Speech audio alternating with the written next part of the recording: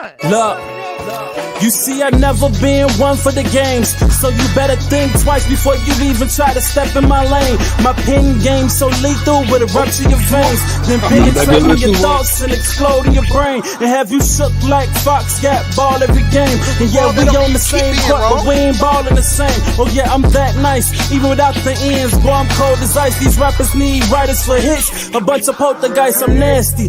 Even if you both, you couldn't pass me. Now give me the torch, but don't gas me. I'm everlasting, so I can't never let them quiet me. I'm the one that's known to beat the odds and put a strain on society. Yo, what's up? Welcome to the S.O.S podcast, the Strain on Society, the most honest hour change of your day. Once a week. Come on, we live again at. Hey, look, this is the time it is at this point. Man. Technically, we was here about 40 minutes ago. Well, most of us was. But on this particular day, Still got that shit right. Got that together. My name is Jacques. I'm one of your hosts. There's a gentleman here. He goes by the name of. To my left, he goes by the name of. That's how he feels about y'all 327 weeks in a row. Hey. And the gentleman to my right, he goes by the name of. I'm Dion S.O. Professional. And you know us real, professional, and professional, and we are the S.O.S podcast. Thought I heard some podcast. Hey, look at that time. Look at that time. Even with the ad libs. Hey, getting there. Good. It's gonna be a good show. Mm-hmm. Nice and tight. We're not gonna get off topic at all and go on weird ass tangents of argument. Hey, speaking of applesauce. Hey, I tell you right now, man. I don't like the skin in that shit. I don't like it when it has skins in it. No. Don't put no skin in my applesauce. It's just you sitting there, you eating it. Hey, do you chew your applesauce or you just swallow it? Pause. Sauce. It's been a long time since I ate Said applesauce. yogurt, Usually I just swallow it. Pause. Yeah. You never scared of like chunkage? Nah, because like who's gonna sit there and just mash their teeth together? Hey, look, chew everything. If you have to chew your applesauce, you might as well have just eaten an apple. Right. Hey, look. I have to chew everything except liquids. That is a liquid. I gotta chew. Nah, it ain't a liquid. It's more like a pulp. It's a puree. It ain't a liquid. That's all liquids. It's like a paste. It ain't a liquid. Liquid forms a liquid. Nah, liquid's a liquid. You could drink a liquid. You can't drink applesauce. You gotta chew that shit. You never saw anybody eat applesauce with a straw. Anyway, I gotta chew applesauce. I gotta chew yogurt. I gotta chew ice cream. Even ice cream don't have nothing in it, like vanilla. I gotta chew vanilla. This nigga. I have a fear of choking, fam. I gotta mash my shit up. I don't know what to tell you. Also, I don't know if somebody trying to put a pill on my shit. I'm gonna know. You could just drug me. Anti-druggable right here. So much shit is starting to make sense. So much. Hey, look, man. That conversation we was about to have earlier makes so much more sense now. Hey, look, man. Hey, nigga, even babies stop chewing applesauce after like the third time you give them a spoon. Like they chew it the first two times out of instinct. Once they realize this shit ain't got no texture, they just swallow that shit. It got texture, and they gum it. They gum it. I can't exactly recall what children did with applesauce, but I'm pretty sure they num. Shit. I gotta change my goddamn name. Oh shit! I didn't even think about that. Oh, you can't change this motherfucker once you here? You can change it. Oh yeah, you can. Go to your settings. They ain't locking you in. Yeah, hit the dot. Nope, not right there. Go to settings. I'll hit the dot on your name at the bottom. That's the one I tried to hit. It is. Dot. Nope. Nothing. I ain't got that. Yeah, it's the ... They say edit name and headline. Again, I don't have that control over What you want your name to be? nothing now. Oh, Brain Legion Levi. who? I said Brain Legion Levi. Oh, I can't spell that. What? I can't spell I see. brain lesion. You got it. No, I got it now. Yeah, it All wasn't until I closed my camera that my dots came up. right. Mm-hmm. Yeah. So hell yeah, as y'all can tell, what the fuck happened in my week? More bad fucking news. We can't see your name if you don't you'll pop your screen back up though. I mean, like I said, I had to indemnify myself to even see these 3 boxes. I know, but you said as y'all can see. I was saying, There it is. Hey, look. I feel you know the camera's gonna come on when you be. Yeah. Hey, look, fam. Yeah, you could have stopped that. Hey, I got on hoochie daddies, fam. I don't wear nothing but hoochie daddies now. I be out here with these. Ooh, This nigga out here. This nigga out here with his lower thighs all in the wind. Man, I just be having my thighs out now. Nigga, hey, when the last time you been able to see between my arms? Like to the back. That's the bed behind me. Hey, look, it's been a while since it was space. Like, if you held your arms up, but if it was like down, I ain't holding them up. This is naturally how they sit. This is a natural, that's just a natural lay. Pause. But yeah, it's been a. Hey, look, motherfuckers can't hide behind you no more, fam. Nigga, look at this shit. I can grab shit from behind me. Look at that. Look. Motherfuckers can't hide behind you no more. Nigga, look at that. I was never doing that last year. Nigga, what? Nigga, what? Mm-hmm. But gentlemen, 7 minutes in, how were your weeks, sirs? Oh, well, shit, like about 4 days ago, nigga, like the whole world went dark. I couldn't see, I couldn't breathe. You real low. We can't hear you right now. So. It was a dark and stormy night. About 4 days ago, the whole world went dark, and I became listless and couldn't speak.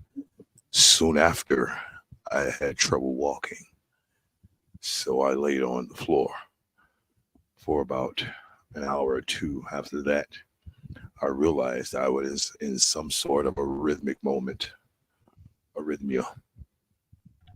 And I said, I'm going to ride this thing on out. Right? 1 hour turned to 2, 2 turned to 4, 4 turned to 8. I'm like, I'm finna fucking wait until my doctor, my primary, because for the last 2 years, what's been happening was I'll have an episode, I'll go to the emergency room. They'll patch me up, tell me to go to my primary. I'll go to my primary say, hey, you're healthy as a fucking ox. You have 0 issues. You don't even have the normal fat man issues of high cholesterol and diabetes. You have 0 issues. Your potassium levels, everything is straight, nigga. You ain't here begging for pain meds. I'm like, no, I don't even take pain meds. So I don't give a fuck. I don't want them. I want to eat again. I won't. So, like I said, I've been doing that dance for a year. I decided to wait until I was in full attack and go to the doctor while it was happening. So now, like I said, I couldn't see or speak, so I couldn't call the fucking ambulance. As my eyesight came back good enough, right? I'm like, fuck it, I gotta drive myself. So I drove myself to the doctor's office. I get to the doctor's office. I'm bent over like this, pause.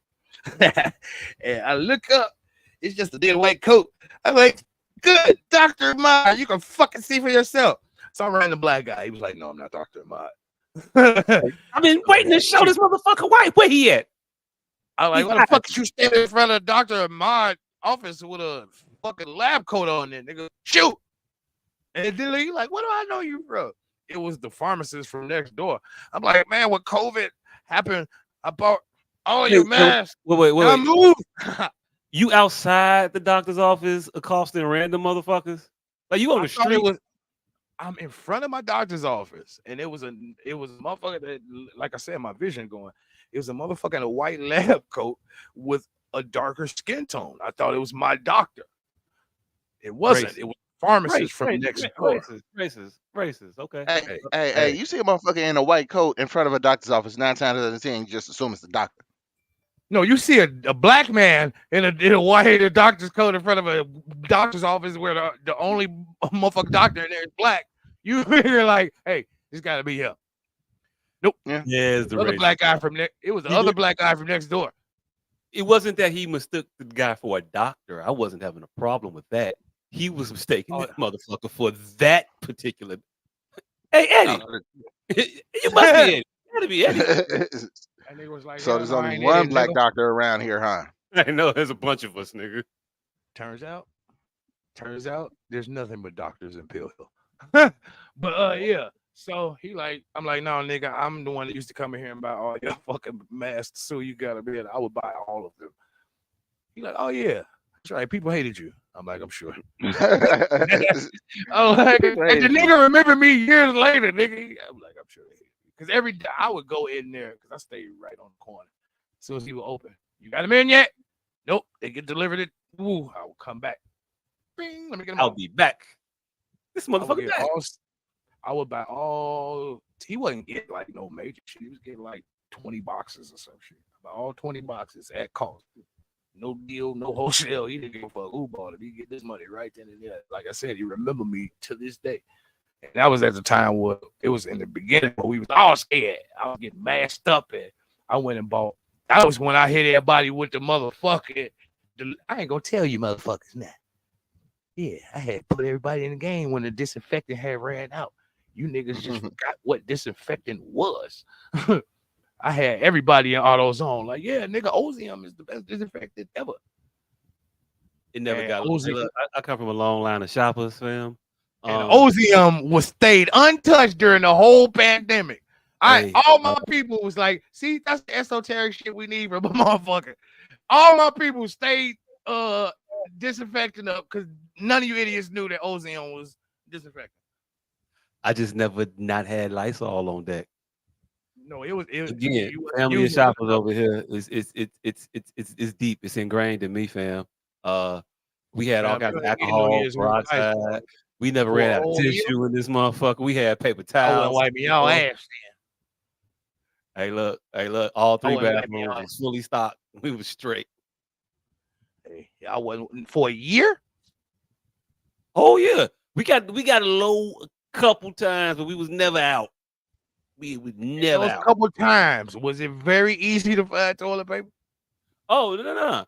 You motherfucker had to be prepared. Like I was. What the fuck are you talking about? What was the point? Because I am a shopper doesn't mean it's going to be easy. It means that, hey, look, sometimes you're just good at the things you're doing. It don't mean it's not difficult. Well, it's just that you're good. It was easy for me because I directed everybody to AutoZone where That's cool. That's cool. I'm only gonna wipe my ass with certain tissue, and I was waiting until Sam's Club got that shit back in stock. Motherfucker stepping on my goddamn accomplishment, and he going through the same struggle that I'm fucking talking about. So he just did that for absolutely no reason. Stepping on my goddamn. Back to what I was saying. I'm dying. I found out it was brain. I had to find the substitutes. I had the authentic, actual things. I had to go to AutoZone and, hey, this engine cleaner work too on the counter. If you saying you didn't have the regular rigmarole like everybody else, like you can only get one. By the time you went low, you either lying for no reason, or you had the same struggles I taught my people how to avoid. So there's no need in mentioning how easy it was, because it was just as easy for you. It was easy for all of us. But that easy wasn't as easy as you trying to make it seem. You had to go 20 different stores because everybody limit was 1. I just said I did. So a lot of places didn't have them. That's all I said. You say what? Just said I did run out of shit and it wasn't a struggle. Didn't say it was easy. You interjected that though to minimize what I was saying. My bad. I didn't know you felt so motherfucking. I don't. So what I'm saying, your COVID prowess. Okay. You the COVID Moses. What I'm saying is, I was speaking to the troubles you were having, even though you thought they were easy. I was speaking to those.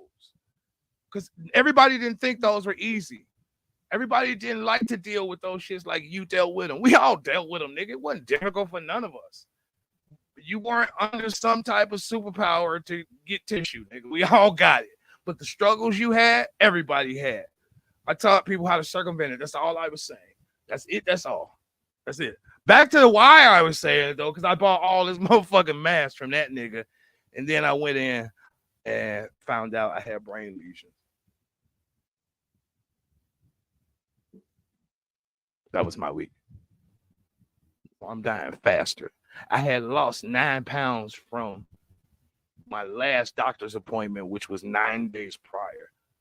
I had lost 15 pounds last month, and then a whole another 9 from that second doctor, from that first doctor's appointment, 15, and that second doctor's appointment, 9 pounds from between those. And I actually been fucking kind of lightweight eating cans of Glory Greens and shit. So I don't know if eating is really the thing, because I think that might be speeding up my metabolism, cause me to lose weight faster. But I'm not getting stronger. But what I am is getting weaker. I mean, not weaker. I'm getting fatigued faster. So I'm not getting weaker. I can still lift the same. I'm even getting stronger. I can lift more. But boy, I stood up for 20 minutes the other day. Fam, I had to go to sleep. I had to take a nap. Just from standing up. I had to take a fucking hour-long nap. Yeah, that shit ain't normal. Yeah, this shit is kicking my fucking ass. I slept last night for fucking 13 hours and it still was beat this morning when I got up. But yeah, they keep switching medication. The other shit the other day. Oh, fuck. I almost killed my dumb ass self the other day, right? So when I'm having an arrhythmia and I'm going through this shit and it's fucking me up, I take one of these pills they gave me. And the shit started working a little bit. So I'm like, all right, cool. Then it started to come back a little bit. So I take another one. And then it started to go away. So it started to come back a little bit. So I break a motherfucking half. And then I take one. And then it started to go away. And then it started to come back. I take that other half. And then it started to go away. And immediately came back. I'm like, oh, shit. So I Google overdose, right? Tell me why I was 1 pill away. Like the shit I'm taking 4 pills. And you want the fuck out of there. Hope you. Nigga. 4 pills will stop your heart. Label? No, I just say take one by mouth. Everything say take one by mouth, but that don't, like I know all pills don't mean that. Yeah, that one means it, motherfucker. That one mean it, nigga. That one mean it like a motherfucker. Take one by mouth per day, nigga. Like I said, that motherfucker, I read that shit. They say one more jack, your heart would have stopped. And I really felt after that third one, I felt my shit slow down. I'm like, oh. I'm like, motherfuckers playing at half speed. Like, wait a minute. no. You want to know how you know when your heart slow down? When you feel that second beat. Like usually, do you feel both your heartbeats when you I mean, it's boom, boom, boom, boom, boom, boom, boom, boom. You really don't feel that boom, nigga. You feel they both come together. You know it, boom, boom, as a motherfucking rhythm because of what you've been taught, what you've heard in ultrasounds and shit. But when you be listening in a fucking stethoscope or feeling this, I don't feel boom, boom. I feel boom, boom, boom, boom. But when that pill and your shit get to slowing down, you boom, boom. Boom. You feel both beats. Boom, boom. Or it's a contraction and a release. You feel it. It's a contraction and release. Yeah, that's what you hear. Is yeah, you feel it and relaxes because it's had pump. Right. But I'm fully aware of that. I get that. Yeah. Hey, look. You feel both of them motherfuckers when that bitch slow down, nigga. Boom, boom. I was like, oh shit. I immediately Googled that shit. Overdose. Now I can't see neither. I'm in the motherfucker like overdose. This motherfucker, it was the worst version of Magoo ever. Overdose. 3, 4, oh shit. I'm already at 3. Damn it. No, Hey, well, let me get some milk. Get some milk. no, so they 80 milligrams a piece, right? I saw 320, right? And my math was bad immediately. Oh, 3. Oh, shit. 80 milligrams. 80. I had 3 of them, motherfucker. That's almost already. I'm already at 300. Wait a minute. No, that's 240. That's 24. That's not 32. That's 24. I'm sorry. Oh, shit. I'm like, oh, 320. Oh, wait. Hey, yo, look. 78% of the way to overdosing is still a scary percentage of the way to overdosing. Hey, especially when see at my size my whole life, when I take pills got a efficacy about 60%. So I'm not really used to anything being instantaneous. Fat people take pain medication like shrooms. You also know that you also not your size no more, right? No, that's what I'm saying. So I'm telling you, I got a lifelong habitual being fat. So I have these things ingrained in me. Fat people take pills like shrooms. We take 1 or 2 and we wait 30 minutes for that metabolism, the bloodstream to kick that motherfucker around to see how it hits you. And then we'll pop a couple. Oh, no, that didn't do nothing. Then you pop a couple more. So I'm used to living that lifestyle. I'm not used to some shit you. Hey! Read the label and adhere to it. Right. I'm not used to some shit. As soon as you take that motherfucker, I've taken pain meds now. As soon as I take them motherfuckers, I feel them working. Like I've always been at my size. I've been a 4-pill taker. I rarely take pain meds. Now one, I'm good.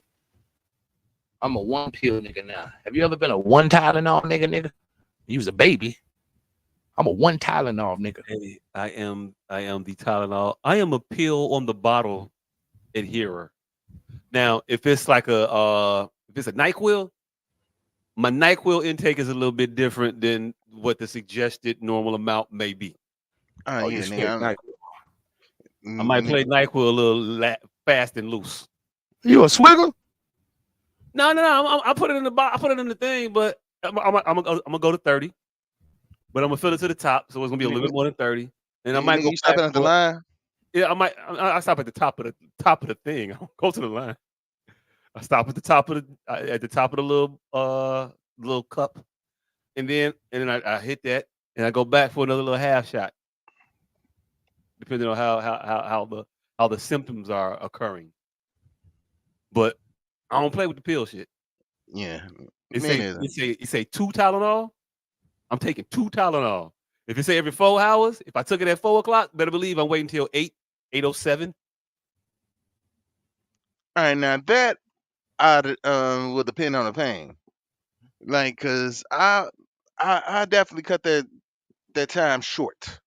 That 4 turned 2.5 real quick. Oh damn, yeah, my 4 don't turn into a 2.5. You hustling backwards. Pause. Yeah, pause. Wait, what? Yeah. I thought that was I reverse turned 4 drug. into 2.5. I thought that was reverse drug to the talk. First of all, I don't have a 4. Hey, you need to pause that too. The hell? Pause that too. You need to clarify. Pause. That's show business, man. I just said pause. Right.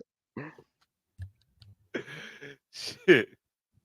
Hey, look, it what it is. But yeah, pills. I'm strict on the pills. Yeah, so I mistake black man today, but at least I mistaken for a doctor, not a nigga. I mean, that's what's up. You ain't put no change in this. Hey, as a matter of fact, that almost seemed Karenish that you would call me a racist. It ain't like I mistake that mother. I ain't call that motherfucker a super predator. I mistake him for a doctor. Yeah, but hey, look. And he had on a doctor's uniform. And he was a doctor, just not. You didn't mistake him for a doctor. You mistaked him for that doctor. That's what I'm saying. He ain't that guy. Again, nigga, my name ain't Bill. What you talking about? No, that's Bill. What you mean? No, hey, hold on. Hey, bro. Fuck that. Oh, I'm glad you just said that. Speaking of me being blind, I'm riding around McCormick Center. They looking crazy as fuck, right? And it's this rather supple young lady we went to high school with that I thought was walking through there today. And you know how I look on the regular, crazy as fuck. And I mean that motherfucker looking extra crazy because it's hot. And my shirt, I wear skinny jeans now, and my shirt This is nigga. see-through. I wear skinny jeans now. My shirt is see-through because my chest is wet. So I'm in there full looking like a full 2018 pariah. And I'm talking about I don't know how they get the tongue of their Timberlands to curl over. I'm working on that. I don't know how to do that. You have to have a certain sized ankle. I got that ankle now. Hey, I just don't know how to get the tongue of the Timberland to curl over and the fucking toe to curl up in the tongue. I don't know how they get that motherfucker croissant, that croissant effect on their Timberland, but I'm working on it. But anyway, I see one that looks like a young one, Leslie Griffin, that we went to high school with. So needless to say, I was excited. I almost grabbed this lady by her waist. Oh. Man, I jumped off when I was riding, start hollering her name and chasing her. And you know how motherfucker hey, you fully committed. Right. I'm fully fucking committed, and you know I'm ostentatious as fuck and loud. So, and this is a business place for her. It's work for her. It's a playground for me. So I'm fucking hollering Leslie. I'm saying this lady, but I'm hollering this lady's name, her direction. And she's isolated just enough. Like she's in a crowd, but she's isolated just enough to know that I'm fucking hollering at her. Right? And the fear on this lady's eyes. Hold on, though. This is where it gets fucking funny. Right? Now, if Leslie saw me and I began hollering her name, looking like, oh, look, don't you think she still will have fear in her eyes? So I'm still committed to that. This is Leslie. Because I'm like, oh, she knows it's me. She's scared as hell. I'm thinking that in my head. So I turn it on even higher. Motherfucker. Man, fair. She go, I know. I'm like, oh, shit, I am blind. Sorry. My bad. Walked off. Hopped back on my goddamn trolley and got the fuck out of here. Fam, the fear turned to terror. She's actually in witness protection, and her name was Leslie, but you weren't supposed to know that. Hey, Sal, it's me. You don't remember? It's me. It's me, Rudy. Rudy, come on, Sal. What? The fucking fear turned to terror. Like terror, nigga. This shit was fucking hilarious. Like if I was an easily embarrassed motherfucker, I would have curled up and died. When exactly was this? Just like around 11:30 today. Today? Oh, okay. All right. Hey, look. Expect to get a call from your union rep. My nigga, hold on. So tell me why they nigga went feds on me 2 months ago, and the fucking peoples came and hollered at me today. Like they surrounded me. Motherfucker called me on my phone like, hey, we need to holler at you. I'm like, what the fuck for? He said, just come back here. So I went back there and all of the bosses was there. The big bosses was there. Everybody from the fucking everywhere was there. You want to talk about the oregano they found in your locker? Hell no. That motherfucker say, so you be picking up the trucks around this motherfucker? I say, nope. Not me. That doesn't sound OSHA compliant. Yeah. Hey, like you be picking up the trucks around this motherfucker. I'm like, bro, I pulled up the specs on them motherfuckers. I say these at the heaviest are 2,200 pounds. At their lightest are 1,750. Ain't nobody in this motherfucker lifting 1,750 pounds. It's a wrap on that. What the fuck are you talking about? He's like, well, Omar said you picked up the car and his phone flew off and it broke and he wanted you to pay for his. I'm like, man, if y'all don't guess the tip of my 2 months ago. And so they've been paperworking this around on May 21st. I'm like, man, if y'all don't kiss the tip of my penis, Hey, it sounds like Omar had his phone out and he wanna he should have learned his lesson. I thought it was against company policy to have your phone out in the workplace to begin with. Fam, I've seen Omar's Omar ass. want hey look, you gotta see Omar. Omar a snitch, fam. I've seen Omar's ass Omar ain't here. 900. Omar ain't adhering to the name Omar. I've seen Omar's ass 900 times, and he Pause. hasn't mentioned it. Pause. And he hasn't mentioned this not one single fucking time. Oh, would you tell a motherfucker you selling them out? Yes. Yes. Because if they get sprung up with it, like, hey man, I had to tell on you, man. Because if shit gets sprung up with a motherfucker got crack in his bag or something, or whatever's to happen when a motherfucker did get sprung up on him and some worse shit happen, I would feel like the nigga is going to retaliate. I would feel like the motherfucker's highly likely to retaliate about the being called feds on in the first place. Let Hey, alone if he's committing a whole separate felonious act at the time and get popped because you want to die. Someone please call 911. hey, the more you talk about this, the more upset I get at this motherfucker, by the way. 'Cause why you say my name about hey fam, nobody give a fuck about your cricket ass phone.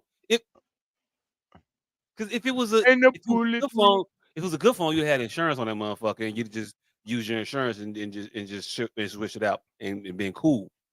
But the fact that you want to file a claim with the company and then put my name on the man, I gotta see you in the break room, man. Hey, I might need to have a guess, conversation. guess who is going to see that nigga in the bathroom? Pause. Oh my God. I get to beat this nigga all the way up. He can't say nothing to the police. And he got to shake my hand after I whip his ass. I love this job. I love this job. He has to come into the bathroom or he can never take another call. Hold on, y'all get to do one-on-ones? Fam. Like, y'all do sanction like doc Fam, fights? we could do 10-on-1s. The thing is, you have to fight. You have to go in that bathroom. You have to fight. And if they jump you, they jump you. And everybody be like, oh, they some hoes. But you have to go in there. If it's a And lie, we fight on that lie. yeah. You have to fight. And if you don't, you can't take any more calls because they're gonna ridicule you. They're gonna call you a bitch ass nigga. I told your 71-year-old man just threatened. He said, and I like to have to do something to you. And I the fuck didn't know what that meant. Cause he know I would have threw his little ass over. I would have I would have threw his ass over the fucking bleachers. You knew what it meant. You knew what it meant. Exactly. I knew that old motherfucker was a murderer and he was gonna fuck around and kill me. You see, I didn't take that nigga in the bathroom. Pause. Oh, you As soon as I beat his old ass up, He's not gonna fight you fair. You gotta that's the motherfucker in prison that you gotta that you gotta understand he got a shank and he's gonna shank you. No, you can't be nice to that motherfucker, you can't treat him kindly. You got to pummel this nigga mercilessly. No, that's not even how that goes. This is 1968, 71. He has to go into that bathroom, get his ass whipped. And then they admonish me for whipping his old ass, right? And then he woke up with his fucking collar flipped up in a trench coat this winter at my car with a 22. Remember me? Ha! Remember me? That's what happens in that situation. And he walks off, ain't no cameras out there, and I'm just dead in the parking lot. Blood on the snow.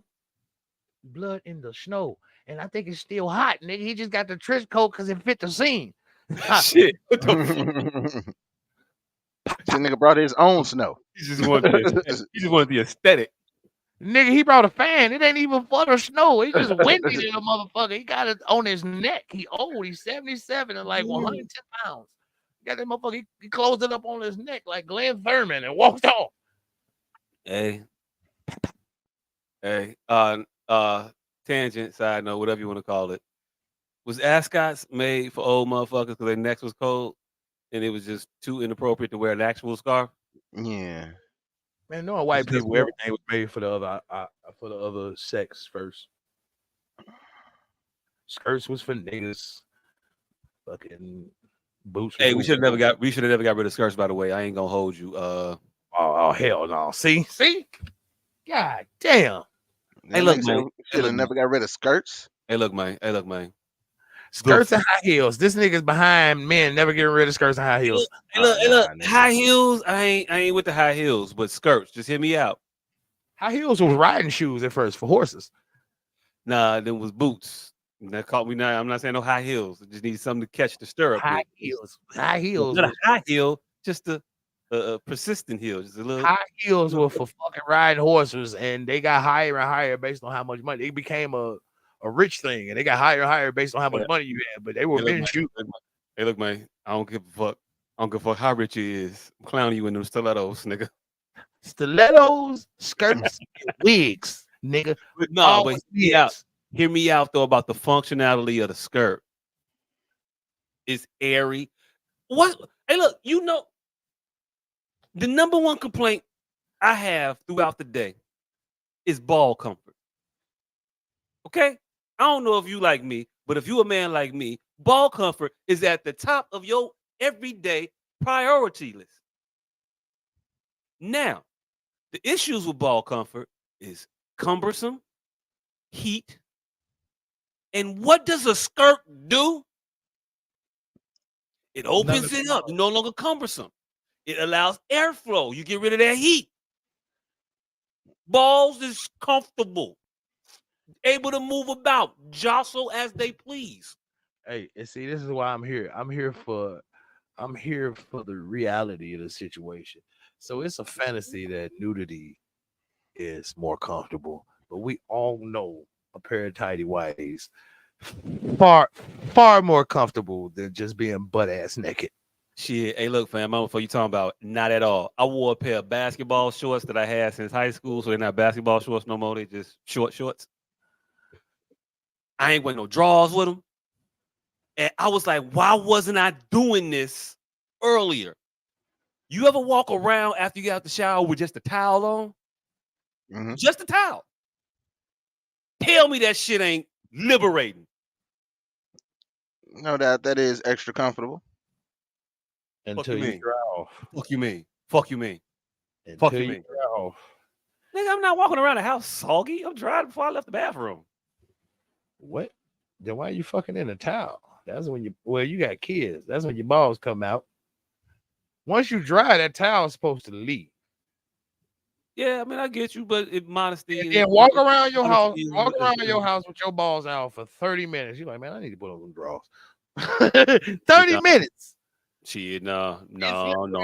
30 minutes, and then your balls get hotter, just skin to skin, than they do being wicked up by a pair of drawers. It's just fucking for real. Hey, man, I can't say I walked around 30 minutes just dangling, but I didn't lay in the bed for. What I'm telling you is I didn't lay in the bed and then got mad when I heard the children rustling and was like, I got to put my drawers on now. Damn it! I'm telling you is you've never had a week of pure nudity. Then I have you not. will put some drawers on quickly. I have not. That's why.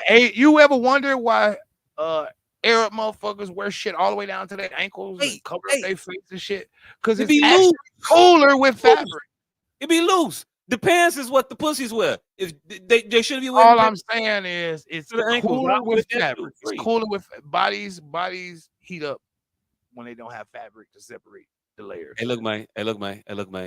All I'm saying is try this experiment now with your newfound body type. Man, because you're not you no more. I am a prostitute. Motherfuckers pay me to be butt ass naked for a week. I do this often. Yeah, often. But you ain't never been less. You ain't never been this weight before. I just did it last week. Butt ass naked for hey, a look, week. Hey, look, well, I don't know what to tell you then. Maybe not thin enough yet. I'm probably not. And plus, I still got like 40, 50 pounds of hanging ass skin. That might interfere with the airflow. Yes, it kind of mocks still being fat. So that's why I wear skinny jeans and tight ass shirts so I could show these. Hey, you know what the funniest shit about all this weight loss? This is the funniest fucking shit ever. I have been becoming less attractive to women, but more frightening to men. Like niggas jump the fuck out my way now for some odd ass reason than when I was twice as large as I am. Like big niggas too. I'm like, niggas be, oh shit. Like more motherfuckers used to stare at me when I was way more formidable than they do now. Motherfuckers look at my old decrepit ass. And I guess the little bit of shoulder and chest, just oh shit. These niggas is pussies, man. Like the world is scared. Hey, can I just hear me out? Yes. We also acquiesce to the guy coming down the hallway with spina bifida too, and let him get the fuck. We get the fuck out of his way also. Yeah, but it's a So different type you of may be thinking. Let me get it out. You may be thinking that you walking around physically imposing and intimidating to motherfuckers, and you thinking that they getting out of your way because they like, oh shit, Victor coming through. Wrong. I look like And I'm you may be looking at you like, oh, sick motherfucker coming through. Hold on. Hey, I thought I was coming down looking like Brock Lesnar. I'm looking like John, what the fuck, dude from Philadelphia. You looking like Spark Plug Holly. I thought I was coming down this motherfucker looking like John Cena. Motherfucker is not Kevin Nash. He is the 1-2-3 kid. What the fuck? I thought I was coming down John Cena. I was out there. Pee Wee Herman. Motherfucker thought he was coming out King Kong Bundy. Look like Dink. More like no, Dink. like I said, but women like women think I'm so much more arrogant than I am now. I was so much more arrogant when I was fat. Like so women are so intimidated by me now. The shit is ridiculous. Like bitches used to smile at me when I was fat. Bitches was like, oh, you look comfortable. Now bitches be telling me, like, you think your shit don't stink.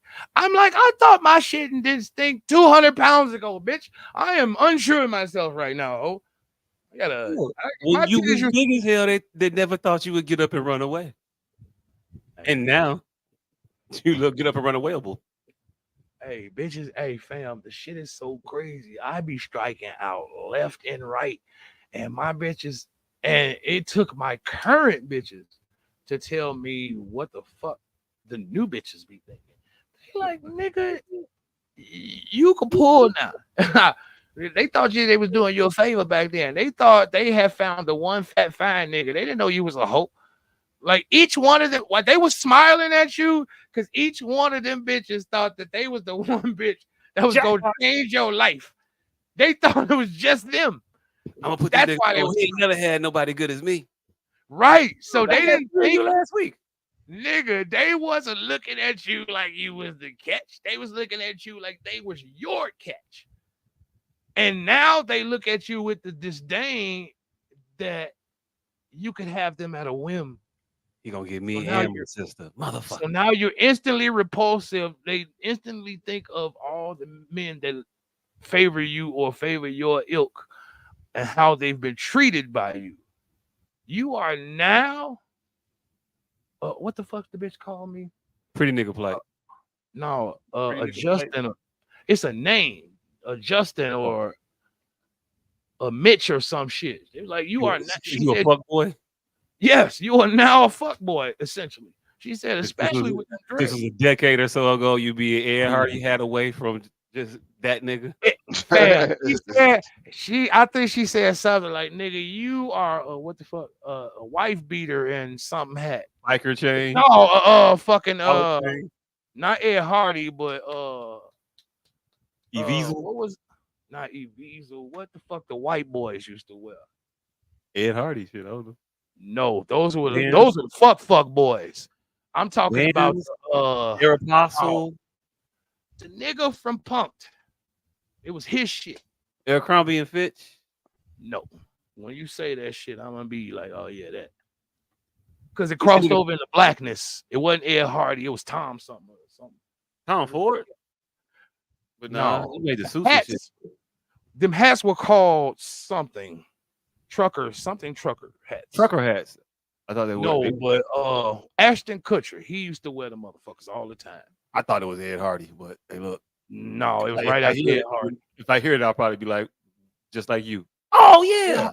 Ed Hardy was in Claire's, but this shit with the bears on them and shit, this was like the Eight and upper eight? No, that's the eight. No, I don't that's know. black. This is some completely white shit. And when I tell you this shit, you're gonna be like, oh, y'all remember that dumbass shit. Because it was a particular style of trucker hat. And all it was just a shitty trucker hat. And everybody wore them for like 3 years. And they was like, yeah, but this hats. I'm like, No clue. Yeah, I might it have was lost, a man. shitty trucker. It was one Also- of them shitty trucker hats with the mesh at the back. That's all I can remember about it. Also, ain't never been that Truck fast. fit? Was it truck fit? Because That was Lil that's Wayne Lil started Wayne. repping this shit after that. That's Lil Wayne shit. Truck fit, ain't it? Yeah. Because Lil Wayne started repping these shits right after that. It might have been truck fit. Or what was the truck fit modeled after? I don't know. Skater shit. Yeah. Whatever. I ain't with none of that shit. I was in button ups. You know, our producer would have really been like, "Bing, Ashton Kutcher, this hat." I don't even. I think she messing with the kids right now. That's how I know she is, because she would have been pulled it up, nigga. She did pull it up. This one. That's what it is. Yeah. 46 minutes in though. Professional. How was your week, sir? Let's see. My week has been pretty good. See what the fuck did happen this weekend. I went to a White Sox game last week Oh shit. You told us about that. and They lost. they won actually. Yeah, I know it was the third time they won, but like the 16th time. Yeah. It's been a shitty season for them, but they actually did get a win. Won 2-0. 2 hits. Hey, this is my first time going to a baseball game since they started the pitch clock. I fucked with it. Makes You it a lot moving. quicker. You be moving. The game moves, especially when one of the teams can't hit for shit and end You up hit the getting motherfucker go by quick. nigga. It's like these hits was so shitty that I didn't realize that they only had 2 Von hits. Dutch. Von Dutch. Yep. Von Dutch, yeah. That was. You remember that fucking Von Dutch phase everybody fucking Yes. went through? I remember Von Dutch. That wasn't Yeah. shit but a shitty fucking hat. Yes. Shitty hat, shitty airbrush, baseball t-shirts and shit. Von fucking Dutch. Denim, rhinestones, and belly shirts. Hey, look, the more that I talk about this shit, it was trash, but it was the time of my life. Yeah, exactly. Bitch told me I was a Von Dutch wife beater nigga now. Nigga, I was like, hey, bitch, hey, thank you. Ain't never been a Von Dutch. Nigga, I made it. Nigga, I ain't never been a fuck boy. I've been a fuck boy before, but I ain't never been a fuck boy. You been a bust down, you been a hoe, a runner, A gigolo, gigolo, pimp, a prostitute, but a a fuck fuck boy. I ain't never been a fuck boy. Boy. Yeah. Von So the Dutch. socks. I'm gonna give me Von Dutch. So the socks. You saw that quick ass game. Yeah. 30 minutes. Two Hey, nothing look, quick win. alcohol be cheaper though. You spend, Yeah. it's not cheaper. You spend less on it because just See, but I didn't really $15 drink bill. there because it was a family thing. It was my girl's work thing, so her job gave us free tickets because. But yeah, and we had the kids, so didn't really drink. Yeah. That's you're not naming the shit that you can't drink for, man. That's why you got the girl. She there. You Nah, but you see, the double D. You the double D. I'm gonna be the drunken me. You but the I can't be. designated driver. I can't be drunk and belligerent at her work job, at her work function, and then I get to act ignorant, and then she got to go to work with these motherfuckers, and It's a, I get to live my life like I never see these people again. it's a And now, baseball game. It's made for belligerency. Fam, I mm, need to see this motherfucker that you are hiding from when you get drunk. Cause I've seen you fucking blitzed in several stages of your life, and you're And fucking pretty pleasant. a nice, good At times. most you sleep. At most you go to sleep. So what the fuck person do I not know? Who is this? Who is this Mr. Hyde? that's Right. because you niggas are used to the ignorant shit that I say. You'd be What's regular that ignorant point? shit. It would be good at a corporate event. Hold on. Every Wait. event. You gotta give me some for instances. Like what have you said during one of these spells that I have witnessed that you think is unacceptable to say in front of polite company? Nigga, we talk about the fact that Jesus is a shitty carpenter on a weekly basis. Hey, look, You know but how that people ain't. think That you that would that, hey, that is do water you cooler talk, believe it or not. Hey, do look, you, hey, do you look, hey, do look. Unless you she know works how for the I'm Vatican. definitely sober when I say that shit. Unless she works for the Vatican, that is it's what's the word? It's contentious.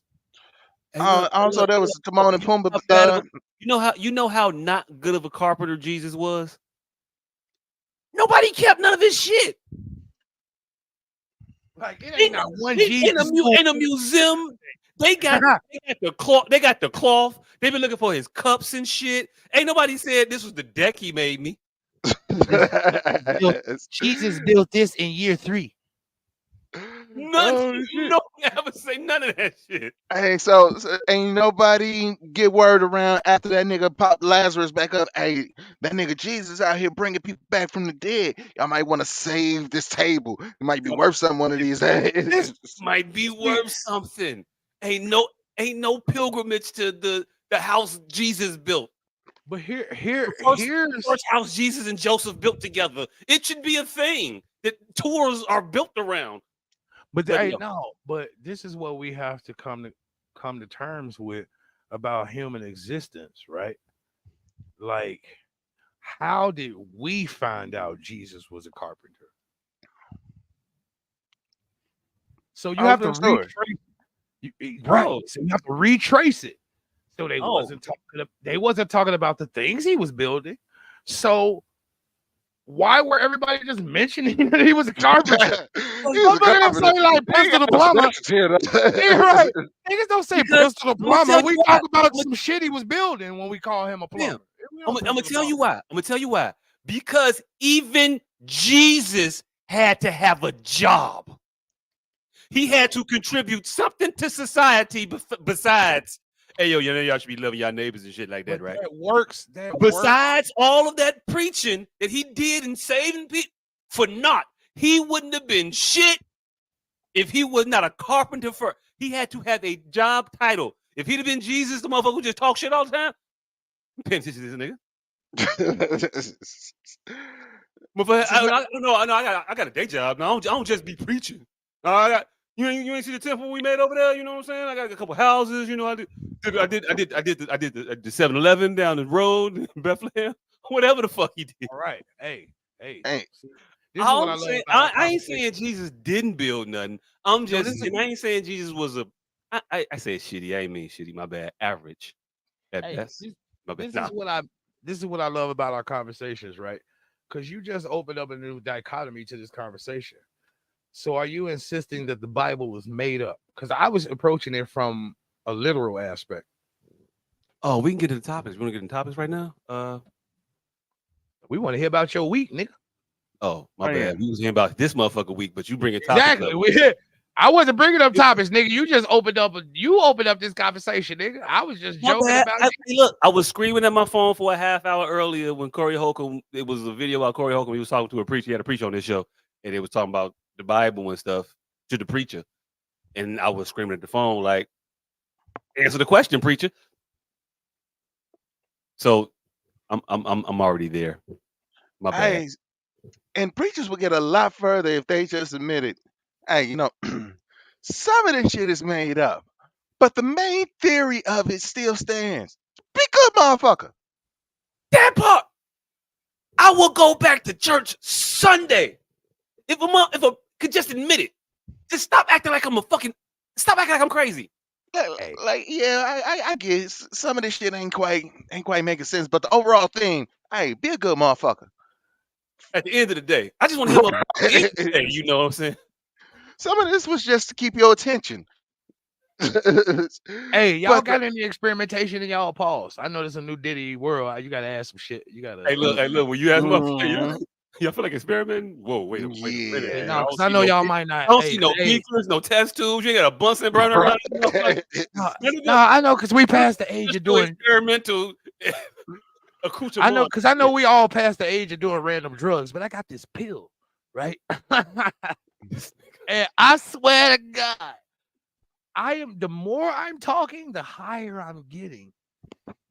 And like this shit, I hit a blunt the other day when I first got this pill. I took the blunt and I was in here talking shit, and I was getting high as a motherfucker, way higher than I should have off that blunt. And I'm like, oh yeah, this pill is kicking this blunt's ass, right? That was day one. Day two, I just sat around getting high and not talking, not doing nothing, not moving. I was straight. Day three, sitting here running my motherfucking mouth with you, motherfucking ass. I hit a blunt maybe an hour ago. When I tell you, as I'm talking, this motherfucking shit is zooting and zooting. I don't know what it is about exerting any type of exchange of oxygen, but this pill is wonderful off oxygen. This I nigga, want man. I want my homies to pop this pill, smoke a blunt, and then You know just what I'm get saying? Mix it high with some as air, and it's gonna be the yeah, shit. mix it with some air and just tell me how you feel. Hey, nigga, unfortunately, I am in that age range where I am too old and also too young to experiment with drugs. Now, in about 20 years, come holler at me, nigga. Once I hit 65, nigga, I will probably try every drug. Hey, you know what's crazy? This is one of the this is one of the drugs that you don't want to take and fuck around. Like, wait, why I feel better? Damn, I need this motherfucker. So yeah, this is the new normal now. Hey, you know I took that pill the other day and it felt better. So what was that shit? I think you just discovered I had a problem. I thought I was angry. Well, really, I just got hypertension. This nigga is reverse engineering cures. Like, all I right, don't so even know you if I tell me want what y'all it to start is, and trapping I'll find out what it fixed. No, dead. Hey, no, dead ass serious. I don't know if y'all know y'all body pause, but a lot of things that I thought were things are other things. A lot of things that I thought were things were pain and nausea. Like my whole life, I haven't been able to readily identify those as pain or nausea because it's not intense enough for me to. It's not what I think of as nausea. So for me to say, hey, or to tell a doctor that I've been nauseous, I wouldn't have known that. It took for a doctor to tell me, well, that's nausea. That thing you're describing where it feels like you underwater, that's nauseous. That's just a See, very slight stage of it. I'm like, oh shit, nigga, just feel like I got water in my ear. I know nausea. I've been Right, I nauseous. know Look at not me. nauseous make you feel like you want to throw up, nigga. This shit don't make me feel like I want to throw up. It just feel like I got an ear pod in my ear when I don't. He Mm, like, no, nigga, that's a form of nausea. That's your sinuses filling up with pressure. It's a form of nausea. I'm like, oh shit. well, A that solves motherfucker. one problem that I have. Yeah. Then a nigga, I was telling the motherfucker about fogged ears. yeah, then I was telling the motherfucker about how sometimes I'm sensitive to my teeth are sensitive to temperature, but most time I've never really been sensitive to temperature. He like, nigga, that's a toothache. I'm like, oh shit. He like, yeah, nigga, nobody teeth don't got feelings, motherfucker. Nobody teeth supposed to be temperature sensitive. I ain't, but like it's like once you've felt the extreme of some shit, this average shit is just average shit. Yeah, exactly. And that's why I was in it speaks to the black plight. We've dealt with so much worse. We can't really identify slight pains because it's just not even in the realm of something we would accept as a hindrance. Right. Oh no, I could drive through this. There's nothing to talk about. Right, I could drive through this. I could work through this. I'm in that motherfucker with my motherfucker tooth cracked in half, throbbing, and the white boys is like, "Why the fuck do you keep coming over here getting water?" I'm like, "Cause I'm pouring ice cold water on my fucking tooth because it's throbbing." The niggas say, "Why the fuck did you come in here today?" Cause my tooth is throbbing, motherfucker. If I gotta get this motherfucker pulled, I need the money. Hey, the nigga gonna say health before wealth. I'm like, yeah, nigga, you get paid on and off the clock. Kiss the tip of my dick. Niggas who take your hours be man, health before wealth. Nigga, you make $300,000 a year. Health before wealth. Hey, look, I mean, he ain't lying though. But also I'm with you though. I definitely broke my tooth and did not go see a dentist for about a year or so. Man, nigga. I'm sick. I get around to it. Motherfucker. I get around to it. Hey, look, I still ain't got the motherfucker replaced. I just be sucking air out this bit. Oh no, nigga. I do that and call it a day. I'm old school, nigga. I went and got me some crazy glue. Oh, that motherfucker broke. It was broke. I was eating some trail mix. I was eating some trail mix one night. I bit down on that shit. I felt it break. I felt it. I said, "Huh, that shit hurt." And then I lasted for a good like 8 months on that shit. Not a problem. They look, I chew on this side. I could chew on the back on the other jaw, but that middle part, not much. And then it got better. And then it got worse. Then the other half of the tooth fell out. It just broke all the way out. And I was okay with that. And then the other part of the tooth broke out on the front. Because it was like a shell on the side. You couldn't even tell the motherfucker was gone on the other side. hey, that's a good break there. That dude was your friend. it broke in stages. So that motherfucker was on the shell out on the outside. It was there. And then that shit finally broke off. And then it was the natural. I had to go through the natural filing down process of that sharp ass broke tooth in your mouth, on your gum area, cutting the side of your jaw up and your tongue on a regular basis. Until it's smooth. It's smooth now. Or it's a callus here. I don't know. Hey, but what did you find out? Or this motherfucking smooth. Either way, I'm fine. Did you find out that dentistry, like that pain that we be in when the tooth hurt, like it's more of a mental thing. Like if you figure out dentistry. So here's the thing with dentistry that most of the motherfuckers don't know. Teeth don't have feeling. That's that nerve. So if you fucking cover up that nerve, the pain gone. Like if it's not if your tooth is hurting, something is touching that nerve. 100% of the time. Knock that tooth out, you'll be fine. Something is touching that nerve 100% of the time. There is not like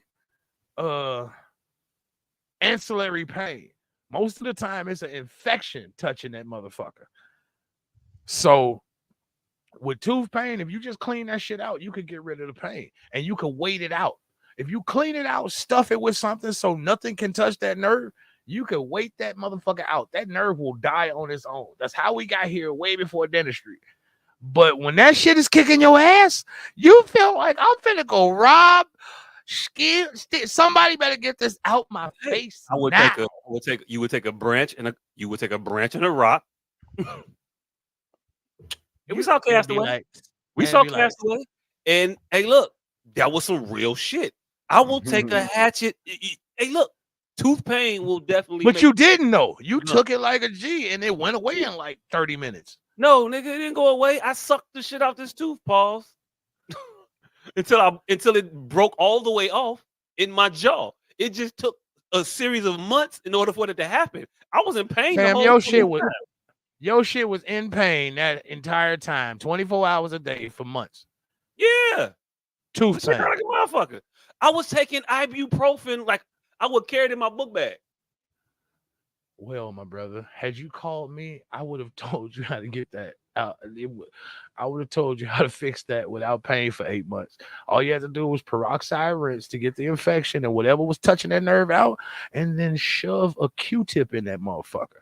Oh no, the tooth was still there though. When it broke first, it broke and it was still whole. Like it was in two pieces. It was in two parts, but it was It was both. a hole. It was a hole somewhere I directed to mean, that maybe nerve. I don't know, motherfucker. I'm just Yeah, telling you what That's what I'm telling you. It was a hole somewhere as directed to my that nerve. cursory tongue could feel it. Hey, look, I It was. ain't expecting for this to be a conversation about my tooth.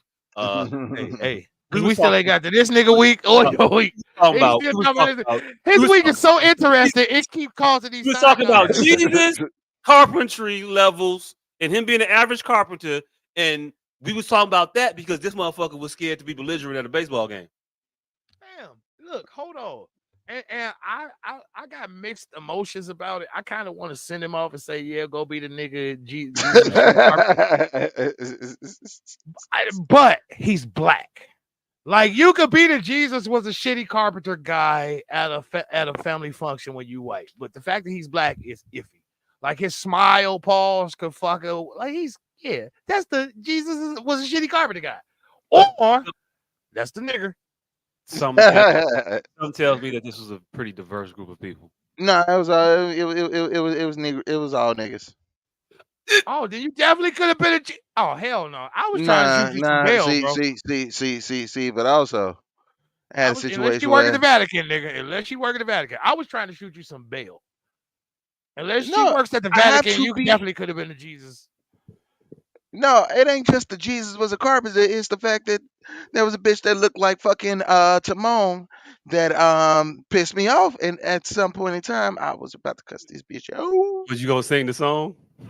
No, At a I was black gonna tell it if you're not telling me when you was a young warthog, shut the fuck up talking to me. Hey, look. As the original vocalist on that particular track, you could have. Hey nigga, first of all, fuck the entire fuck out of you. Damn. That was a well placed joke. It was. It was because I wasn't. Hey, as many times I've called this nigga Jason Weaver in my lifetime, I don't think I've ever been that prepared. No, this nigga has never steered into some Lion King shit before. He Nigga, don't. he's staring into everything. And I don't think I'm applauding you, nigga. Like I said, you have moments of brilliance. Where, like, it's so effortless. It makes me know you be fighting me at these other conversations where I be trying to take your mind where that thing just came from. And like this fucking Tory Lanez, that Jason Weaver shit came from the Tory Lanez space. And I think you are king of that space, but you fight me often because I'm not that quick in that space. You know how long I had to think about that shit to think of that Tory Lanez shit? I've been thinking about that for months.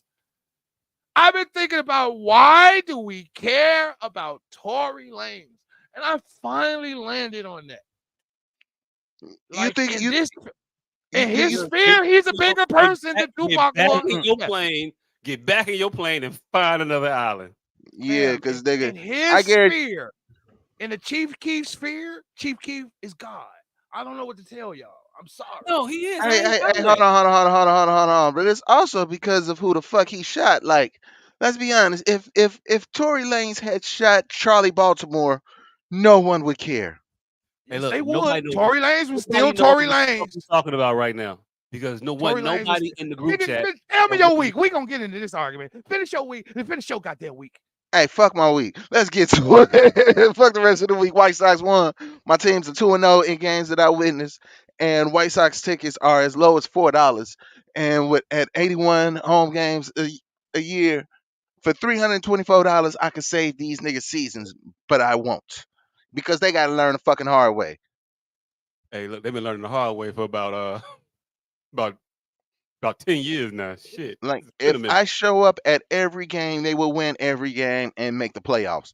But no, these motherfuckers are horrible at their fucking scouting, and so they have to learn the hard way. I Hey, look, can't save them from look, man, everything. look, man. I will personally purchase you your own alcohol bladder delivery system. If I can get the White Sox to the playoffs. Hey, so man, what to tell you? Also, just think about it. Just having up to a liter of whatever alcohol of your choice at a hydration pack reach at the game, bam, you can't beat that. True. True. And I can get that motherfucker in, and I have no body fat. Fam, fam, Kylie Jenner broke the internet, nigga. I can get it in. So you could definitely get it in. Pause. Pause. Yeah. Definitely. But I'm just saying. It's a liter of alcohol, and it's contraband, so the alcohol tastes better. Yeah. And then, Alcohol and then, alcohol does taste a lot better when you sneak it into places. hey, look, and then imagine being the man in your section because you got a liter of liquor and a tap in your arm. Just right But here. I'm not Also, sharing with these crackers. Hey, look, oh, I want. Hey, look, everybody in your section ain't necessarily crackers. Mm, Find your tribe and rock with your people. yeah, quite possibly. But also, these niggas not my people. Because also what happened in my week, I went to Vegan Fest You on went to the Sunday. Vegan Dale Fest shit? Yes, I was one of the 9,875 million Negroes that was downtown. Wow. Hey, look, I saw that shit, and it said, I saw the axe. It said Sweetie, Uh huh. 2 Chains, Uh huh. and I forget who the other. NLE Chopper. Yeah, yeah, and I was like, nah, I'm okay. I ain't even a vegan, G. First of Yeah, all, I'm not yeah, a vegan either, but I wanted to go see. I wanted to see Jada and fucking Fab. yep, they was there, and I didn't care to see them, and I nope, I like Jada, love Jada, I like Fab.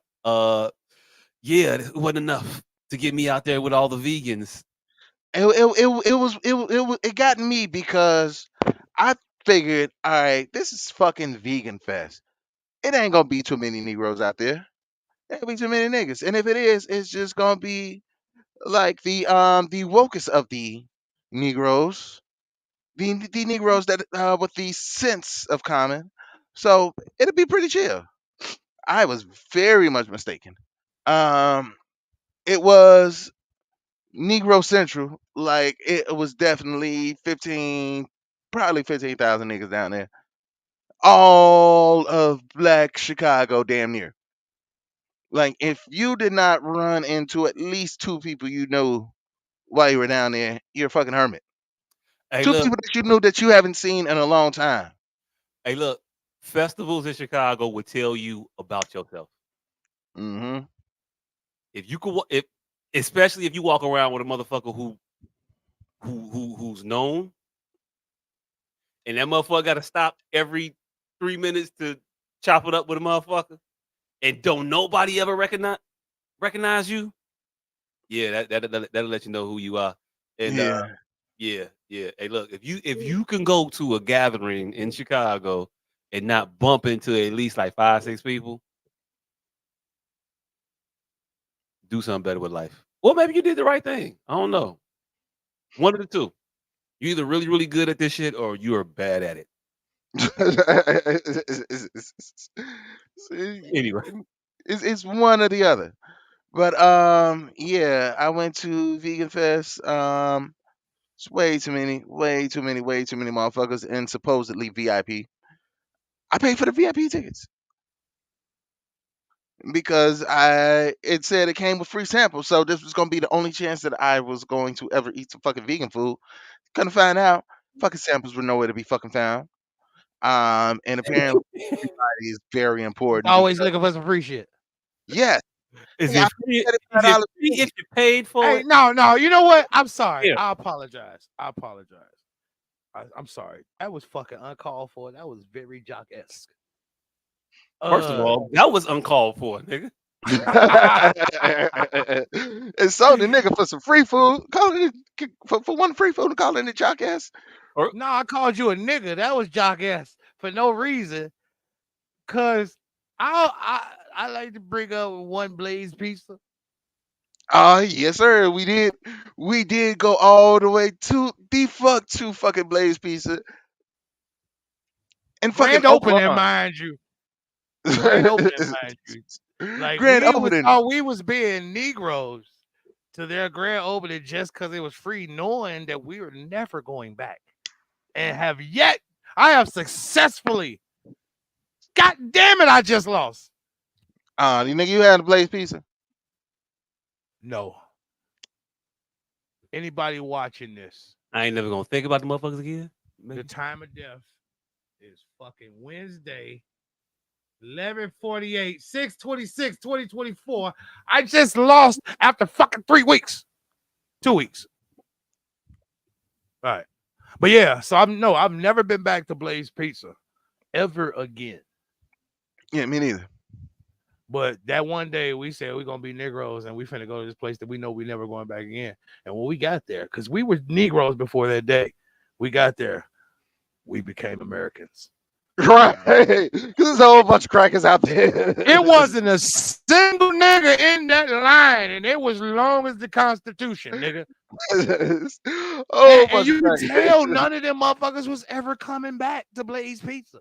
You could tell they had the same ethic that we had about this little $5 shitty free pizza. And it was fucking awesome. It was awesome because you made your own, you chose your own ingredients, you walked through this line, it was freshly baked and free. And never again did I ain't never drove. I've seen several of them motherfuckers since that day. I ain't remotely stopped back in. It's a good concept. Cheap pizza. Tasty. Fuck them. I feel like if I pay for a pizza ever, they got their money from that day. This nigga said they was overcharging niggas. Hey, I'm underpaying niggas for what they did to the cold slice. Undercharging niggas for what they did to Shakey's. Undercharging niggas they paid Oh for shit, Shakey's rest in and peace, Shakey's. Shoney's. Rest in Rest in peace, peace, Shakey's. Shakey's. Rest in peace, Shakey's. Rest in peace, Shoney's. Rest in peace, Miss Muffets. See, I Yeah, don't think I've ever been to Shoney's. Hey, yo, look, fuck all of them except for Miss Muffet and shout out to Daddy Green's Pizza. Move your pizza to Daddy Green's Move Pizza. your pizza. Daddy Green's Pizza.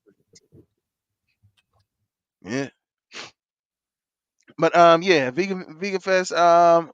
Only time I'm never going back there again. Way too many niggas. VIP didn't feel VIP-ish, and also the whole fucking fest was run niggerishly. Like these motherfuckers say performances start at 4, so I'm like, all right, let's get down there about 2. We get down there about 2, walk around for a minute. Realize that nobody there knows what the fuck's going on with any of the shit they're supposed to be doing at the facility. No problem. We're cool. Um, get there about 2, walk around for a bit. About 3:30, we like, all right, let's head towards the stage. VIP is not very important. There was at least 7,000 niggas in the supposed VIP section. They sold VIP tickets right next to general admission tickets, and the VIP tickets were $11 more expensive. Yeah. Hey, one of my homies, me and my, I'm about to make a stat about this shit too, and tag his ass. One of my niggas beat me at being cool like 7 years ago. We've been having cool competitions since we was like 18. Like he's a real cool, laid back motherfucker. And I hate those type of niggas. Like, I mean, I ain't gonna say hate as in dislike, because that's my nigga. Envy. I'm not jealous of them, but I envy those type of niggas, the niggas that can be laid back. I'm a volatile motherfucker, but I'm just as cool. So I be trying to show him that laid back shit ain't why he be getting the wins he be getting. Like he seems to think that quiet, understated, laid back Bill Bellamy ass shit is what is what keeps him in the know. And I'm like, no, bitches like gorillas. And so we've been having this like kind of Magneto Professor X back and forth in life since we was 19 years old. Fast forward to like 6 years ago, when we was fucking well into our adulthood. A nigga ever beat you at start like I started this? Have a nigga ever beat you at cool? Like he won on this night. So let's set the scene. 2 women took us both out, surprised us both. at a comedy show. For some reason, when I got there, his VIP had him sitting behind the velvet rope at a bar, and my VIP had me standing like the first motherfucker in line. I just felt like his VIP was better than my VIP, right? And then come to find out, even though I got seated first, You didn't have VIP. huh? You didn't have VIP. No, I did have VIP. Even though I got it's VIP and then it was VIP stage. You had K. I'm all AIP almost important. Nigga, this Kind of important. I had, Kind of important to me. I had AIP. Yeah, we gonna let you in. Hey. We gonna get you in. We gonna get you in. Yeah, so we had damn good seats, nigga. Like if you see my picture, Corey Holcomb, nigga, I dapped the nigga, but they was on the stage. Like the only way I won, cause I mean, well, I ain't gonna say I won, cause this is the young ladies win. My bitch look better than his, but yeah. So it was funny, is cause we both kind of walked in the same. He walked in.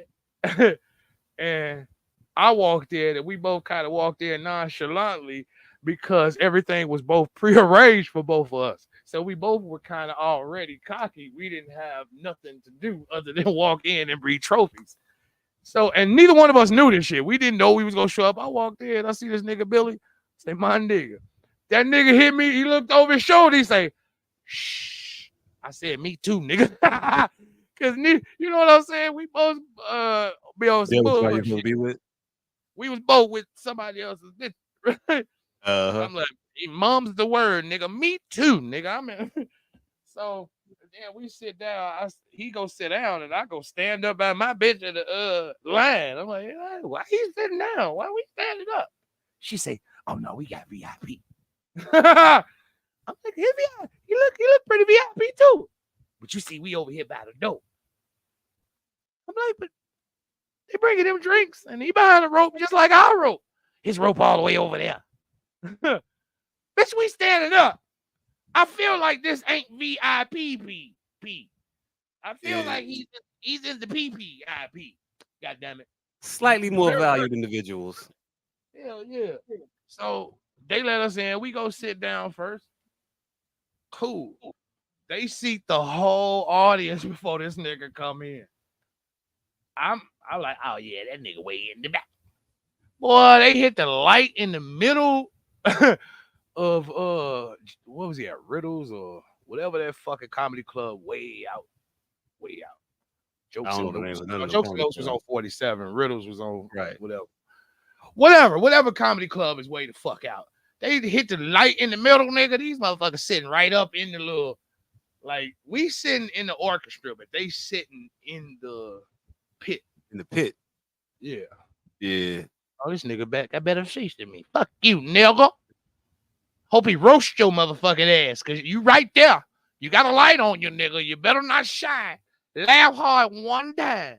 And I know these comedians pay a motherfucker to laugh in the audience, because it was a nigga in that motherfucker. That motherfucker that you hear on comedy special tapes, I guarantee you was paid. It was a nigga in there that was like, Ed McMahon and the whole shit. You don't think he was just goofy? I mean, the motherfuckers ain't getting like a lot of money for these sets. I can't see it. Well, maybe they pool their money together. We gonna. No, Corey Holcomb has. I think Corey Holcomb makes $25 a person, $25 a head for the laugh for tonight. I think Corey Holcomb makes enough to give 3 tickets to some motherfucker. Hey man, you ham it up in there for me, man. Laugh at all this stuff. Yeah. You know what? I can see ticket sales. I can see, I can see motherfuckers giving a comp ticket. I just can't see myself as the motherfucker who gonna be the train seal for a comp ticket at a comedy show. I can see a person. I got a couple motherfuckers. I would be uncomfortable asking for that from 99.999% of people on the planet. But I think I got a couple motherfuckers that I could be that insecure with. Like, hey, bro, Hey, by the Shit way, ain't been going. that look creepy as hell with just the blue flame and then the orange light. Nigga about to kill. I'm getting mad Bray Wyatt vibes from that whole situation. I've also been Hey, watching wrestling lately, so yeah. hey, fam, I just seen Precious, so everything remind me of Monique. Oh damn! Damn. I see Precious Got for the first flashback. time ever. Wicked bitch, filthy bitch. You're good for nothing. Hell for nobody loves you. This nigga had trauma. Hey, look. hey, just imagine Monique filming that scene and you're nasty, good for nothing, motherfucker. Cut. Great job, Monique. Cut. What you mean? Y'all was recording? Damn. Hey, Oh, wait, we started already? hey, this is my problem with that whole thing, right? All right. Now, that baby didn't know this was just a movie. It did not. Exactly. You tell it afterwards. No, Right. it didn't. That's the whole point. That baby didn't grasp concepts. It was developmentally challenged. A normal baby at that age might not have a grasp. Oh, we just playing. Wait, hold on. You talking about the actor baby, right? Yes. That baby had issues? What? I'm thinking that They had a stunt baby? No, what I'm asking, because you said that Yes, the legitimate baby, Precious's baby, the actress that portrayed Precious was a legitimate stunted child. Okay, I didn't know that. Yes. And she's sitting there calling the motherfucker retarded and all of that shit. It struck a chord with me because I'm like, again, I start thinking to the core of shit. Like, does this child understand? Even once they go cut, is this child grasping? Her tossing her off, get your retarded ass off me when the social worker left. Is that child? I don't give a fuck how much y'all call it. It's okay, baby. It's okay, baby. I don't give a fuck how much y'all did that to soften it.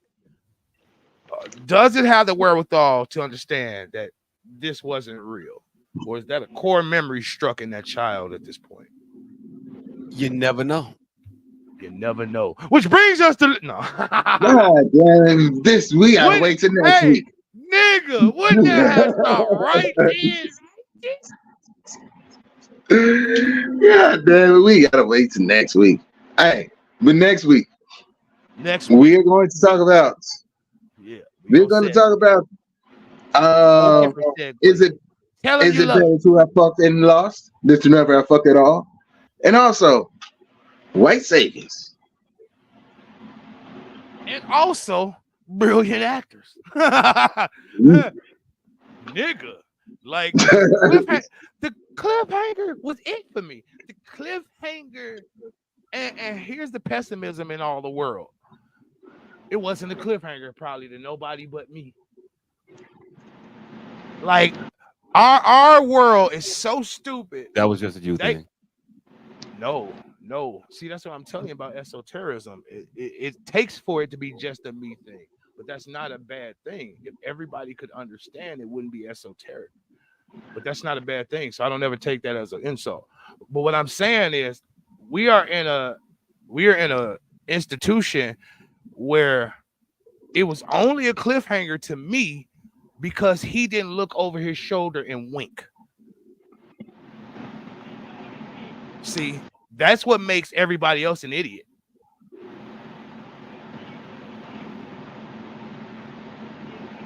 If he'd have looked over his shoulder and winked, I don't know when we got back to old boy, but I kind of lost it. But no, I was just making a comparative analysis, and then you said it was only a cliffhanger to me. I'm like, I was explaining why it was only a cliffhanger to me, because the rest of the world isn't esoteric, but that's not a bad thing. It's only a bad thing when you attempt to be it. When you're trying to be it, when it's your original state of thinking, it's coveted. That's why so many people attempt to be it and make fake placations of trying it, because it's a very good thing to be esoteric. But yeah, no, not everybody gonna get it. That's what esoteric means. You could probably spoon feed everybody until they get it.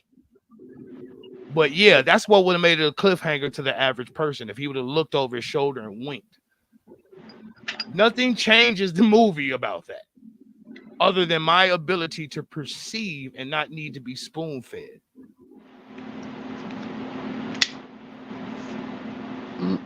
Hey, that's what's up. That was my week. That was my week.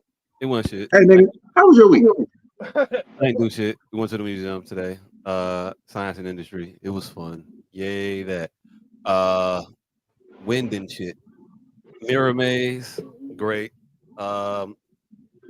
Mirror maze. Yeah. They got Always entertaining to watch the kids go through. hey, it's fun. It's fun. Also,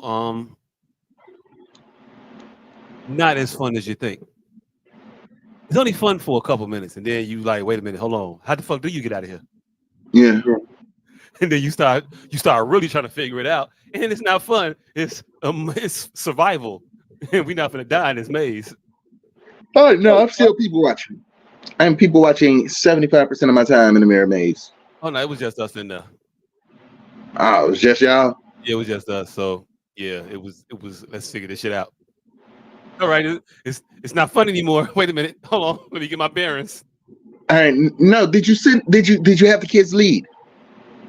Yeah, for a while until I was realizing like, wait a minute, hold on, I'm lost now. Wait a minute, I don't want y'all lead no more. I know my way through here. Let me figure it out.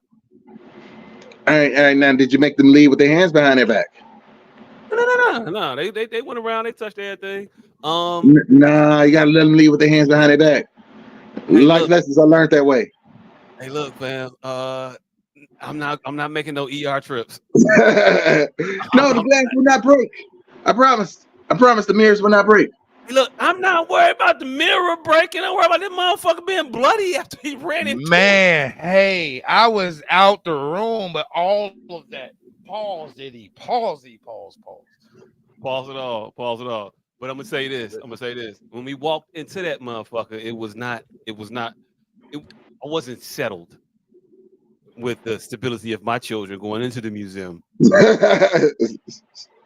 Hey, look, normally they great. They all good, all cool, and everything like that, right? We picked them up from school today. First of all, that is selfish as shit. What? How the fuck are you on summer break but they're not? Nigga, that is fucked up. Because daddy don't work. Because daddy don't work in the heat like that. That is fucked up. But you niggas is going, yeah. Hey, look. Well, first of all, the little one has I don't think it's mandatory, but it's like kick off the kindergarten. They want to kindergarten bridge program. Get the fuck out of here. Hey, look, nah. This school do a kindergarten bridge program every year. It's a thing. I'm not exactly sure if it's mandatory, but who am I to tell these motherfuckers? They have a very, very great track record of being good at teaching children shit. So whatever the fuck they tell us to do, I'm pretty much on board with all the shits. Because the results is there. So I'm cool with all this extra shit. I don't have no problems with it. Also, get your kid out the house from 8 to 12 every fucking day. Not a problem with me. You know what's always funny as hell? Say what? You know what's always funny as hell? How teachers absolve themselves of their children onto other teachers while simultaneously be like, motherfuckers be like sending these motherfuckers to me. But teachers be doing the same shit. This nigga like, you get the fuck out of my house. You're a teacher. Man, you should understand why that you shouldn't do that to other teachers. No, fam. As a teacher, we don't have a problem with you sending your kids to school. That's cool. That's what you should do. Sending them to school as assholes is what we take issue with. No, you Yeah, have. I'm telling you, Listen, fam. listen. I'm telling you the exact point where the umbrance is. It's you sending them as an asshole. Send them as an appropriate individual, as a genuine member of society. Cool. Even as a Hey, child member of society, hey, fine. But I'm gonna tell you. when you send them here with no respect and no discipline, that's when the motherfucking teachers had the issue. I don't know how you've never heard this before, but I've heard this from several teachers. And whether your kid is a sweetheart or an asshole, if you send them because you don't want to watch that motherfucker, they don't want to watch that motherfucker either. I don't give a fuck how cool your kid is. If you at home, I'm not sending them to. I'm not asking you to babysit, nigga. You at work already. What the fuck?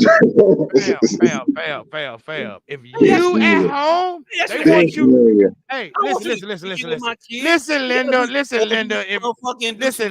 Hold on, Jack. Listen, Linda. If you at home, trust me, every single teacher on the planet wants your kid at home too. They don't give a fuck how cool your kid is. If you're at home and you just sent that motherfucker to school so you can get a free day, I don't give a fuck if it's a sweetheart, the most brilliant kid there. They want to have a free day as well. They don't want your child there. If you at home, if you're just sending them there. No. They signed up for summer school. Because they need the money. They don't want to be there. Trust that me. ain't my fault. If they can come to that motherfucker every day and without a kid there, they would. All I said again. You could literally be like all the rest of the teachers that don't work summers. Damn. You be look. This is how you take our conversation so roundabout. Is what? I'm not speaking to why they're there. I'm just saying if you at home, they want your child at home. Trust me. You should know that.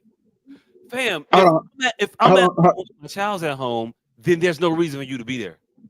Hold on. They okay with that. If they still get paid. Hold on. Let me put it in terms you can understand. Hold on. All right, now, would you rather have a day where all of your kids act the best that they can, or would you rather have a teacher institute day where you ain't got no paperwork to do? Exactly. Oh, a teacher institute day with no paperwork. Of course. Okay, exactly. That's what we're talking about. We don't give a fuck if your kids is on 100% best behavior. You rather them be at home with their parents. Hey, look, and you get paid still. Hey, look. Thank you, Dion, for finally fucking sticking up at me after 7 years of this fucking show. Thank you. Hey, look. Cool. I could die right now. Because I would have never came up with that analogy. Never. And that's all I be asking this nigga to do for 7 years. 7 years. If you still don't get it after that, fuck you. Fight your battles for you. No. So much. Be the middle ground. No, I'm not the middle ground because, nigga, I agree with you. I understand. You don't have to agree or disagree every time because we all gonna have our opinions. But sometimes I can't explain it to the fucking peanut gallery. That's all. Hey, look. This is one of the times where you have a semblance of rationality behind your shit. But I would never be able to come up with the rationality that he just did. Is all I'm saying, and that's all I be asking him week after week. Agree or disagree? Tell the peanut gallery what the fuck I'm saying. Nigga, you would rather the motherfuckers be at home. But I will admit, at this point, I am actually paying full attention to this podcast. Everybody, I've sat teachers, like I said, I've said this on this motherfucker plenty of times, goddamn before. I've sat in a room full of teachers, and then one of them said, "Hey, I ain't going in tomorrow." She go, "Bitch, you ain't going in. I ain't going in." Whole time when we was kids, we thinking Miss Johnson sick and shit. Look at Will Johnson. we in school making construction paper cards and shit. Miss Johnson is at home, like fuck them kids. Ain't even sick, just drunk and high. Hungover. Hey, nigga, Jock, you pulled the veil down on a lot of shit, and we appreciate that for you. Teachers are people. See, but we felt we kind of knew teachers were people, but we were unaware of the level of asshole you could possibly be in real life and still actually be a fucking contributing, caring fucking teacher. You have shown us that. The assholes are the ones that care the most. That's why we assholes. If we didn't Too care, late. we'd just be sitting there. Go ahead. Hey, Do what the fuck you want to do. I'm straight. so who do you think cared more, Morgan Freeman or Robert Guillaume? Who's Robert Guillaume? The nigga that brought Morgan Freeman. I only say that Benson? shit 'cause I don't know his name. Joe Clark. Benson and Benson? Joe. Morgan Freeman and Benson. We okay with that? Yeah, All right, Morgan yeah. Freeman and Benson. So right. So who is the nigga that is more? This will lead us into our Tory Lanez conversation. Who is more important? The nigga that put the fire out or the nigga that brought him? Joe Clark, definitely. Because Benson was just doing his, he was just looking out for us own. They both was just doing their job. That's Joe Clark's job is to get the best results out of his fucking students. That's every principal's job. But Yeah, Benson, but Benson brought a particular nigga that knew was gonna work a particular style. The coach, like I said, who was more important, the coach of the players. Benson brought in Joe Clark because he felt like Joe Clark wasn't gonna quit. Didn't last principal quit? Every principal quit. And he knew Joe Clark was stubborn enough that he wasn't gonna quit. He didn't expect Joe Clark to get these motherfucking test scores up. No, he Clark did. almost quit. No, he did. No, he definitely did. Joe Clark didn't quit. He never almost. He almost quit. When did he almost quit? I'm just talking shit. Let's not get Oh. bogged down. My bad. We already bogged down. We so far from moving what we were talking about. I don't know what we talking about. Nigga, we was talking about your week. Oh, I went to the museum. Yeah. Somehow we got from the museum to this Joe Clark versus Benson debate, but I'm here for it. All right, but yeah, all right. So what's your argument for Benson? My argument for Benson? Yeah. I think. Well, first of all, I think it's a bad premise. I don't think either one of them is more important than the other. I think you need both of them to be the change agent. What's more important, motherfucker who do the work or motherfucker that allows the person to do the work? Because without Benson, Joe Clark wouldn't have existed. Benson was the motherfucker who was the shield for the non-conventional methods that Joe Clark was implementing. Now, those methods need to be implemented in order for Eastside High to proliferate and become the juggernaut of academic excellence that I'll assume it was after season 1 of Joe Clark. It had to be like a top school in the nation after that, right? You had to have both of those individuals. So I don't know who was most important. But if I had the gun to my head, the motherfucker who allows the motherfucker to do the job. Because Joe Clark could have been the Joe Clark he was and not had the administration behind him that Benson provided, and would never have never had the chance to be effective. Real quick. Reason number 9,847 why I hate light-skinned motherfuckers. Blair Underwood ain't do shit but steal Benson's goddamn whole idea. Blair Underwood, dark. We need New Jack cops to take down the New Jack dealer. That ain't shit but Benson hiring motherfucking Joe Clark. Hey, you ain't even lied. Are you talking about Mario Van Peebles, nigga? Whatever the fuck. It was one of them like. No, you said a dark skinned nigga. Blair Underwood, dark skin. Blair Underwood been beating up. You're right. My bad. Yeah. Blair Underwood been beating up black bitches in movies. Since Hey, you are right, but in defense, Blair Underwood is a light-skinned ass name. It is. I'll give you that. But he's been the pretty boy sneakily beating up your. He's been the Michael Ealy of the 90s. Look. Blair Underwood would have been a much better name for Michael Ealy. Oh yeah. Them niggas need to switch names. Michael Ealy is a dark-skinned ass name. Hey, but they both play the same character.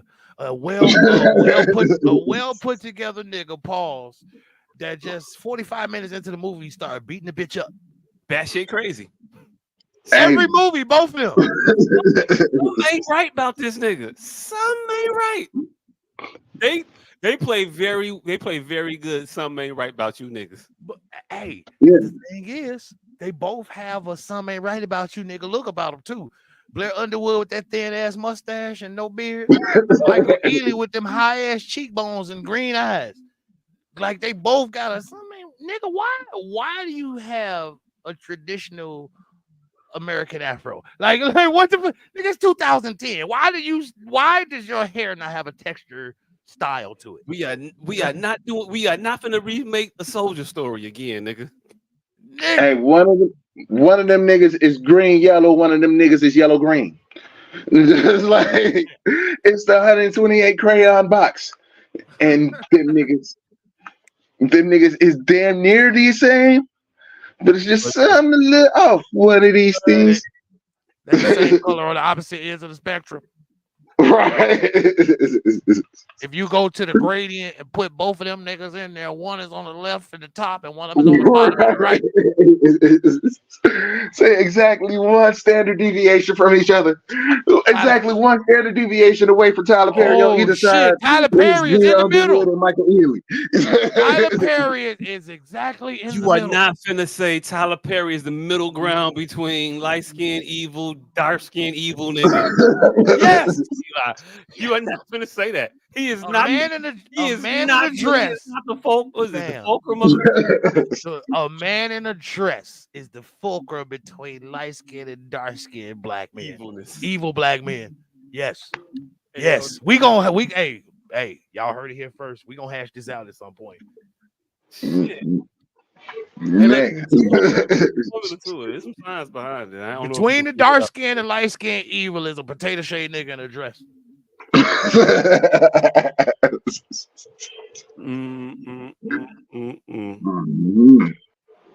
Hey, but nah, yeah, I was just unnervy because when we got in that motherfucker, this is what we was at in the conversation, by the way. Yeah, Mirror Maze.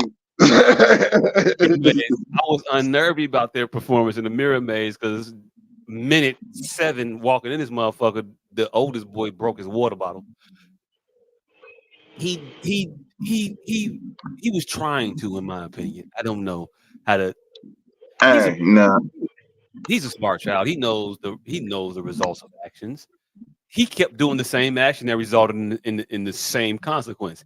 He kept swinging that motherfucker and it kept dropping on the ground. Now, after the 9th time it dropped today, it finally broke in the line getting tickets for the fucking museum. Hey, how was he to know that it was gonna break after the 9th fall if it didn't break after the first 8? Because it was a plastic ass water bottle, or well, you know, one of them hard plastic joints. So you're supposed to be smart, boy. Hey, dinosaurs, nigga. That's how you know you got a regular. That's how you know you got a regular kid when they do. He don't fucking know the strengths of polymers, nigga. He don't know the tensile strength of polymer. I want you to know that you can't drop this bottle or be careless with it and hold it in a lackadaisical fashion because it's gonna break. A 9-year-old you don't know breaking shit. You breaking shit at the counter of the museum is not the look I want to give to these motherfuckers going in. Because I don't know what kind of tracking mechanisms they got in this bitch, but I'm sure there is plenty. You are being very reductive at the psychology of the shit that's happening right now. It's a 9-year-old. Wait, 10. 11. You want an 11-year-old to know the tensile strength of different polymers instantaneously. No. I'm pretty sure there's a myriad of water bottles. I'm pretty sure in his 11 years he's had a myriad of water bottles that would not have happened to. Because I'm finding it hard pressed to even to think of what type of water bottle you're talking about. It had to be one of them expensive sport bottles. But yeah, I'm pretty sure he's had a lot of Gatorade bottles that you could do that to all day and not receive the same results. So at 11, you want him to understand the civility and the embarrassment of public what we call it, mishaps. Yeah. Of a public mishap. You want him to understand a public mishap in the moment and also the tensile strength of different polymers Yes. instantaneously. Yes. I think that's And I want him to understand all of that without the precipice, without the not precipice, without the weight of before we got this car. Don't touch nothing. Don't look at nothing. Keep your hands in your pockets. I don't give that speech. I don't think there's a need to. But the older I get, the more I recognize the efficacy and the need of that speech. First of all, I am upset that you are using these high ass levels of these high ass fucking um these measuring points as a barometer of their ability to maneuver their way through a fucking mirror maze. Yeah. Yeah.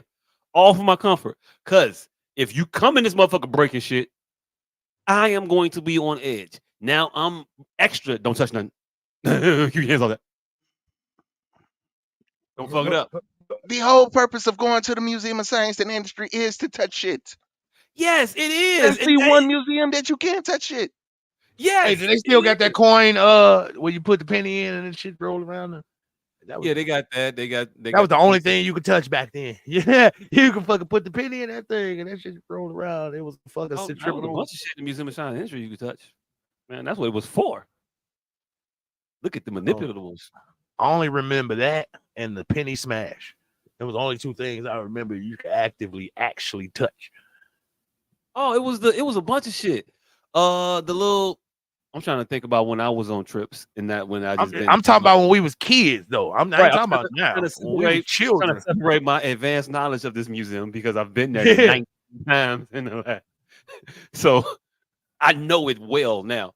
I'm trying to think back to when we was kids and going to that motherfucker. They had the little sound thing. You be at one end, you whisper, and you could hear like clear as day at the other end. They had that shit. That ain't touching, nigga. It was touching. You touch the thing and you do some shit. They You had ain't touched wheels shit. and You would shit. stood down there and had your They had the ear. water shit. I'm trying to think of the Oh, motherfucker. they also had the working ship, the working uh steering and all Yeah, that. yeah. Is You that go in there, called you move the wheel and move the shit. wheel and shit? Was that called a steering wheel? Is that called a steering wheel on a ship, on a boat? I'm gonna call it a steering wheel. It's got a name. I don't know what it is, But but yeah, it's not the they steering wheel. had that. They had that, and then the little where you could like play on the little upper parts of a pirate ship. Mm-hmm. That shit was Whatever real they had, shit. they I had. was a shorty. Whatever they had some car shit too. I believe at a point. It was like I don't know. They got a bunch of shit now. It's all different. Uh, it's a good ass time at the museum. Also, just letting people know, just to let people know that it's a fun time, despite being apprehensive about your children breaking shit and tearing shit up. This museum in particular, there's a lot of shit broke there anyway. You know what? Fuck it up. I shouldn't have been so fucking worrisome. You Now that should I not think have. about You it, should have. all the broke shit they had there. Yeah. That's why it was only 3 objects you could touch back when we were shorty. They couldn't have been charging motherfuckers for breaking these things. Nah. Because they left them broke. If they'd have charged motherfuckers for them, they'd have got it fixed. Now So they could charge them again. there were motherfuckers in there fixing shit. I did see people at certain things with tools. I don't see that normally because normally it's 9,000 motherfuckers in there. It was fairly empty, if I do say so, for a random Wednesday in the summertime. This shit was empty. We went to the motherfucking food court, got a table. They had to hunt for chairs and shit. It was great.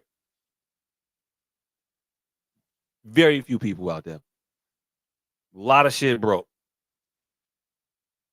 Yay, museums. You want to go. It's still a good experience. Also, check your public libraries to go for free. And if you're a resident of Illinois, then there's certain days you can go for free if your ID say the right shit. You don't know nothing about Yeah. that. You don't know nothing about that. Ooh. So You you didn't need to go to the library to get a ticket for that, right? This one I don't know if she went to the library or not. I think she might have, or she just got the. I think now they online and you just type your library card number in or some shit. I don't know. I don't got a library card at this point. I need to get one, but she got one, and she got the pass. And it's Yeah. like you get like 3 children or 2 adults and a kid or some shit. I have it say I get in for free because I'm plugged. You fucking teachers. Hey, look, No, he is. gotta be good for something. Hey, you gotta watch your sound bites in this day and age. Hey, Oh look, yeah, yeah, yeah. You're right. You're right. You're right. You're right. You're right. make You're me right. sound like You're a right. certain type of gigolo. He- teach your fucking ass nigga. Fucking teeth, Motherfucker, they fucker. nigga. Free ass Are teacher, you you're 69. 69 teacher, you a freaky ass nigga. Yeah, teacher, fat. What the fuck? Freaky ass teacher, you a 69 nigga. Yeah, no. Hey, I don't know. Hey, look, 2 hours in, we got topics. We got a surprise topic 2 hours in because y'all are freaky ass niggas, 69 nigga. Have y'all heard about this new 6ix9ine shit that just dropped and received 100 million hits in one day and they said it was fake or some shit? 100 million Nope. views in one day? No. Well, yes. Now, and it's been recently that a lot of people views and shit are being faked, quote Bots and unquote. shit. Bots. Yeah, they said Kendrick shit was botted and Drake shit was botted, and now Takashi just dropped the shit. So they postulate that, well, and we need to stop doing this as humans, that because we per se, it's safe to do to an extent when they start talking about shit like Oppa Gangnam Style. Like when they start talking about 10 billion views, it's safe to say that if ain't none of us saw it, then that might be fake. But for us to say that the shit, to be talking about our, speaking from our limited knowledge, what they call it, the Kluger effect, is the smart enough to think you know, be well versed about a subject, but not smart enough to know that you're not. Mm. You know what I'm saying? Like that's why I'm talking about that Jay-Z shit we were talking about earlier. Like, pass that what torches, motherfuckers that was in the South that never listened to Jay-Z. Motherfuckers out west that never listened to Jay-Z. Lil Wayne was just as big in most places, if not bigger than Jay-Z. That shit was a manufactured ethic, that passing the torch. Jay-Z needed. Nobody know what you're talking about right now, fam. Again, I'm talking to y'all. Fuck this. And that's where you supposed to go, hey, I'm the host. Let me tell you what We these are niggas talking to go each ahead. other, but in front of a lot of motherfuckers. Just Did explain you to say- everybody else what we talking about. The rest Go of the ahead. room, include them. That's where you're supposed to go, hey, they don't know what you're talking about. So what he talking about is, All right, so what this Nope. nigga talking about is we were having a discussion earlier today about whether or not all right, so Jacques seems to think that what Lil Wayne's last verse on Mr. Carter was one of the top 5 chokes of all time Yeah, let's go. because Jay was passing the torch to this nigga by giving this nigga the feature, and this nigga followed up Jay's verse with a horrible ass rambling ass verse, and he felt that that was one of the top 5 chokes of all time. The man with no name seems to believe that there was no torch for Jay Z to pass, Okay, and that's where we're at. so this is what happened. I'm listening to Mr. Carter, Lil Wayne. Mm-hmm. My algorithm was algorithming the other day. Dropped the kids off at school and coming back home, this shit was playing songs. I was like, yeah. Got to Mr. Carter. I'm like, yeah, because this shit go hard. I fuck with it. Mm-hmm. Wayne, come on. He rapping. Jay-Z, come on. Rapping. And then he does a thing because I think this song was a symbolic passing of the torch. That's what I thought of it as. And in the verse, right?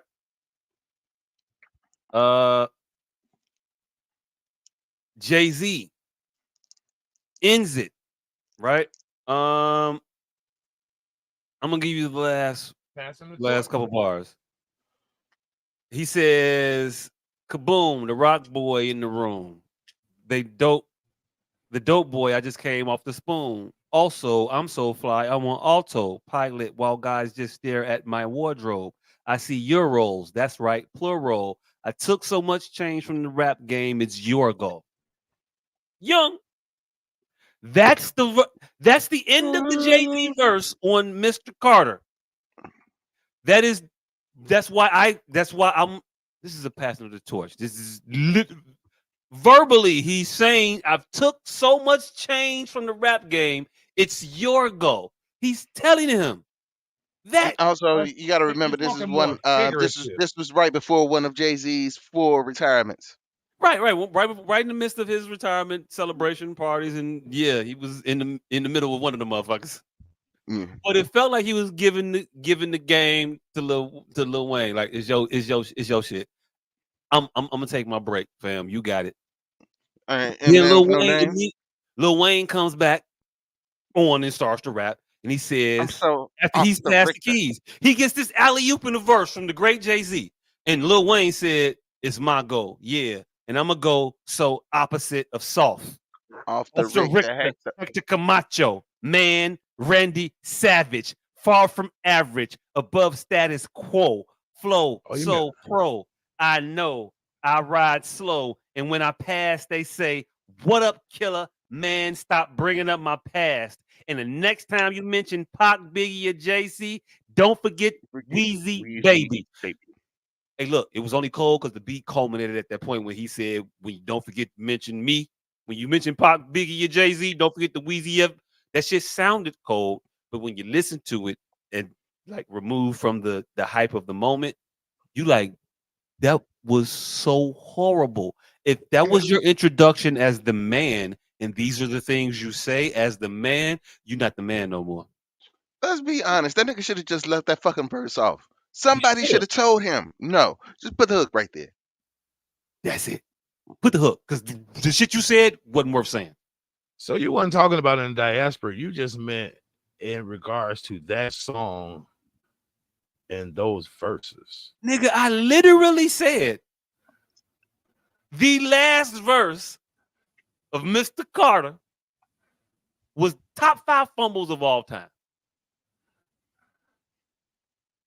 I mean, you could look at the conversation I had right after that, but I clearly didn't think you was talking on Damn, you such a had the conversation after microcosm. that, days after that. I wouldn't even, I didn't even know what the fuck I said at that point. It took me a while to I, figure out what the fuck I was talking about. I was right. I wasn't talking on the micro. I was talking on the macro. I was talking like on the overall scheme of things. Okay. Like, But yeah, hey, look, okay. In that regard, I agree with you. It was a just for my shitty own verse edification, after a just hell for of my a. own It was edification, just for my own edification. So we can have a baseline of understanding yes, amongst the three of us. Was that not horrible? yes, Oh yeah, Okay. it definitely was. Cool. yes. In the figurative No, in the scope of literal. thing. In the No, literal. I mean in the figurative scope of the torch being passed, and that's just being a literal shitty verse. I wholeheartedly agree with you. But can you recognize the alley oop? I Jay recognize Z. the alley oop. Now I see what you're saying. I recognize the fantasy of what they were doing right there, and he missed the dunk. But I was talking more about if we, as the audience, were believing the fantasy that they were trying to conceptualize in that moment. Because I agree that they were trying to push this hype of Jay-Z passing the torch to Lil Wayne. But I think that was a created narrative that You don't think benefited both Jay of Z them you don't think Jay Z had the torch to pass at that time? at that time. Right. I think talking on the macro, on the micro in that song, if you're 1000% correct. That was a shitty verse. He gave him a perfect alley oop, and he could have said some Little Wayne, Gilly the Kid written Little Wayne would have killed that. That was supposed to be an iconic verse at that point. We That would should have be supposed talking to have been about that verse. that should have literally fed into the narrative that they were creating. But they didn't really do anything together after that, and it didn't Jay-Z didn't really disappear, and Hello Lil Brooklyn, I Wayne, think they did together. huh? Hello Brooklyn after that, I believe. Wasn't that on the I same think album? nah, Hella Brooklyn was on American Gangster, Was that and first? I think that was two. Nah, I think that was like a couple years after. Was it a couple years after? So I mean, so yeah, after, yeah. But But I'm even Jay saying Z that, started the verse off. Um, God damn it, how the fuck does that verse start? Oh, and you ain't passing the torch and still making albums, nigga. Sit your ass down, is what I'm saying. They both kind Oh, of kept an upward trajectory after that. yeah, oh, Jay Z yeah, I'm definitely right here in my chair with was my crown and my deer. He said it. He starts off the verse. Yeah. He starts Queen off the B verse. as I share Oh my yeah, time I'm with right my here ear. in my chair with my crown and my deer. He's telling you, I'm the king. I'm sitting on my Queen B, throne. Queen B as I share my time with my ear. Yeah, the whole verse is passing the torch.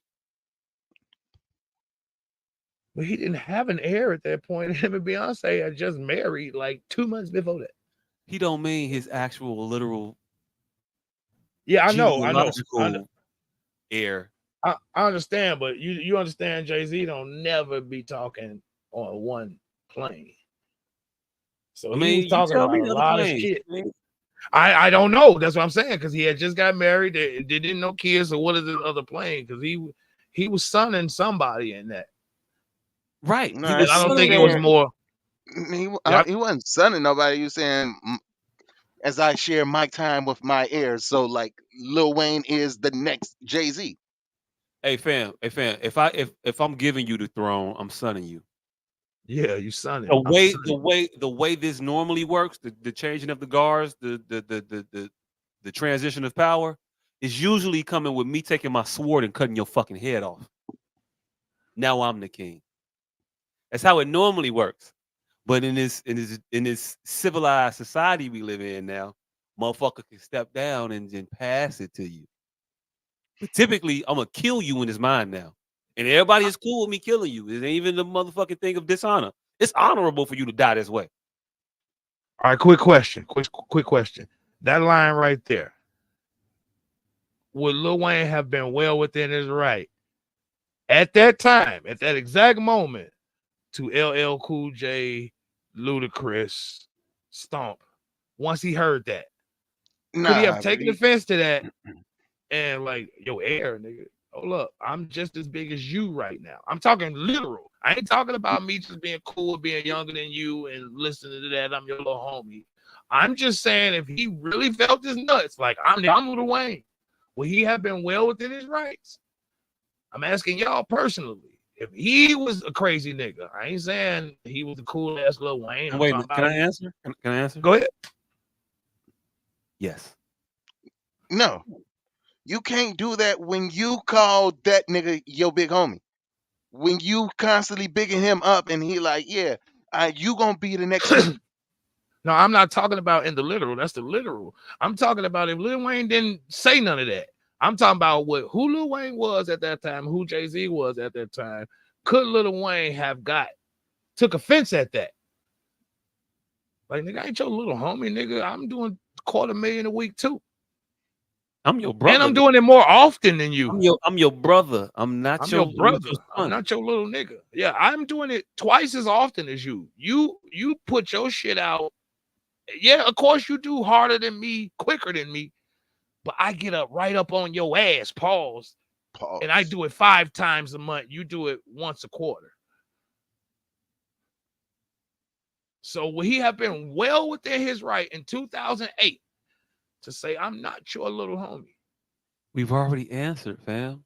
Now, He said no, you said yes, but I was right. just Now asking that. argue with him. No, there's nothing to argue about. I was just asking that to get that in the air to speak to Oh, my overarching point of the okay, we'll give you a macro. point then. Yeah, I just speaking that to the overarching point of my macro that I don't think there was a torch for Jay-Z to pass to Lil Wayne in actuality. That's it. Only thing I'll say about that is there's no actual torch. It's a figurative thing. And figuratively, the people who had the deciding votes in who was the head of hip hop, who was on the throne, they had all decided Jay-Z. The But people what who I'm had saying that we the people was argumentative, and to this day, But we always Or who sat on the throne? the people are always going to be argumentative about it. But the general consensus, if you had to score all the metrics from the people from the fans, they're gonna say a thing. From the I people, think that's the one with an asterisk on it, because the people from down south won't say that thing. The people from the West Coast won't say that thing. That's the point of this discussion right here. Right. So you saying the people from down south, and hey, look, fam, people from down south fuck with Jay like a motherfucker. Now and we're talking then. 2008. Now and then, and Do you know why he was doing so many of those songs with them? You know why he did Ha? Because he wasn't popping down there. The remix with Ha. When he got on Ha, it was palpable because of who he was on that down south song. Motherfuckers heard that shit and was like, whoa, Jay-Z decided to bless it. It was only a blessing from Jay-Z because he was the fucking king at that time. No. Yeah, it was. It was. No, That's why it was such a thing that Jay-Z decided to take the beat. Hey, look, fam, it was only a couple motherfuckers who could claim a legitimate, who had a legit. It was only a couple motherfuckers who had a legitimate claim to the throne of hip hop. New York used to do the same European shit. Like, we the king. It was at that point though. The people were only from New York. It was Jay-Z. It was Nas. Listen to me though. New York used to do shit like England. It would be a loud minority claiming shit when there's large swaths of people that had never listened to a single song. Cool, and you say that, fine. But they were not large swaths of people that did not know. Nigga, that didn't know Jay-Z. Texas, Louisiana. False. Because ain't nobody from Texas didn't know who Jay-Z was because Big Pimpin' was out. Why Big Pimpin' was out? Because he needed to get down south, bro. Because nobody listened to him. That's why he was doing these songs. Space between Big Pimpin' and Mr. Carter is there? You're correct. I'll give you Thank you. So while he was building his case for King, he did a lot of shit. Like he went through the South and swooped up and got them fans and put that in his bag. He put Bun B, he put Pimp C in his bag. He put them in his repertoire as motherfuckers that fuck with him. They gave him the stamp.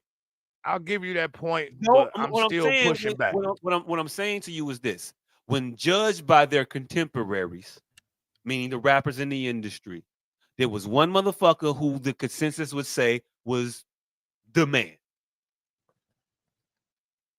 It was Jay.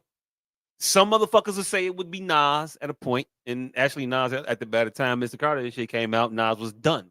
It was absolutely Jay-Z. He had a struggle going up to that, but by the time that shit came out, it was Jay. All right, I have legitimately heard this entire time of this argument. No, I haven't taken this side, but I've heard legitimate rap aficionados have the same debate this entire time about Jay-Z, Lil Wayne. So I don't agree with you that Jay-Z was so solidified. I think in popular culture and in like white folks' minds in New York, the Mecca. Like, he was popular in all of the capitals, but I don't think that translates to what you're trying to translate it right now. I think there was whole swaths of people, because I didn't listen to Jay-Z until I was in college. I'm not disputing that. I'm not arguing with you about. I'm not arguing that there were sections of people who didn't fuck with Jay-Z. That's not my argument, fam. I ain't saying didn't fuck with him. I just said didn't know about him. Didn't hear him. Just didn't. They didn't know about him. They didn't fuck with him, fam. What the fuck? You know that speaks totally different. Come on, bro. Didn't know about him. Didn't fuck with him. Whatever. There was large swaths of people who didn't hold the idea that Jay-Z was the motherfucking king, that he was atop of the mountain, that he was sitting on the throne. That's all I'm saying. Yes, I just want to get clear because you gonna hold me to that. The overwhelming majority felt that Jay-Z was on the throne. That's why he had the cachet to do a song with the motherfucker who was outselling him at the time. whose name was fucking everywhere, but didn't have the authority of the respect of his contemporaries to say you're the number one until you can usurp that shit from somebody else. And at that point, Lil Wayne had not taken it from Jay-Z, from his peers, But or here, from the masses, in my this is opinion. all I've been. This 100% is all I'm from the saying. peers. The peers' consensus was Jay-Z's the man. They I'm all paid not, homage I'm to not Jay-Z. fighting. I'm not fighting you on that. So being what the the fuck are you loudest sentiment. fighting then? Because What that's I'm what I'm fighting saying. is it was a loud minority. That's what I'm saying. Hey, look, the minority can dictate what the shit does. The minority can say what some shit is. The minority, if you want to say it was a minority, they put Jay-Z at the top. They put Jay-Z in that position. However the fuck he got there, he was there. You know what we debating right now? If he was there. And I'm telling you, he was by evidence of all the motherfuckers in the industry that say he was. And I'm explaining to you how that's not evidence, bro. It's circumstantial is what I'm saying. Bet. A consensus of contemporaries, people that you would say have a mastery of the subject matter or are involved in it, they all say this nigga. But because you say not that nigga, fuck him. No, because all the people that were on TV and radio were from a particular place. And the other places, which were bigger places, weren't getting mass appeal. So you couldn't hear what they were saying. New York radio was running it. So you didn't hear. Y'all don't like down south. I understand that was a lot earlier. But what I'm saying is it was like that until recently, bro. Like that was the burgeoning time where it was changing and down south was like kind of usurping New York. So was there a time when Jay-Z was the king of rap? We're debating that now, and I don't think so. There was never a time when Jay was cool. I think Jay-Z is the greatest rapper. He's been that way for a long time. But do I think the overwhelming majority of human beings think that? I don't think so. It doesn't translate from record sales. It don't translate from nothing. It translates from him, like K.I. saying, I'm the king, and nobody fighting him. That don't make that nigga the king. But he's the king because he said it and he meant that shit. And I agree in that regard. But if us three are having a conversation, I want to talk about the logistics of the shit. I want to talk about the actuality. Everybody bowing down to this nigga has to mean something. It does. It does. And I agree to it. I'm taking that point, and I'm agreeing to that point. I'm not denying that. It cannot be denied. There was an overwhelming resonance of Jay-Z being the king. It still resonates to this day. I agree. But here at S.O.S, I want to discuss the minutia of the actuality. And if you don't agree with what I'm saying, then we can move forward. But I don't think it needs to be so visceral and volatile. But I don't think Jay-Z... There's no visceral. There's no volatile. I don't think Jay-Z, like I said, was the actual king. I think he was the king of Lilliputian. Hey, look. Gulliver's Travels. The little people. All I'm saying is Lilliputian didn't know the rest of the world existed. Fam, cool. I'm saying the consensus of motherfuckers, the majority was saying Jay-Z. You're saying not. Cool. That's what I'm saying. I'm saying when only white people got the radio, you get white history. That don't mean the blacks wasn't talking. When only New York got the mic, and all the blacks said Jay-Z. All the Juvenile said Jay-Z. Lil Wayne said Jay-Z. They wasn't even talking at the time. But they were like, yeah, Jay got it. How many motherfuckers you think say Jordan is the best just so they don't be caught with the ire of a motherfucker that disagree? I know a lot of motherfuckers say LeBron is the best. So what you talking about? But do you also know people that say LeBron is the best just to be contrarian? No. I mean, maybe I don't know. You trying to get to the motivation behind it, and I'm not concerned about the motivation because I can't never disprove what you motivated by. nor do I care to figure out your motivations. I'd rather just have the argument about what the fuck you saying and debate the points, debate the topics. I don't give a fuck about your motivation to argue the things you're arguing. All I'm saying is most motherfuckers said Jay-Z was the king. So Jay-Z was the king. He had the throne. He had the ability to hand keys over. I think that verse was him trying to hand those keys over, pass the torch, or whatever type of verbiage you want to put on it. I think Lil Wayne fucked that verse up after that torch passing. The end. So do you think he was ever trying to pass the torch to Bleak? Nope. Nope. Right. When he introduced us to Bleak, he was introducing us to him. Dear You Summer was wasn't his you was attempt. another nigga. I mean, you was another nigga, little nigga, when you was trying to tell us about Bleak. When Jay came out trying to tell us about Bleak, he was jazz old dude, right? Hold on, hold on, hold on, hold on, Talking hold on, about hold Dear on. Summer though, when he tried to pass the torch. Nah, he tried to pass the torch way before this, and he tried to pass the torch to Bleak at his first retirement. Hard Knock Life Volume 2. The No, intro was literally pass it down, and that was his that attempt wasn't to volume get, two. huh? That wasn't volume two. Yeah, that was Hard Knock Life Volume 2. Yeah, in my lifetime, Volume 2, Hard Knock Life. The intro was handed down Bleak, because I'm still amazed by the fact that this nigga got That wasn't volume three one. amazing verses, three amazing performances out of Bleak. That intro, Coming of Age 2, and It's All Right.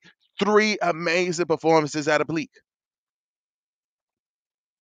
Yeah, Every that time was you talk Hard Knock about Life this Volume nigga 2. Bleak, I would tell how pissed I am about this nigga to this day. You cannot. No, you cannot. Not regular English things. Oh yeah, he wasn't on volume one. He was on Reasonable Doubt. Yeah, he was on Reasonable Doubt, and This then volume Volume 1, he one, wasn't he was really on fucking with volume him, two. and he was on every album ever since. Volume, Man, not volume one. Reasonable Doubt was when he was saying Bleak was the future. Wasn't that? Nah, Coming of Age. No. No, Reasonable Doubt. Reasonable Doubt. The only Bleak feature on there was Coming of Age. That was New, the first album. what new improved Jay-Z. Yeah, that's Hard Knock Life Volume 2. That's volume two? Yeah, that was the third album. That was his first retirement. That volume two of that Streets is watching. No, that's Volume 2, because it's Reasonable Doubt in My Lifetime Volume 1, Streets to Watch the soundtrack, where he nigga had like 4 songs, and then Volume 2. Okay. And then he retired after Volume 2, and then 6 months later dropped Volume 3. And but he was still quote unquote retiring because he was sprinkling songs all over the place. That's I why he put anything on The Truth. on Beanie shit. Yeah, Yeah. The that was on no, that wasn't on Reason. That was on the Truth. yeah. Anything was the second video from Beanie Siegel's first album. The second video did not feature Beanie Siegel. That was after the Hard Knock Life shit. He did the Annie and he doubled Yeah, down with the yeah. Mo I'll Annie. do anything. Yeah. So yeah, I don't think he was trying to pass the torch to Bleak at first. I think not. I think he was trying to introduce Bleak, but I don't think it was a passing of the torch necessarily because he did have the torch to pass. In that moment, he couldn't have given Bleak anything because he didn't have nothing to give. It was just you're gonna be a iteration of me. Well, Bleak peek to your peak and C be the sequel. This nigga's tried to pass the torch down to everybody. Yeah, he keeps reaching. Shit, I went through the list. Like it started. It was Bleak. It was J. Cole. It was Lupe. I don't know if it was Jeezy. I think he was just riding the Jeezy and Rick Ross wave. But Right. So that's what I was saying. Is there a torch to that was my point. Is there a torch to pass? This niggas just be saying shit. There every iteration he tried to pass a torch. I'm gonna give you that. He did not have a torch to pass. He did. When he was trying to pass it to Wayne, he had it at that point. He didn't have it to Behind the pass to fence. Bleak. Hey, look, fam, he was trying to give it to Bleak album 1. Um, when he was trying to give it to Beans at first, he didn't have it. He didn't have it. He didn't have it. Hard Knock Life Volume 2. He wasn't the man, the man until I want to say the Black album. No. He was the man and fucking Blueprint. Blueprints for the Black album. Yeah. Hey, Blue, so there is though. I'm gonna say Blueprint. Then. I'm with you. Blueprint, not the Black album. Blueprint. You're right.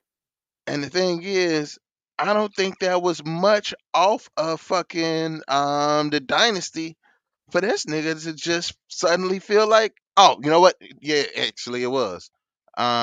Big Pimpin'. After Big Pimpin', that nigga felt like he was just In the completely world. in a different category. Nigga, 1-900 hustler, nigga. That was after That was after Big Pimpin' though. The motherfucking intro. No. I'm not saying like as far as like dopes, like good fucking songs, because yeah, that intro was fucking ridiculous.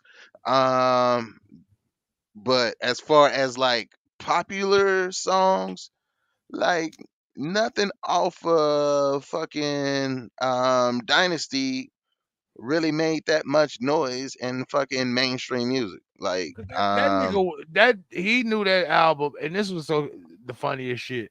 He was scared to even call that a Jay-Z album.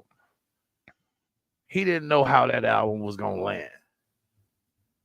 yeah. It just retroactively became a Jay-Z album. I never knew that shit was a Jay-Z album until they said that shit was Jay-Z album. Oh nah, it was a That shit was Jay the Z. Rock Law Familiar presents the Dynasty. Yeah, but It it wasn't a was Jay Z. Jay-Z album. Yeah, it was. Nigga, the nigga was the only one on the cover.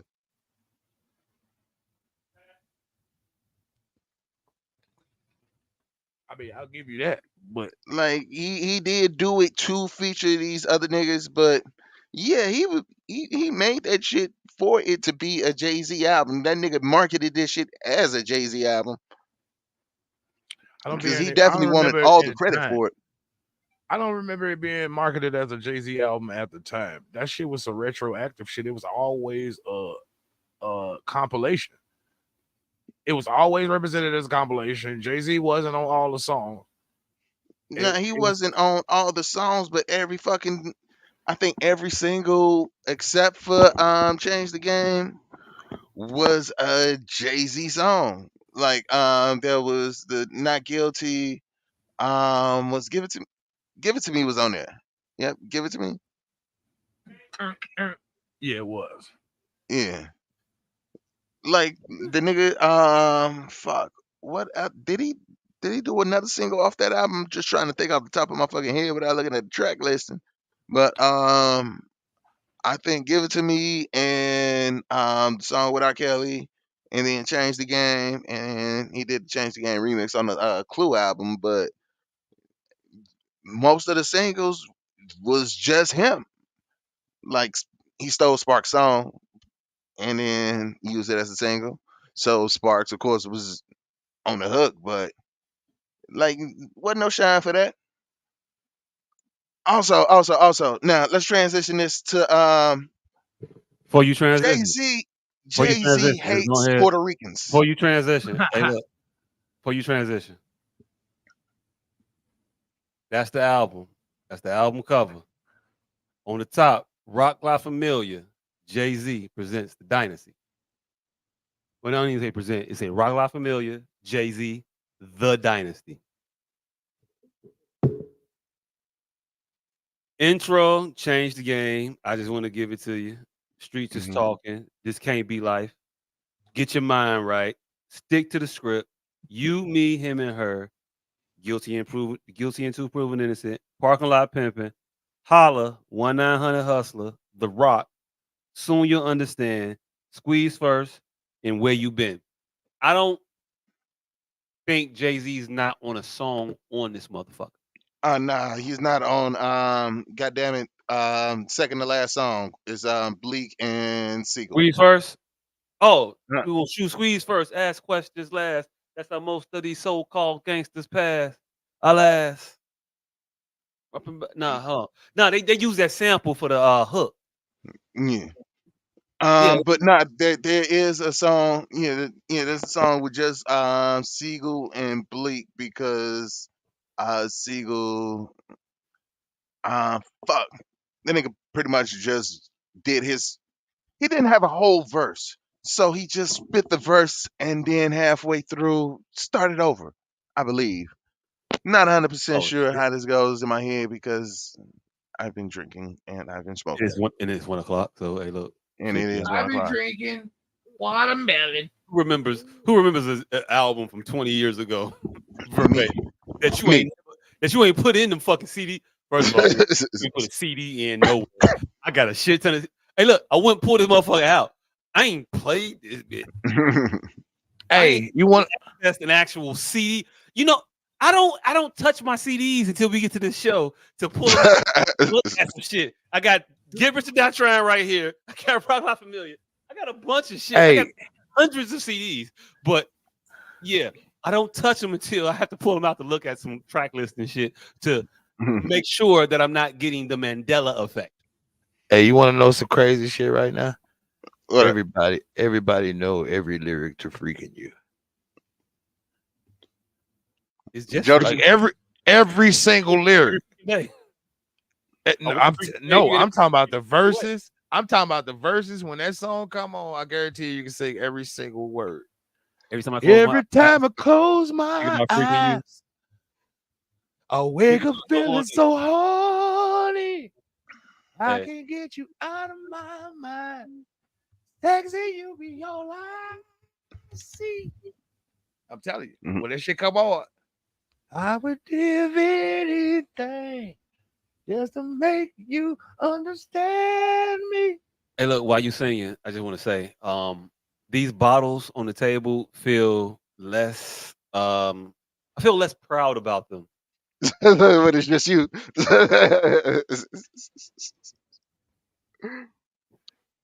That's fucked up. When it was all of us down here, I felt cover.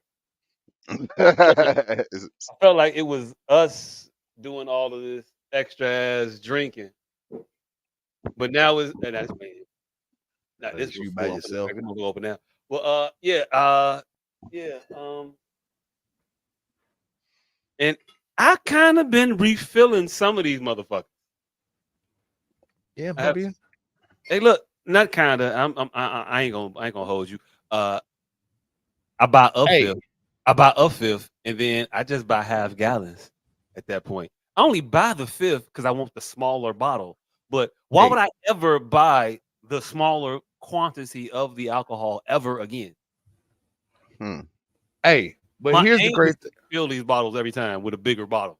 here's the great thing about enjoyment. There's levels.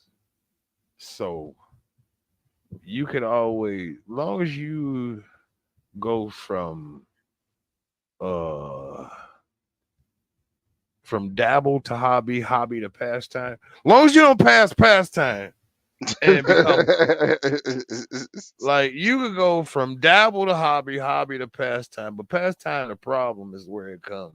Like Hey, look, I think if drinking issue. is a hobby, it's probably a problem. No, no, hell no.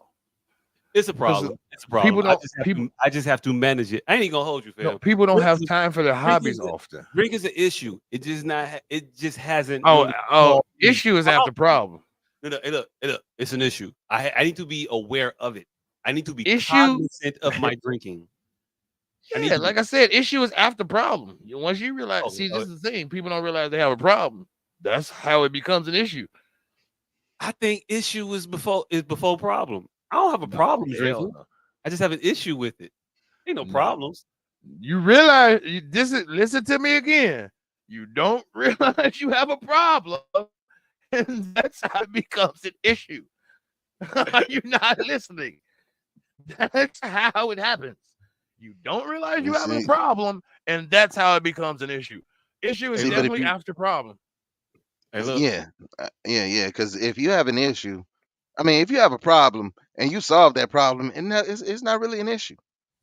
But once you let that problem nigga on, it becomes an issue.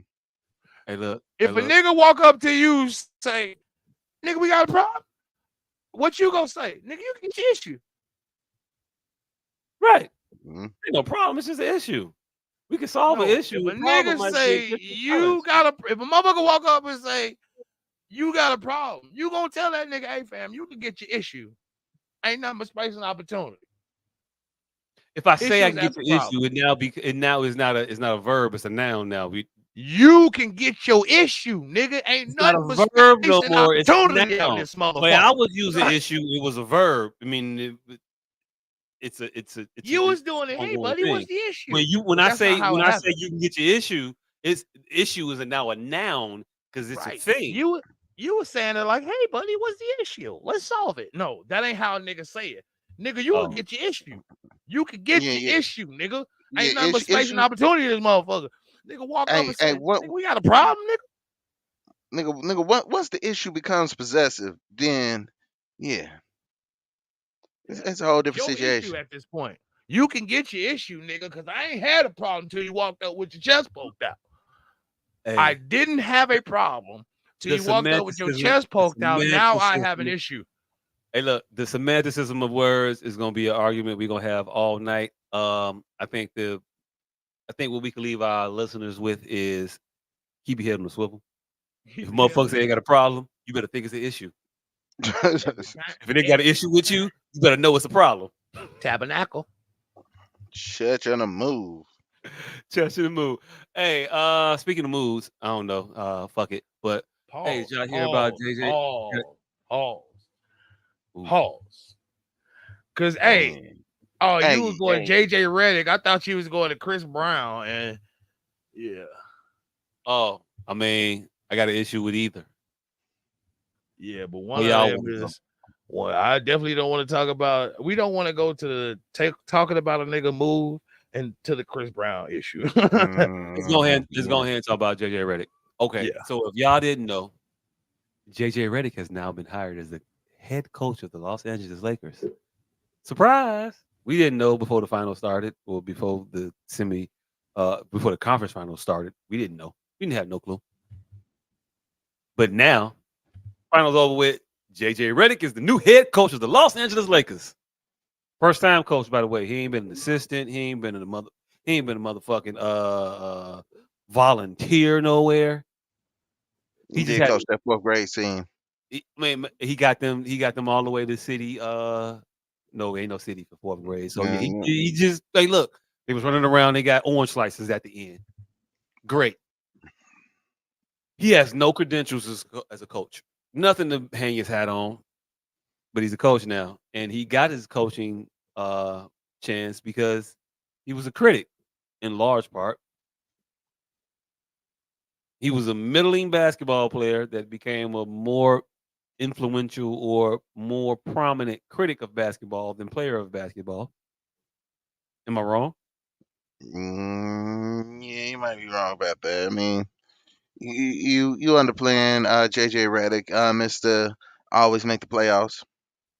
Is he more relevant for being a basketball commentator or basketball player? Basketball player, no doubt. You think so? Yeah. I think I heard JJ Redick name more so as a basketball commentator for his takes on basketball than whatever he did with the basketball. What was his Nah, what's the JJ Redick game? what What's you the mean? moment? What's the JJ Redick moment? I don't think there's a JJ Redick moment, considering the fact that he is one of probably top 20, well, top 50 college basketball players of all time. Hey, look. I'm gonna say no, just off of 50 college basketball players that Yeah.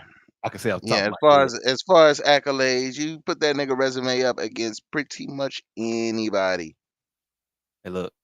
I ain't gonna hold. Stats. What's his resume?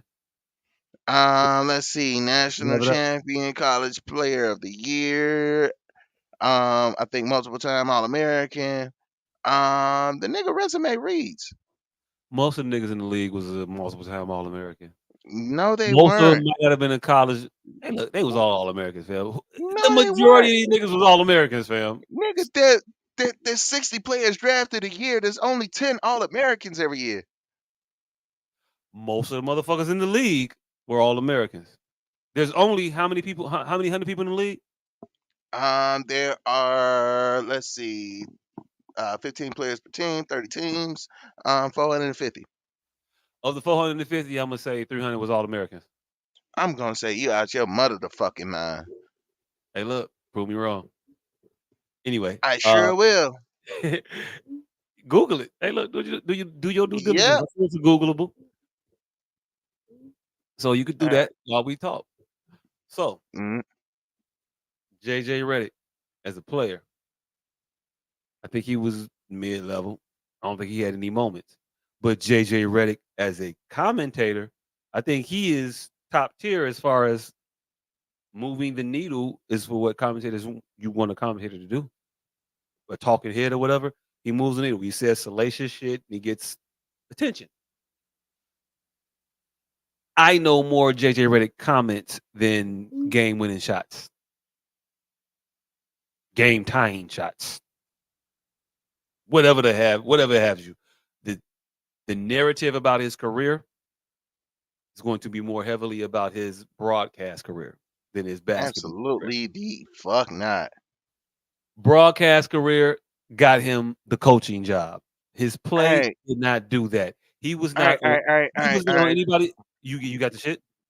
Oh no, I don't have the number of NBA players that were All Americans, but how many were two-time first team All Americans? How many were college basketball player of the year? All right, Way let's less of them. I'm gonna say probably about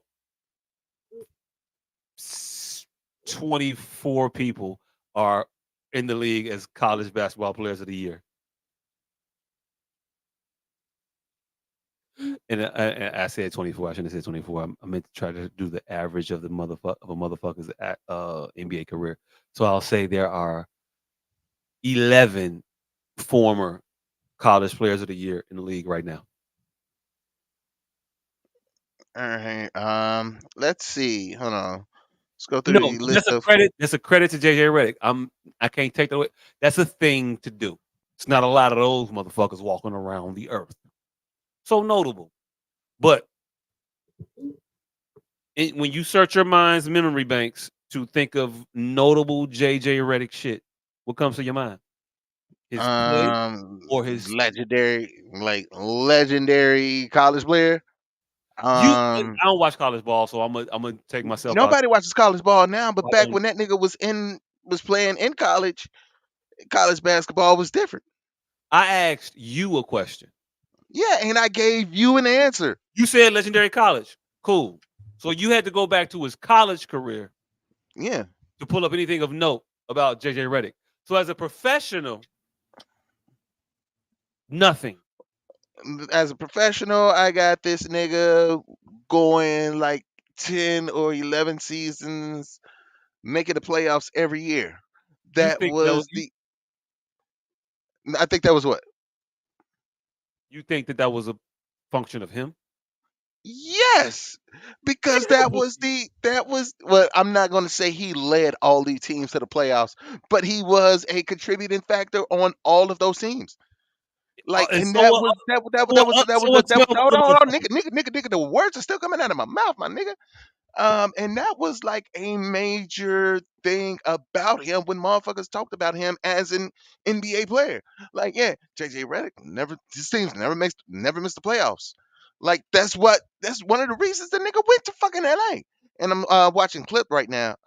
It's actually fucking hilarious watching actors play actual NBA players. You watching Fucking hilarious. The Clippers joint? Yeah. I ain't seen Also, that. I'm hey, gonna watch that shit.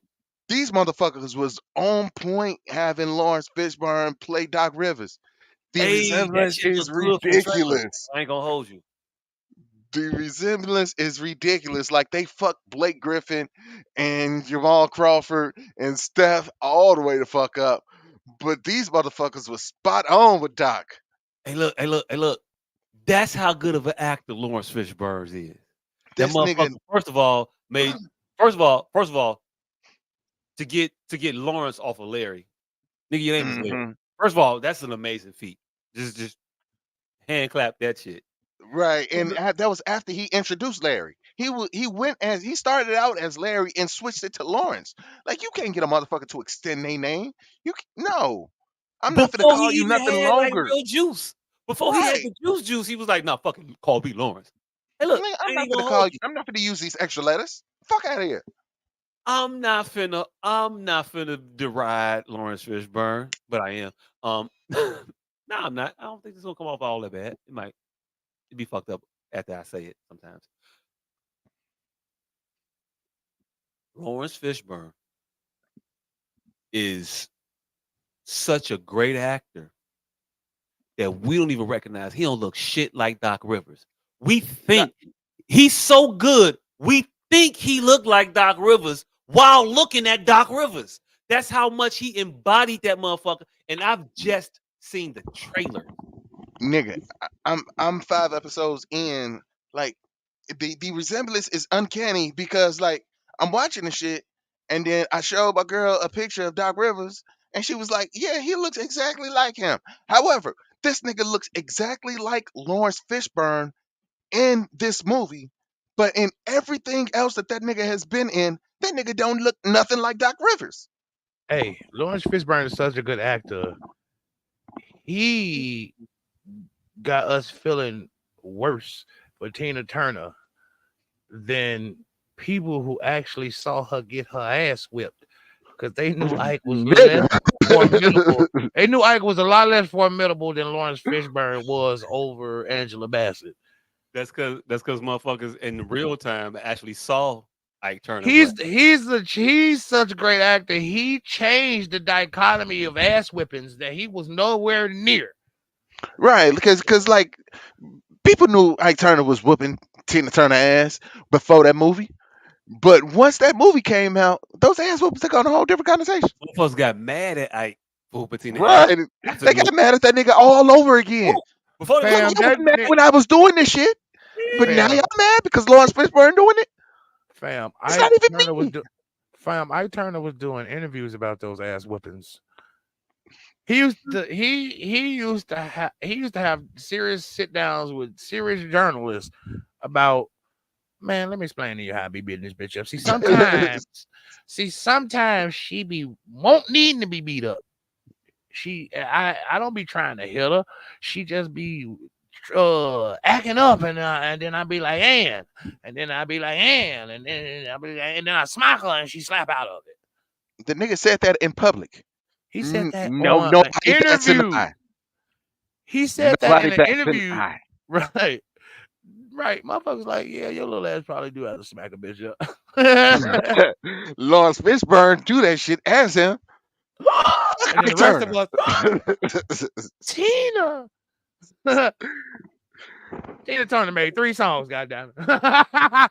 and Lawrence Fishburne made us go back and listen to all 77 of the ones she actually made. We only really like, we don't need another Hold hero. on, We hold only on, like the nigga, ones on nigga, the Mad Mouse hold on, soundtrack. hold on, nigga. And the fact is, we only mostly like most of the songs that she made after she left that nigga. No, no, we no, don't. no, we You don't. don't like We What's it. only love got That's to what do I'm with it? saying. We only like 3 songs. Fam, you don't like what's love got to do with it, and you don't like private Shit. dancing either. You like What's Love Got to Do with It? No, you Private don't. Dancer, and We Don't Need Another Hero. Those are the 3 songs I'm You talking about. you like Proud Mary, and that's about it. You like the You want song to hear she Tina made when rolling he on the was with river, man? him. What you talking about? You like the most of the songs she made when she was with him. You like 3 songs after she left that nigga. Private Dancer, We Don't Need Another Hero. That's it. Yeah. That's it. That's all. What's love got to do? But JJ Redick. Back to JJ Redick.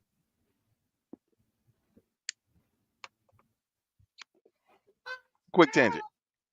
But we're back. That wasn't quick. Oh, shit.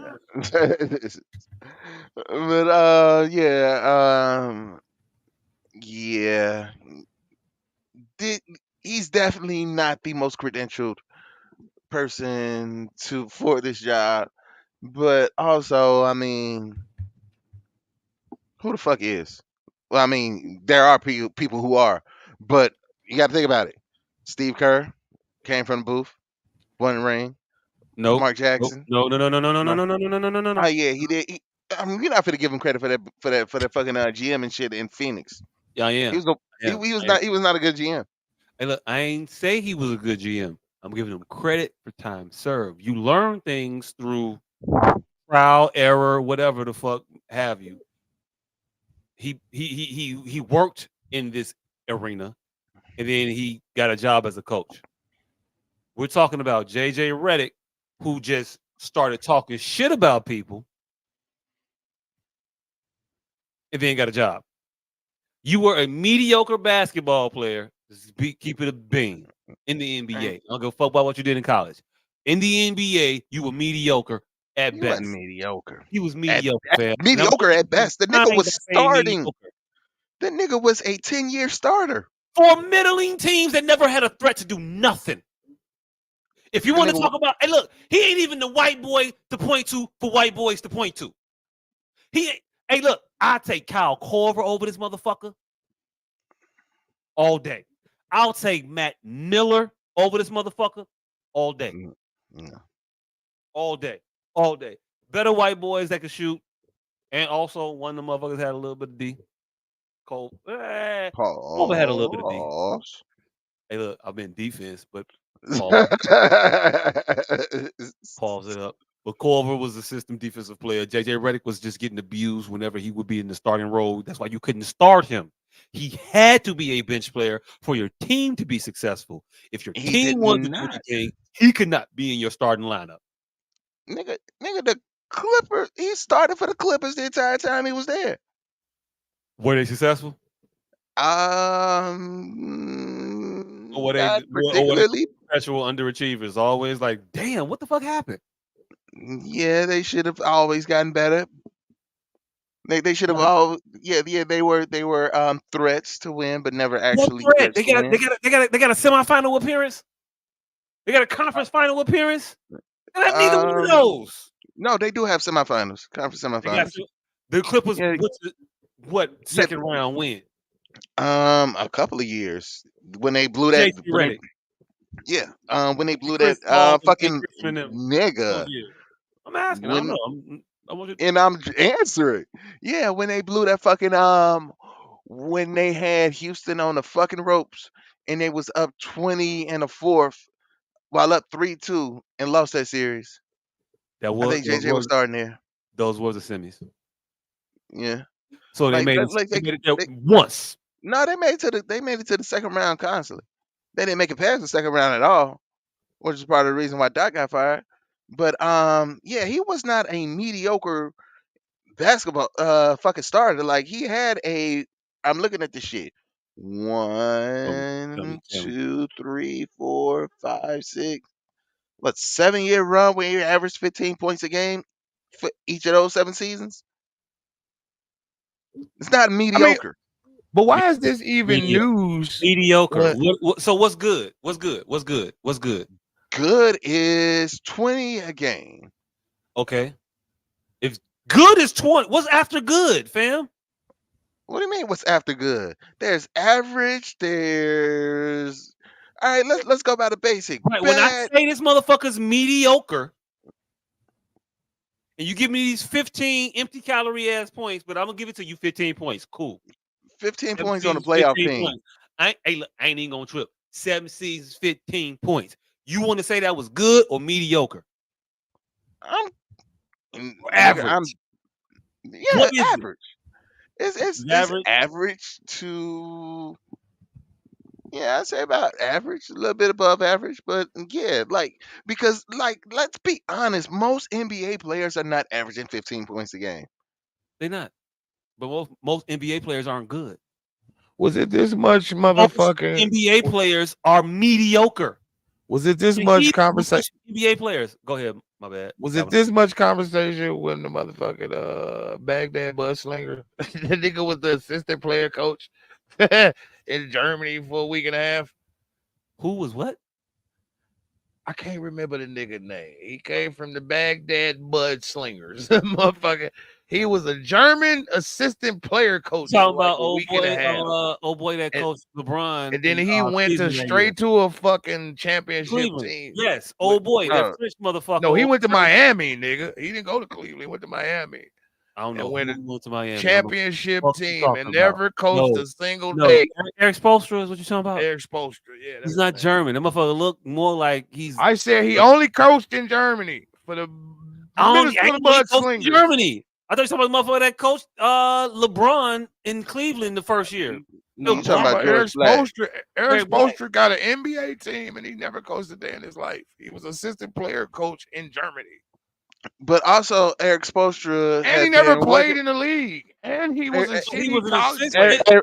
He was Hold on. Eric, He hold on. Eric Spoelstra, he never played in the league, but he had been working with the organization since he was like fucking 20 something.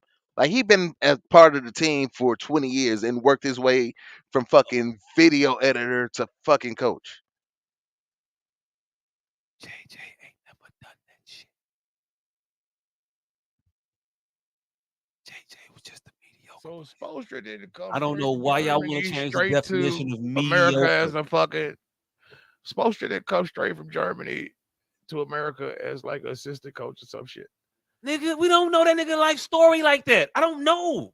If you got it, say it. And I'll agree I with don't know basketball. I just know when that nigga was coaching. Look, I'm hey, asking. look. So when you want to interject the thing about basketball, I'm asking. We don't know. So you look it up and you tell us if you was right.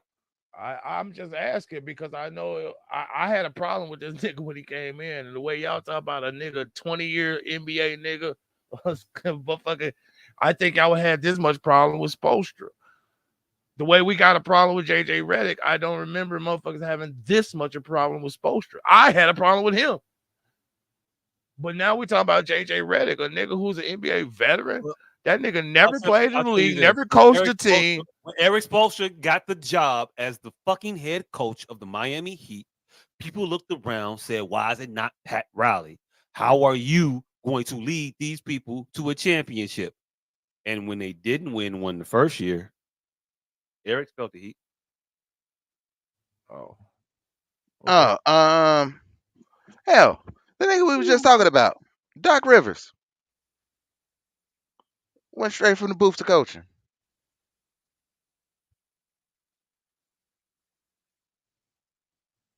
Very nice.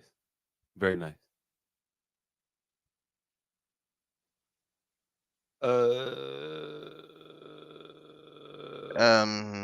He was a player for 93-95 in Tushurten.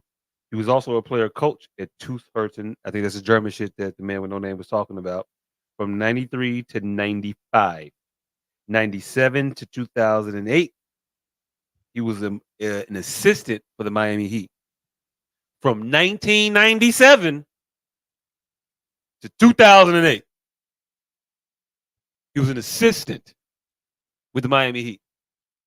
So he did not go from over there in Germany doing some other bullshit or whatever Tushurten is. I'm going to just give you Germany because it sounds like Austrian shit and I ain't finna differentiate. Fuck it. To the Miami Heat in 97. He had experience. He cut his teeth as a coach or in the coaching realm as an assistant, whatever the fuck you want to call it. Hey, look, was what it was, and he was still met with some sort of backlash because he was charged with, you gonna take LeBron and them to go get a ring, nigga? We just got rid of Jeff because we didn't think he had enough experience to be a coach of a championship team. Because what Shaq said to us. Ain't that right?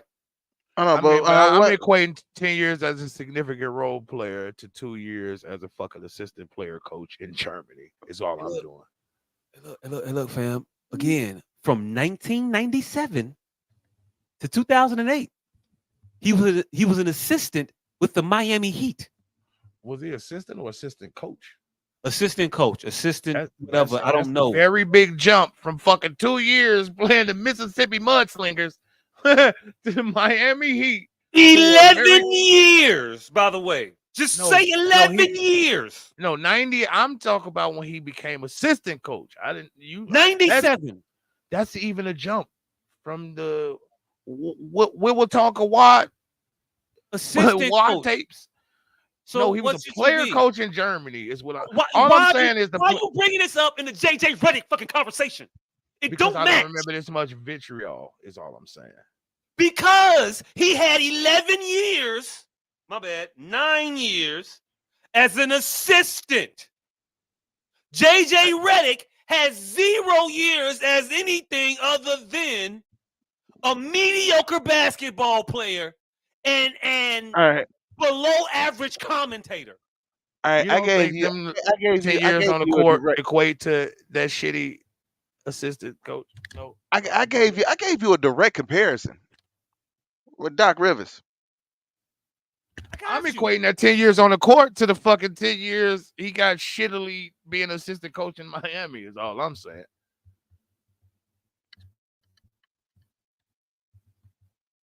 Ten years being a fucking pretty average player, I would equate to having the same knowledge base as a motherfucker that went to Tulane for 2 weeks and then was the assistant coach somewhere. JJ had a pretty good college career and made it to the NBA and had Oh, a he pretty had a decent NBA legendary career. college career. And then made it to the NBA and they had a pretty decent NBA career. I don't see why that's a large leap of faith from a nigga who had a shitty college career, a mildly German fucking player activism fucking career, and then assistant coach. Like, why is that an easier leap of logic than the nigga who've had a stellar career on the court? I'm asking. I disagree with your adjectives, fam. Why you keep saying stellar and shit like that? You didn't.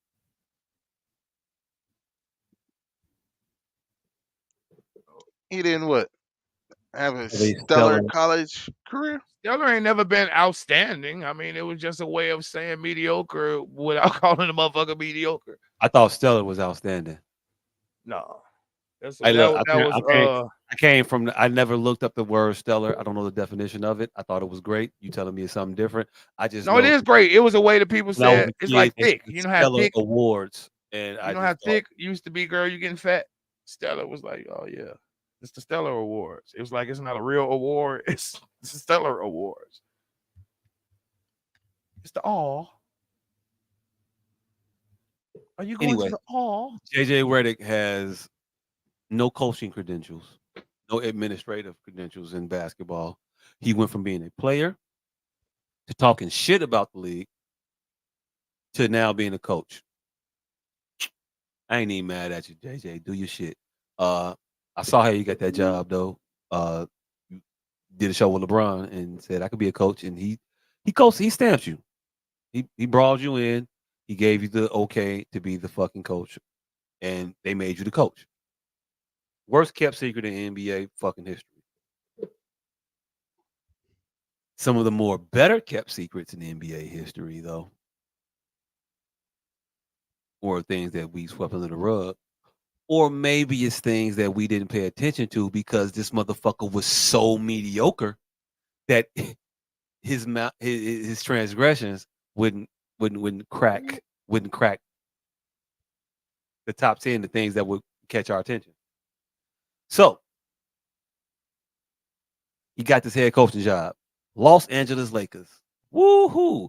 Best thing he's done in his career at this point. Him being the coach of the Los Angeles Lakers is more notoriety or more of a notable position than anything he's done in his playing career, correct? You said what? Him being the coach of the Lakers is more notable than anything he's done in his playing career, correct? It puts a bigger magnitude of star on him, right? I get that. So, with that magnitude of star that he's never had before, there's going to be things that come to light that are going to be magnified in the new light that he is in. Mm-hmm. Things such as people having interactions with him when he was in college. So, he got crowned coach of the Lakers. That came out right after they came out. Motherfuckers started saying shit about their experiences with JJ Redick. The first one was a young lady that went to Duke with him, and she just tweeted, "I've only been called a nigga to my face one time in my entire life by a white man." And that person was just named the coach of the Los Angeles Lakers. Very Mm-hmm. specifically talking about JJ Redick. Mm-hmm. You check her credentials. She was at Duke at the same time. She went there. Was this That's a her tweet? experience. It's a tweet. It's a tweet. I need to see this tweet tweeted every year that he did something notable.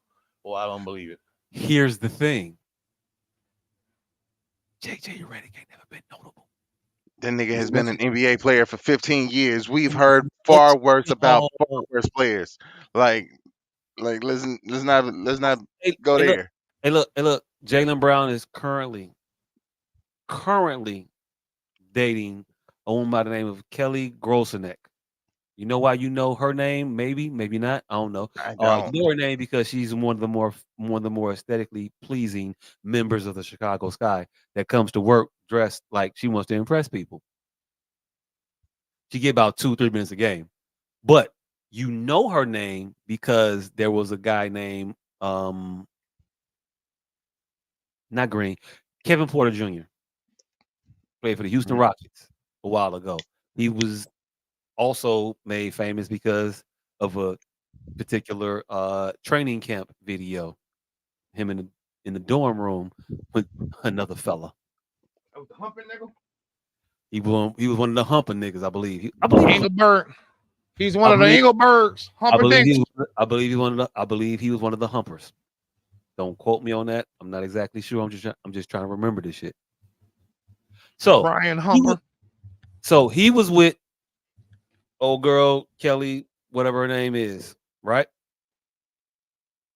Choked the shit out of her. It was the whole domestic battery situation. She ended up recanting the story or whatever. Now she's with Jaylen Brown. Kevin Porter is still in the league.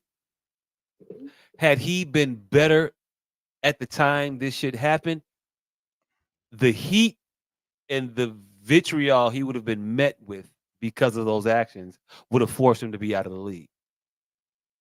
But I don't think he's out of the league right now. And he did that shit. And then after the fact, she said he didn't do that shit. But the withdrawal of the complaint ain't never an issue. He was able to stay in the league because he was middling enough for that story to not get legs. JJ Redick has never been a player of notoriety to which any of these stories about him would grow legs. So, old girl that said he called her a nigga back, the only time she ever been called a nigga, they ain't proved that she said that shit before. But here's the Right. So interesting I ain't thing. say nothing about grow legs, nigga. I just said them shits will pop up in memories. Cool. Bet. It didn't have the Not my grow legs memories at the though. time. My Now mem- it got legs.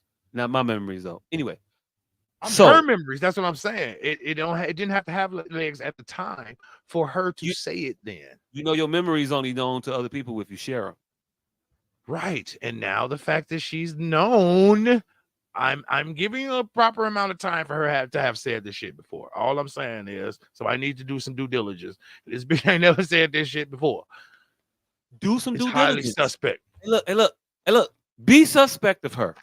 Cool. Not a problem. Now, after her,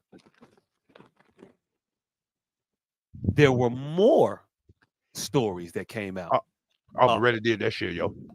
Oh, yeah. So after that story comes out, then another story comes out with an email attached to it from one of his ex-girlfriends about him using a racial slur in regards to her in an email that she somehow got access to. But in the email, he called her a nigga with the hard ER. He typed it, by the way. Typed nigga and also typed spick. Oh, you a bold motherfucker. Yeah, because it was his girlfriend. It was his You talking about girlfriend? this nigga shit this spick bitch doing or some shit like that. Don't quote me because I ain't quoting him. I'm just saying the Don't sentiment. quote me, boy, because I ain't said shit. This the sentiment of what he said though. That nigga bitch, but the nigga was in there and the spick was in there. On top of that, there's also another story where there's actual video evidence. If our producer's still here, I don't know if she's still here because we bumping into 2:00 at this point now. Yeah, we are. So there's another video that circulated years ago around the Christmas season where the NBA ran a promo, for China. And in that promo, they had a bunch of NBA players just saying, "Hey, look, just go ahead and say Happy New Year, China." That's what the whole intent of the thing was. Happy New Year, China. Call it a day. Move the fuck on, right? JJ Redick gets in the video, and he doesn't say Happy New Year, China. He gives them a little extra sauce on the commentary. Tread lightly, Young Dro and Missy Elliott. I'm pulling up the video now to where JJ Redick was. I'm gonna play the whole video. I'm gonna share my screen and we gonna scroll through it together.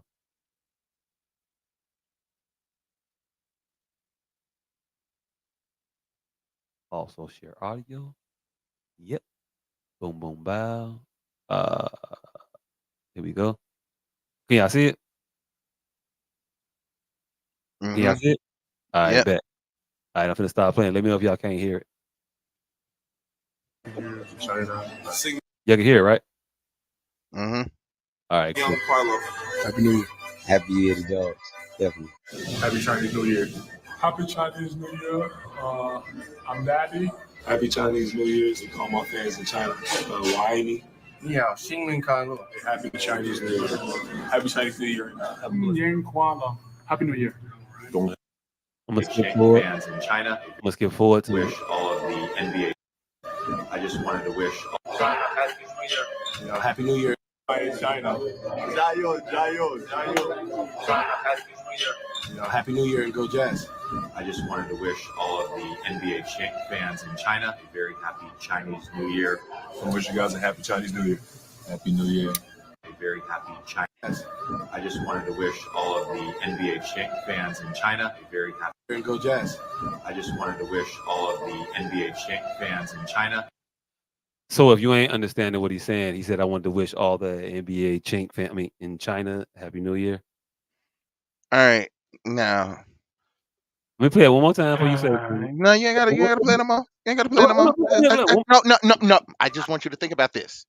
Now, this is a video that was edited, put together, and released by the NBA, correct? Mm-hmm. Yeah. 6 years ago. Yeah, 6 years ago. Minimum. This 6 years ago. So this was a video that was recorded, edited, and released by the NBA. Now, you think that out of this multi-billion with the B dollar company, if that nigga just went out there and just said, shout out to all these chinks, they was gonna let that shit drop with all of their editorial powers. You think they was just gonna let that shit rock? Players fuck up. Hey, nah, nigga, ain't no players fuck up. The fuck out of here with that bullshit. This nigga said Tupac. Hey, this nigga said Tupac was the biggest artist in the world with a bell, and Universal left his ass. Hey, look, yeah, I did. Also, Also. So when he went to China that very next preseason, they booed him every time he touched the ball because they heard that shit and they felt that shit. They knew he said that shit. He ap- he apologized. He tried to say I got tongue tied. He tried Uh, to he said, yeah, it sounded like I didn't mean that. I got tongue tied and I misspoke. That was his rationale. That was his mhm. explanation about the thing. So it wasn't a you didn't hear what you heard. It was a yeah, I said that shit, but my bad. It was just a mistake. I didn't really trying to say chinks. It just slipped out. Now, what we did at the time was, man, it just slipped out. Oh, no other evidence of this particular mentality, so we'll sweep it under the rug. But It came out wrong. At the it came time out we wrong. recorded it, no one in the room heard the word that I purported to say. Had I known it sounded anything like that, I would have been mortified and recorded the greeting over again.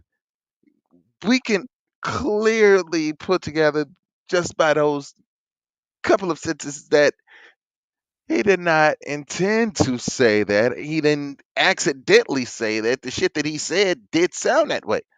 Hey, yo, look, the world I live in, I'm not giving him You're not shooting white people no benefit of the bail. doubt. I get that. I get that. Shoot the white motherfucker that wrote that shit though, because it wasn't him. Some bail. Say it again. I said shoot the white motherfucker that wrote that some bail at least, because it wasn't him. Now I'm getting to the point where now this has passed through too many hands for What you mean? everybody. What you mean? The white motherfucker who wrote that some bill? Okay. Who wrote what? Whatever he said, whenever he walked up in front of motherfuckers after this shit was national news, and the Oh, handlers got to him, the apology. and the handlers got to him, and 20 people wrote it and fact checked it and read it over. Okay. That's what I'm saying. Like the way we know this actually went, not how we thought it went when we were 12. Oh, I didn't think none of it when I was 12. And then When I was 12, I didn't think it was 30 motherfuckers writing speeches for motherfuckers. I thought the people we was electing was writing these speeches. Me personally, Yep. I didn't You know found they out them had speech motherfuckers writing. was, you found out the niggas was doing the shit everybody was telling you not to do. Right. Yeah. Plagiarism. Wait a minute. You mean I could just say what the Somebody motherfucker else wrote this shit, and I don't have time to be dealing with this frivolous shit. But you told me I have to mean my apology. Yeah, that part. You ain't gotta mean it. But anyway, so it's it's it's it's one thing if it was just one thing. But when it continues to be a thing, and you are you, JJ, we see you get extra red when you talk. Hey, look, fam, you talk to certain people certain kinds of ways. I'm gonna just keep it a bean. Um, we've all had the individual we talk to, and we've had the dude, would that motherfucker be talking like this if they weren't? At work. No, not at work. If that motherfucker that he was talking to wasn't the gardener, wasn't the service person. If it wasn't in a Certain position of people talk to authority. certain people certain ways. If you catch what I'm saying. Yeah. When I said at work, you should be like, oh yeah. Hey, yo, look. Hey, yo, look. I don't know. All I know is those are the things about JJ Redick, and everybody ain't gonna say the same lie about you. So, Mm. so I need more than nope. I need more than nope. I need to see you say the nope in a way that makes me believe that it's a nope. Oh no, Brad did that shit, yo.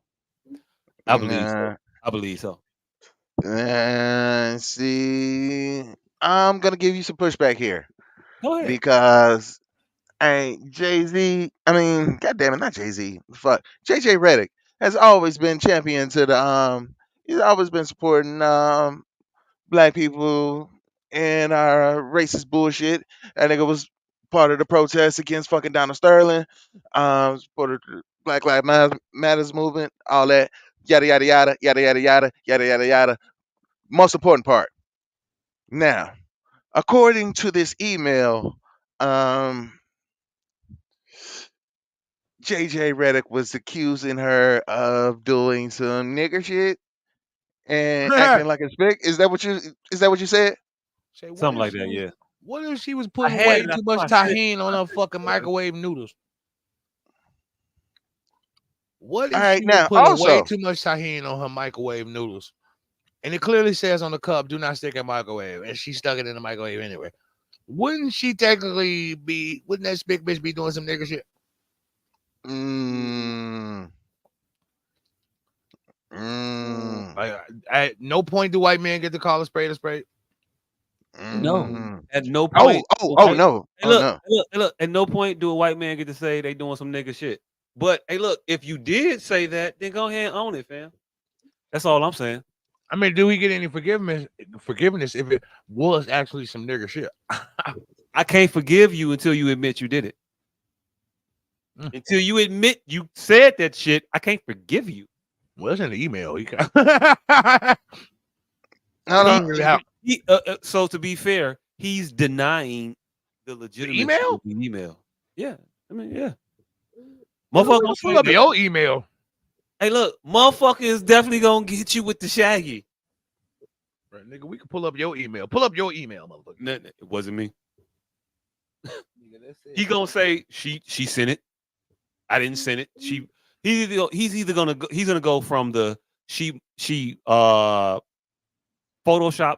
the email to They he can signed check it to my that. email account and sent it on my behalf. She hacked my shit. One of those excuses is gonna be the thing. Or I was drunk and it was a long time ago and I'm not that man no more. Whatever the fuck he gonna go with. But I don't even go with that one because he's already come out and denied it. So Hey, we forgave Eminem and Justin Bieber, baby.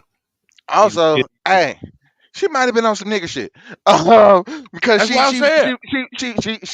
she I didn't finish reading the article, but what if she had an abortion contract with this nigga and got pregnant and didn't get the fucking abortion?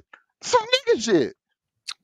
No, hell no. That's white woman all day. When she brought up this when she brought up this email about him using the epithets and whatnot, this was around the time when that whole situation was popping out. That's why this isn't new. She didn't come out the woodworks in 2024 saying this shit. She said this shit in like 2014. When he said This was old. So when I say like motherfuckers have been saying shit about him for a while, this isn't new shit. It's just not. He said the ching shit. She came with the nigger and spit. It doesn't catch the pop culture's. It doesn't appear on pop culture's radar because JJ Redick is such a middling motherfucker in the NBA. His name, no matter what salacious shit is attached to, is not gonna move any needle. So they just not gonna report it. It just goes away. So let me get a timeline. So now when his name is as such where it will move a needle, the stories gain traction. But let's not act like these are new things. So let's let me not get a timeline. act like these shits are coming up out the blue, out of nowhere. They've happened. They've said this shit before. So let me get a timeline of these events. He said the chink shit, and that triggered the email. No, he said that triggered the email exposure, is what I'm saying. So the timeline of events, if you want the actual timeline, I don't know when he called the girl a nigga in the email, and I'm not sure as to when the the New Year holiday shout outs went out. I'm not sure which one happened first. They both happened. I want to know. She was like, "Oh, she seen the chink shit," and she was like, "Hey, that nigga called me a nigga." It could have been, or hey, look, I don't. And know. then the other girl See, this is why I want to see the tweets. And then the other girl, even though nobody saw it then, they called me a nigga too. Yeah, And it fell no, on the deaf other ears. girl. This came up when he was announced as the head coach as the Los Angeles Lakers because she made a note to say that in her thing. In You her missed it. tweet, she said, "I've only been called the nigga to my face by a white man once in my entire life, and today he was just named the head coach of the Los Angeles Lakers." That's kind of me paraphrasing what she said. I think she said something like, "I was on the I worked for the basketball team at Duke." She said some other shit, but the crux of it was that nigga called me a nigga, and I want y'all to know. This nigga scared. And then all the other shit, the Christmas video, not Christmas. I keep saying Christmas for some reason. The New Year's video came out recent, resurfaced rather, because he suffered backlash from it. But when a JJ Redick gets booed in China during a preseason game in which he scores like 28, 30 points, hey, look, kudos to you for doing your shit in the preseason shit. But even the 30 wasn't mentioned All because right, you're all right, all JJ right, Redick, man. all right, all right, all right. So,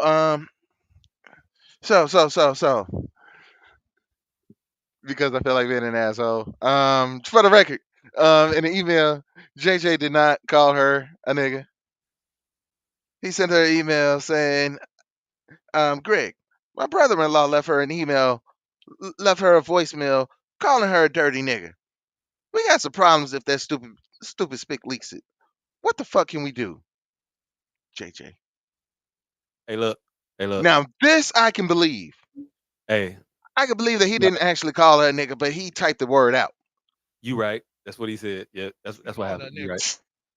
No, he said my brother-in-law called her a nigga. What the fuck is this stupid Yeah, spick bitch my called? brother-in-law left her a voicemail calling her a dirty nigga.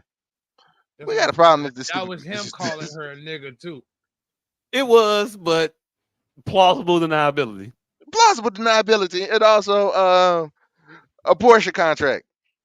Yeah, that's like a motherfucker saying, I hope a motherfucker with a lot of money don't break in my house. Gotta leave my door open. Like, no, But I did. hey, look, I didn't leave my door. just think about the Archie Bunkerness of this motherfucker. He lets the epithets fly. So when he's saying this spick bitch and doing shit, I'm that is those are the level when him referring to the Chinese people as chinks on a regular basis and it just slipping out. Because when you say it and you're not even thinking that it's a derogatory thing at the point because it's so natural to the way that you speak. So when you at work and they ask you about the Chinese motherfucker, yeah, the chinks and shit. Oh shit. But you're not a moron. You're not finna oh shit you're not finna visibly oh shit it. You just finna skate over it and call it a motherfucking day. And so you can possibly say, I got tongue tied.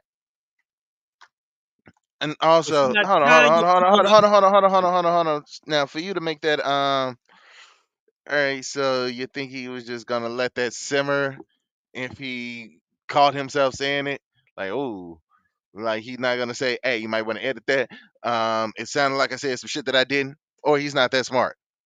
No, he's definitely that smart and he edited in real time. I can play it again for you, fam. No, but I'm saying if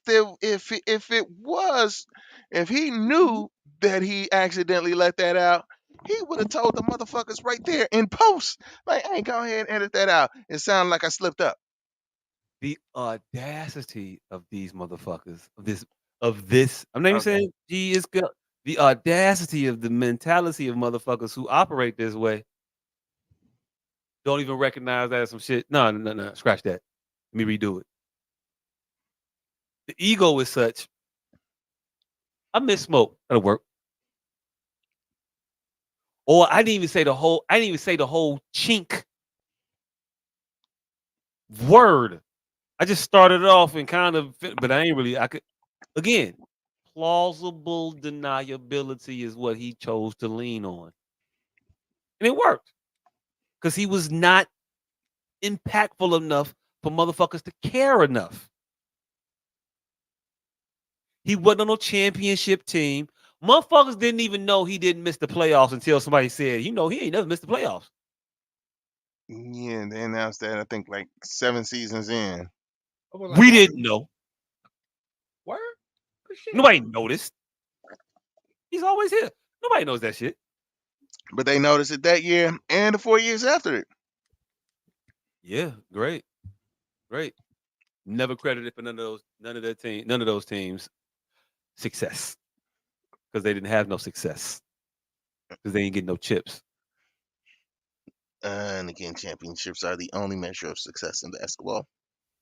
Hey, look, no, but still, when you're JJ Redick, you need some hardware, fam. JJ Redick has hardware. What hardware he got? Larry Johnson has never been brought up in this man dress situation, and we need to fucking dissect that. No, we don't. No, we don't. So we need to leave Grandmama alone. That part.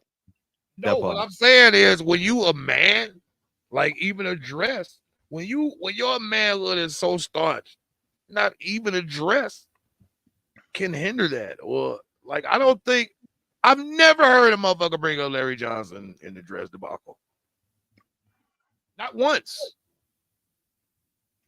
Every single other man on the planet except him. And I don't think motherfuckers just forgot. I think in the general day to day, motherfuckers forget about Larry Johnson quite often. Look, it ain't a forget thing necessarily. Just you don't think about him. Myrtle Urkel got heat in the dress. Grandmama came on the same exact show. Not a problem. You not finna say nothing to that nigga. That's my point. I don't think it's the dress. He wear the dress, but what you gonna say to him after he get through pummeling you? Exactly. So that's why I don't think it's inherently the dress. Black and shut in the motherfucker. What you gonna say to Larry Johnson? I that's my point. I don't think it's inherently the dress. How did that come up? I have no idea. You nigga, you like to throw random shit out when you don't have nothing to add to the actual conversation that we having. Hey nigga, but I guess because when I don't have nothing to add to the conversation, my mind wanders. I know. Also, Larry Johnson wore a dress, but he also did not act like a female. That nigga was just like that nigga was acting like Larry fucking Johnson, just wearing a dress. A lot of motherfuckers get the same vitriol. Yeah, he definitely did not get any of that. Also, Chris Rock slid under that that dress radar too because nobody ever paid attention to the fact that nigga put on a dress. And the most hilarious part about it, on the episode of Fresh Prince, he played a girl on fucking Living Color too. Didn't he do a double date? He was a dress and him and Wanda did a double date with somebody. I think so. That does sound familiar because I do remember a double date. But was that Dave Chappelle wore a dress? When did Chappelle wear a dress? Some clip was just circulating where he had on titties and makeup on the Howard Stern show, and he wore a dress on some other shit. Man. So yeah, everybody didn't have this motherfucking dress on. Dave just forgot about that shit. God damn it, I forgot about this shit. God damn it! I'm racking my brain trying to figure out who the fuck was this double date. I thought it was Marlon. I felt because I remember it. Marlon. Marlon was a dude. He was just the ugly dude that Wanda didn't like. But who was the other girl?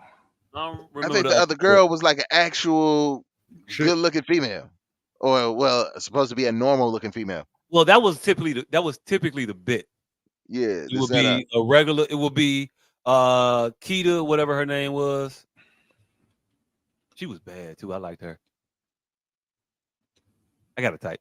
But I liked her on Living Color. But she was the one that would be the girlfriend of Wanda, and it would be either Tommy Davis or David Allen Greer and Barry Bonds at one time. Had be the date. And then it was one bit where they had Marlon show up as the date for Wanda. And she was like, this nigga ugly. No. It was like, bitch, you know you, right?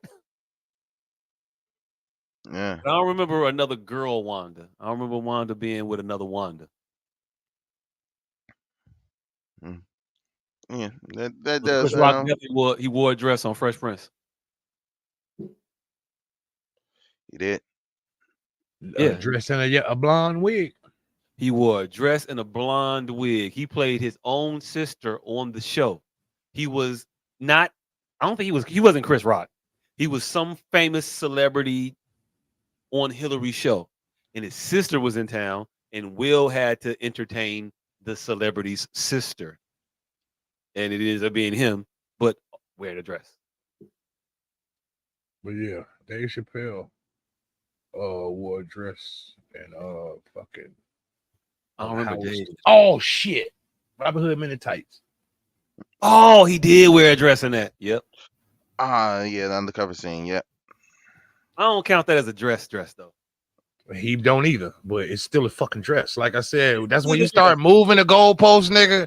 Oh, this was artistic and it was funny. No, hey, look, I'm with you. I'm with you. I ain't even gonna argue with you. I'm with you. I didn't count it as that, but yep, it count. I'm with you. Yeah, when you start equivocating on why your dress was okay and these other men's dresses ain't, that's the problem. Cause mine wasn't tight. Come on, nigga. Mine was because I wasn't playing a girl. Well, you were playing a girl. Kind of a bit. We was doing a thing where we was all acting like women, and then we go. Everybody knew we wasn't. Like I was fully dressed as a man underneath the dress. So was Marlon Lawrence in Big Mama's house. Right. Actually, I don't know. He might have wore panties. I don't. Hey, look.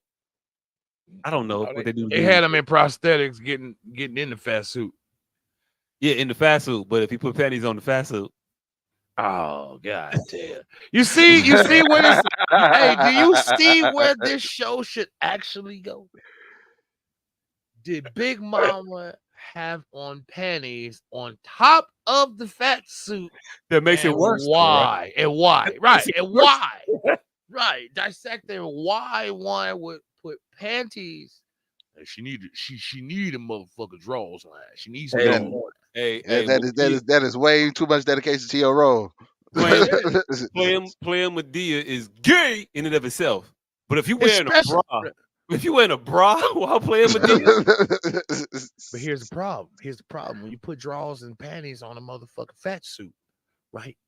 You are being unfaithful to the Medea because Medea got on a slip. So, nigga, you're being extra for no reason because Medea hid them drawers and panty line with a slip. She had on a nightgown and a slip underneath that motherfucker. Hey, look, it's a certain level. It's a certain level of depravity that I've not reached yet. I don't know if Medea had a panty line or not. And I'm proud of not knowing that.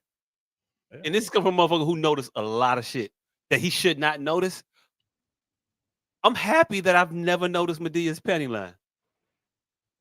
I'm proud of myself, as a matter of fact. I'm proud. God damn it. I shouldn't hang my hat on that, but I am. Fuck. Anyway, JJ Redick ain't shit. In conclusion, JJ Redick ain't shit. That's what Medea. We were, right? Yeah. I'm cool. I get JJ the benefit of the doubt. So it's one JJ Redick ain't shit, and there's one. I mean, it's a JJ Redick. It's a JJ Redick ain't shit. And what you got, man with no name? It's definitely Beretta did that shit, yo. You don't type dirty nigga in an email. I'ma cuss that spick out. No, nigga. You wanted to say dirty nigga. Also, if she ain't honoring her abortion contract, that gives you. I'm gonna give you some leeway. I'm gonna grant you some grace.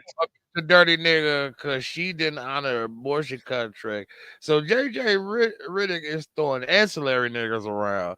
That's how motherfucker. You know what? JJ Redick said dirty nigga like 5-year-olds be interested to tell you a story with somebody cussed. Just so they could get the cuss off. I want to say it too. Mama, I was I can't outside. These three believe they motherfuckers called just it. these three motherfuckers just walked past the window and said shit. Motherfucker, what'd you just say? They said it, mama. No, that first motherfucker. They didn't say that first motherfucker. Oh, I'm sorry. I can't believe my brother-in-law called this big bitch a nigger. The fuck wrong with him? Oh shit, free JJ. Free JJ. Oh shit. Well, that's all we have to say about that. Right. Oh shit. Shit. What else happened this week? It was some other shit to get into. Yeah. That was some other shit. I really Actually, wanted it to was. talk I about this. just had a lot of reaction shit. I wanted to see y'all how y'all felt about these particular things. Um, this one in particular caught my eye, and it was. It's y'all watching it. You tell me.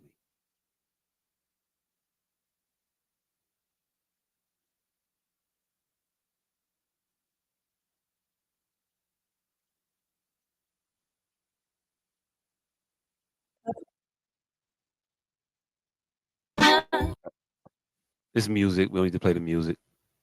Uh, You all are seeing this, right?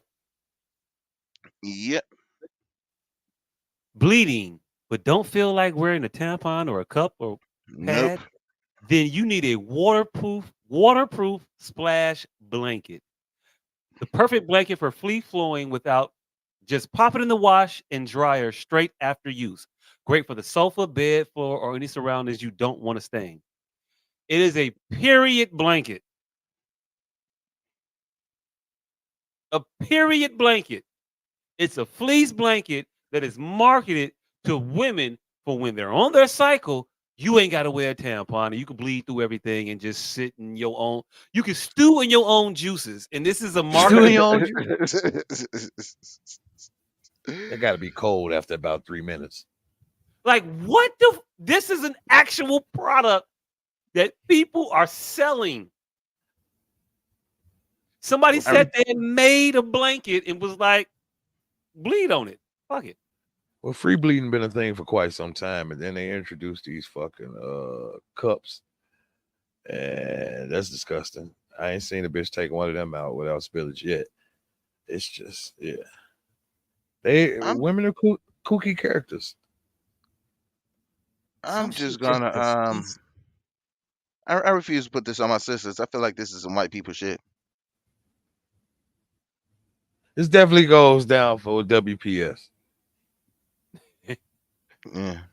But sisters, see, this is the problem with sisters that they often adopt these things to appear of a higher ilk.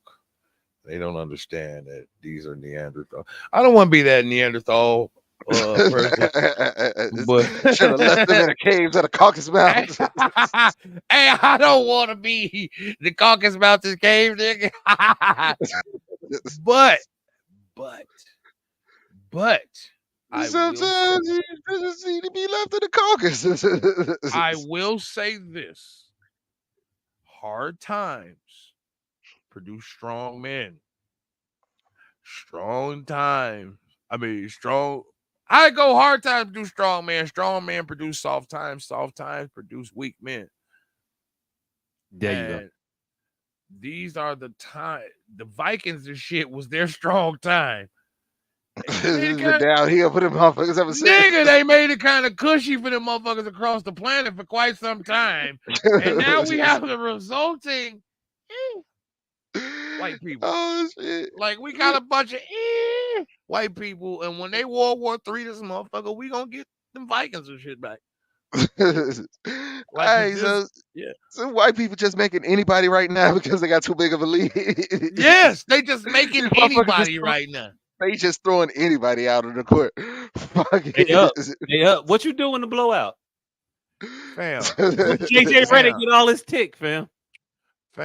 if you were to let anybody on the face. All right. Put it like this: if you would have put the historical presidents down, right, just all of them, and the shit they've been accused of, right, would crack on the Oval Office floor, like with what we say of Biden, would that be his term? That you, like anybody would, he's supposed to be one of the best and the brightest. It's proving to be otherwise, like the shit they thought Obama would have done. Like a motherfucker found a bag of crack on the floor in the middle of the Oval Office during normal business hours. Like the shit they were accusing Obama of doing. This is happening in a whole nother administration. The one that was supposed to be the cleanup to the last administration. We would have been okay finding the crack bag in that administration. Or the 1-2 previous from the last administration. But in the one where he was promised to be the answer to all the shit that's been going on for the last while, that's where the crack was found. So what I'm telling you is they produce some weak men. Weak. And they getting weaker by the time. As softer as they get for them, the weaker they get. That's why Trump didn't spill no crack. And then Biden did. I hate to see what's going to be in Trump office next. Nigga, a felon. A fucking felon. Hey, not crack. Though. Not crack. Couple prostitutes, maybe. He's not gonna be able to take. He's not gonna be able to take crack because he's gonna have to still take drops for his PO. Like, what the fuck? Our president is gonna be. He's gonna end up having to spend a weekend in jail for violating probation for not checking in. It's fucked up. This is America. Don't catch him slipping now. Hey. Fam, So this presidency has. I'm about to say this presidency has produced cocaine on the fucking White House floor and the most dog bites. Yeah, they got a rabbit ass dog and a rabbit ass son in the White House. Dog has 24 documented bites. Put up numbers. Do the numbers. Fam, they got a fucking rabid German Shepherd and a crackhead in the White House. And this is supposed to be the answer to the last fucking administration. But Obama was the monkey. Yeah, but Obama was the fucking problem. If you thought, if you put down 46 white men and 1 black man, and then you put rabid German Shepherd and crack found on the floor during his term, and you asked every white person on earth whose term that happened during. Oh shit! White people had a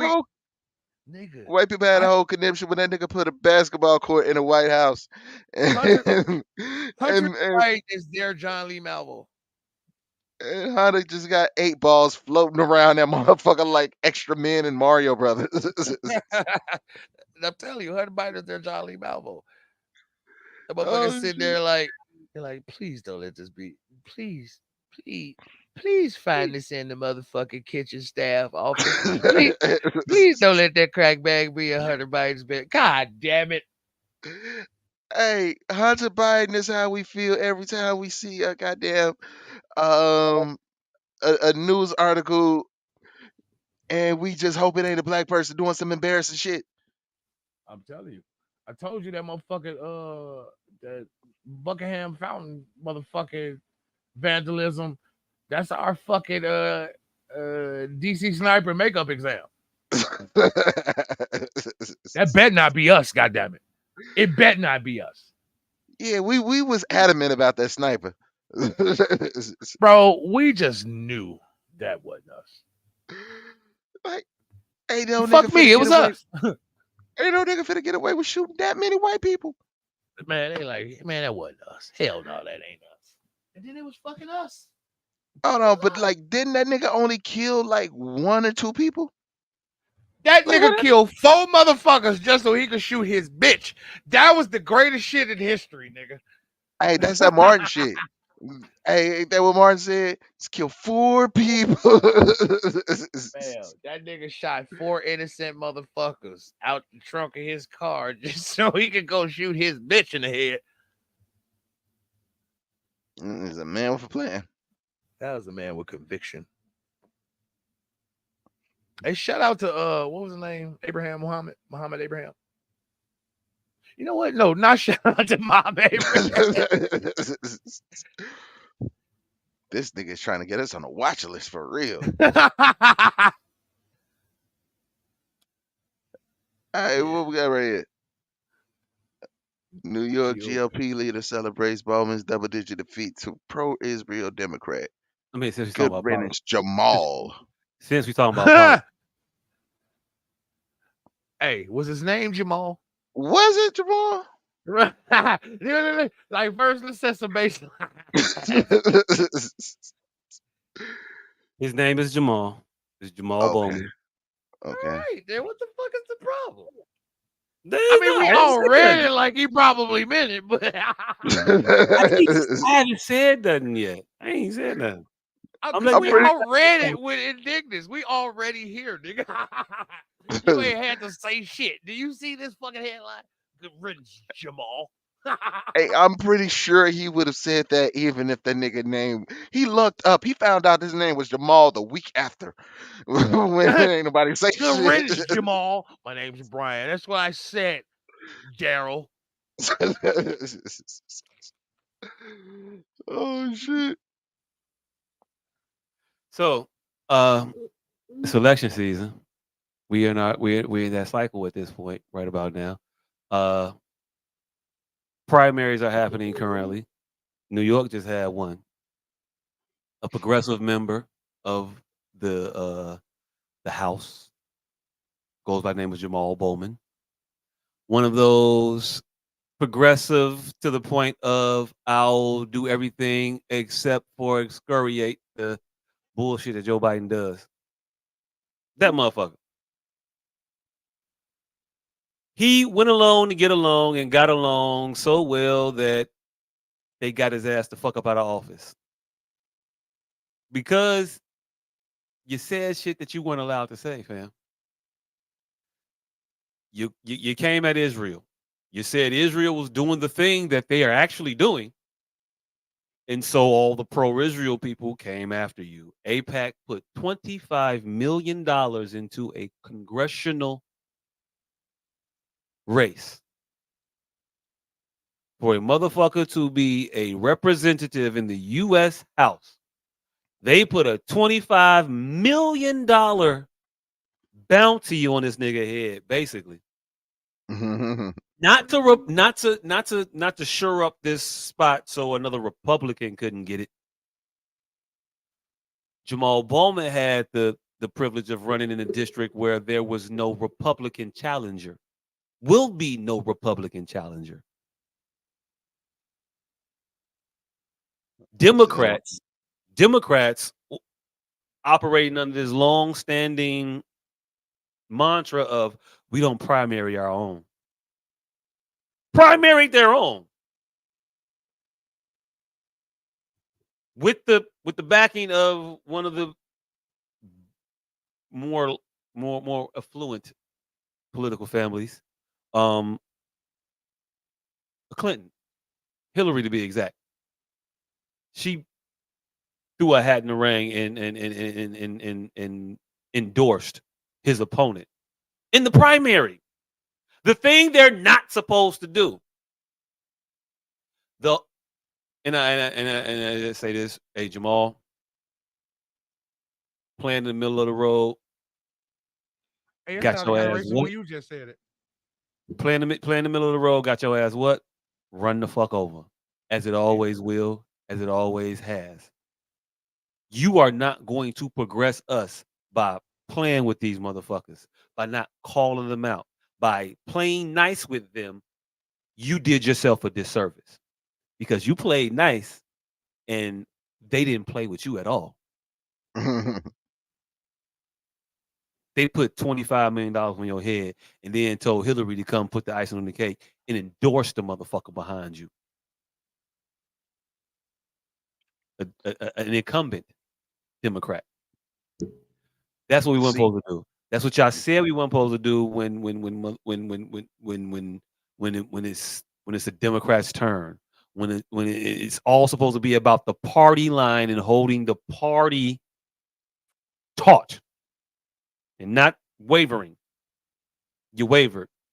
Y'all only see, seem to waver in the realm of a progressive or a colored. APAC has been on a tear, putting money against the opponents of black people running for political office all across the country. Race after race after race, APAC is putting money behind candidates that they deem are anti the Israel agenda. Why is this a problem? Israel's a foreign fucking country. We should only be concerned with motherfuckers who are pro the American agenda, pro the progressive agenda if you are a actual progressive. But we tend to, in these times, say, fuck that shit. I'm going to side with the people who got the power. So at this point, now motherfuckers is on the Clinton ticket, on the Biden ticket. That's just the Republican ticket. I don't know what to tell you. I don't know how to make it plainer or smoother for you. It's the Republican ticket. They do all of the oppressive shit to us under the Democratic banner and then call it good. They told us you can't primary an incumbent in this very election cycle while doing it. You can't JFK, not JFK, RFK, you can't run as a Democratic for the president of the United States. We got an incumbent Joe Biden here. You can't primary him. and maybe they meant no primary in districts where we can lose. So Hmm. only in districts where we can win. Yeah, yeah. I Okay. mean, if we So have no there competition, if are everybody's the there best, why I are feel like Compass missing? there are several districts across the country in which there are not so confident that there will be a Democrat in office. Several of them. I can't name any of them right now because it's like 2 o'clock in the morning. But it's several races right now that they are backing somebody a challenger to the Democratic candidate where there is a Republican on the ballot to run against them in the general election. That's the thing. There's several. Can't name them right now. Again, Mm, it's 2:30. I believe you, but also, But they've been doing that. So to say that well, they're saying we ain't gonna do it where you can lose. No, they've been doing it where you can lose. That's not a thing. nah, I'm just They're throwing gonna out a do it hypothetical. where you are challenging their authority. Jamal Bowman's great issue was that he called a genocide a genocide. You don't respect my authority. And they said, nigga, we gonna check you. We gonna make you understand it. And they popped his ass. And we don't prime it. Hey, we don't challenge incumbents during primaries, but that nigga gotta go. Nigga gotta go. And here is the thing that people aren't understanding the larger picture of it. All this middle of the road shit don't work. So to bolster Jamal Bowman's chances before he took this embarrassing double-digit loss, AOC and Bernie Sanders, two of the biggest Democrats in the world, said we gonna do a rally for you, Jamal. We got your back. They hosted a rally for this nigga in New York. You know how many motherfuckers showed up? How many? 200 people. 200 people. 12 of them. The Hey, last time Bernie Sanders had a rally in I think that particular borough, I think it was the Bronx or Brooklyn. I can't remember. I think it was the Bronx. The last time he had a rally there, I believe it was like 17,000 people. Nigga should have had Fat Joe come and sing New York.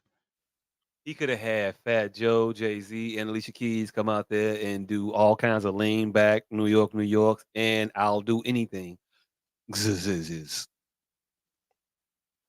Wouldn't have helped. Wouldn't have made a difference. People have decided. People have said, I don't fuck with you no more. The apathy of the average voter that was enthusiastic 4 years ago, 8 years ago, when Bernie was running against Hillary to run against Trump. 8 years ago, that enthusiasm was there. 4 years ago, that enthusiasm was there when they were trying to find somebody to run against Trump when it was Biden and Bernie. He's had it then. When Bernie got on TV and said, go ahead and vote for Joe Biden. I rock with him. Y'all should too. When he did that shit for the second time in a row, he lost all of the people that had energy behind a person that they thought was a champion of their causes. Took it out. Took all the air out of those cells. There's no longer a constituency of people backing these progressive candidates. It's over for these motherfuckers. Bernie might not win his next election. AOC, she might win because she's proving herself to be part of the go along to get along gang. And she's going along just enough to where they'll be like, if we can puppet you, we'll keep you in place. If we can't puppeteer you, then we'll get you out of here. And she seems to be falling right the fuck in line with being a puppet. Jamal tried to buck, got slapped on the head. They only can do that when you motherfuckers are not unified. They say I got 100 clips.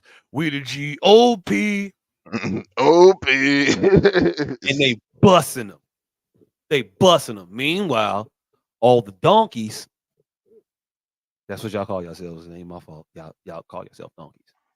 All the donkeys is sitting here with their dicks in their hands like, I don't know what to do. They're so mean. They play dirty. No, they playing accurate. You ain't shit. You abandon your causes and principles and you don't stand for shit. And they call it, they just say it. Did you just call them You Snicker gonna Pickles a bunch keep of Peter rallying Eaters? behind this pussy motherfucker? And then people be like, you know what? I'm not. I'm getting tired of fighting and losing and then having a motherfucking loser as my champion and be like, hey, yo, be good with losing. It's okay. No, fuck that shit. You called these People are- Snicker Pickles some These Peter people, Eaters. the people are speaking. They don't fuck with you no more. And if you don't get smart enough to understand this shit and get ahead of it, progressives in the caucus. I'm looking at Ayana's. I'm looking at Raphael's. I am looking at shit. I can't think of anybody else's name right now, but I'm back to the twos again. Damn it! I want a third, but I can't have. I don't have a third. But what's old girl from Texas? Jasmine Crockett. You. There you go. Third. If you want to be something formidable, then you have to be formidable. And it just don't. It can't stop at you just talking shit. These people put forth plans. Donald Trump is running on the was it Project? They call that shit Project 25. It's something. It's Project something. I thought it was something with 100, but it's Project 25. Might be 2500. I don't know. Anyway, it's the blueprint to the Republican agenda. And they wrote it, laid it out, and you know what Donald Trump is doing? I'm robbed with that. Because that's what the people want. That's what those people want. Project 25. Let's go. I'm adhering to all the rules in that shit. Now we get progressive, we get liberal, representatives. There's no plan in place. There's no coalition upon a theme. There is nothing other than fuck them niggas. They scary, and you should be scared. That's their whole plan. So That's the entirety of their messaging. Those guys are scary. Come fuck with us, and that's all they doing. They have no actual plan for progressives. They have no actual plan for Democrats. The things that people want: universal health care, student loan forgiveness, shit like that. The president has come out and said, "I ain't doing none of that. I ain't doing none of that shit." He said, "Universal health care, no." He said student loan forgiveness in large part. No, they'll give you a couple 100,000 people here or there or 10. They'll give you a couple motherfuckers to point to as success stories. It's the minority. They'll never actually make it a thing as to where the majority of people can benefit from it and elevate those agendas, those mentalities, those principles. They will never be on a plane where they can be proliferated. They'll always be handicapped with the promise of incrementalism. We'll do a little bit at a time. But you do a little bit here, but you do a lot here. So I'm never catching up. I'm only getting further behind. And nobody recognizes we're getting further behind year after year after year. We're not closer to universal health care now than when we were when Obama was in office. We're further away from it. And what makes you say we're further away from that particular issue? Because of all of the carve outs they've put around it. So instead of universal health care, it's Obamacare, which sounds like it's for everybody, but it's not. You make a little bit too much money. Now you got to go on the Yeah, you gotta go to the the portal. marketplace. Go to the marketplace, and the marketplace is all crap insurance that's going to ensure your financial instability. That's all it does. It's not making healthcare more affordable. It's not gearing towards free healthcare. It's going towards we'll be able to pay for some shit. Can you pay? And if you can't, emergency room for you. If you can, food stamp line for you. Because if you can afford to pay for healthcare, you're gonna be on food stamps. Because you can't pay for this shit and actually be able to use it. The most mundane of fucking tests are thousands of dollars. Yeah, the fact that Do they've you know turned. anybody on this market program you talking about? I don't know. I don't know nobody on the marketplace. I know I know a that it lot of exists. I don't motherfuckers know on the nobody. marketplace, and none of them have these issues that you're talking about. Are you talking about the marketplace or so? What are they paying for their place on the marketplace? What is the For cost? most of them, nothing. That's not the marketplace, then, fam. That's Medicare. That's Medicaid, rather. If you're not paying anything, you're not on it. Most of You them are are paying you are nothing. on Medicaid, and you don't understand the difference between the two. I think. No, Now, if you you got don't understand the difference. I know you want to say that. It's cool. You got it. All Obama did was people with jobs have co-pays sometimes. All the time. Not just co-pays. You have actual insurance just regular insurance that you gotta pay. Everybody has regular insurance. The problem that you're not understanding. It shouldn't be a pay thing. It shouldn't be a monetary incentive to healthcare. We should not have to be in system where you have to pay to go to a doctor. But we are. That's the problem. And it's more, and as much as you try, and you are one of the motherfuckers that's brainwashed. They got you. You don't even know it. Because you're arguing that this is a thing that should happen. It shouldn't. That's not what I'm arguing. What I'm arguing is the shit you saying is inaccurate. My bad. What is your point? My point is we shouldn't be paying for health care. But there is no middle class of motherfuckers that's basically paying out of pocket health care because of 100%. Obamacare. 100% there is though. All right. Do you know? 100%. Do you know any of them? I'm about to be one of them because now I have to pay for fucking healthcare. I'm talking about on Obamacare. You finna be on Obamacare? Yeah, I gotta go through the marketplace. Right. And so now tell us your experiences. I want to see if you're paying thousands of dollars like a regular test, or are you just paying $50 copays? So he's gonna be our lab rat. He's gonna tell us firsthand if he's paying thousands of dollars for the full test, or is he paying $25 copays and $100 copays? But once I do that, I will be paying like $800 a regular month. full ass price for insurance. $800 a month. Huh? $800 a month. No, I don't know nobody. We all paying for Obamacare now, but when he uses it, he's Hey, gonna have a $25 copay, not $800 a month. Real quick, what are you looking at right now in the marketplace for what you got to pay as a monthly payment for your Obamacare? I honestly have not even looked at it yet. Okay, it's gonna be up there, fam. Do you have health insurance now? Not anymore. I just got my official rejection letter on my appeal from your company. No, it was never through the company. It was always through the marketplace. I never went through So you've none been of on my the jobs. marketplace before. So I tell us your mean, but experience. it was free. I was But getting you've free been shit. working. That's what we're talking about. You were working 8 jobs, and you were on the marketplace and getting free health care. Would you explain to this nigga that? Yeah, I was getting free healthcare.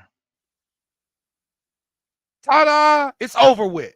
The case is over with. That's all I've been saying. And now I no longer will be getting free healthcare. I will be paying for it. Pay $25 copays. That's all I'm saying. No, I'm gonna have to pay for like the actual insurance. That part. He don't understand premiums. He don't understand he don't understand what a fucking premium is. It's not gonna be $800, bro. What do you think it's gonna be? What do you think it's gonna be? Probably like, well, I'm not gonna say what he makes, but probably like, because he makes so much, probably like $100, if that. And that's because he has 19,000 jobs. $800. No, guaranteed. That's what I'm ballparking you at for a month for Obamacare. Maybe 600. Put it somewhere around there. Damn, he was just free with these jobs. Yeah, right, he was just free until they caught up with his ass, and now you no longer on. You don't even had these jobs 9,000 years, and it was just free. And now he got one too many, and now they want $20 out of it. Hey, look. With Joe Biden in office, can't get no more. That ain't what happened. You want to slice this shit up, fam? I'm just telling you, you're not better off with Trump this nigga did in that office. shit, and like I said, Trump didn't do this shit. Joe Biden did that shit. Beretta did that shit. It's his fault. The marketplace is going to tax the shit out of you if you got a job that you want to get insurance through the marketplace. Oh, you talking about something new? I'm talking about Obamacare, nigga. Obamacare is the marketplace, you motherfucker. But you're talking about Joe Biden changing it. We were talking the initial. I'm continuing the conversation we've been having for months now. Motherfuckers that qualify for Medicaid don't qualify for it no more. That's why they weren't on the marketplace searching for insurance. Before, you weren't on Medicaid. You weren't on the marketplace. You were on the Medicaid function of it. That's why you weren't paying anything. That's why it was great. I just told you. Joe Biden could have ended this shit. These conversations we had months ago. And he flipped the qualifications for it. So now people that had Medicaid that were skating by now have to do the Obamacare route and go on the marketplace to find some insurance because they now find that they are too motherfucking. They got too much money to qualify for shit they had. Even though it don't feel like you got that much more money. I literally been arguing with you about how this shit work, and this nigga right here has jobs and Obamacare and wasn't paying anything. And you've been arguing me about this shit for months, and he's literally been sitting here. A lot of motherfuckers have Medicaid and think it's Obamacare, fam. I don't know what to tell you. So you're calling this man an idiot? Okay. Call him uninformed like most of the motherfucking. All right, you're right. You're right. So what did you have, Asshole Professional? I had Medicare. Medicaid. Yeah. Thank you. Thank you. That's all I want to say. Off the marketplace? Yes, off the marketplace. That is Obamacare. That is Medicaid, you moron.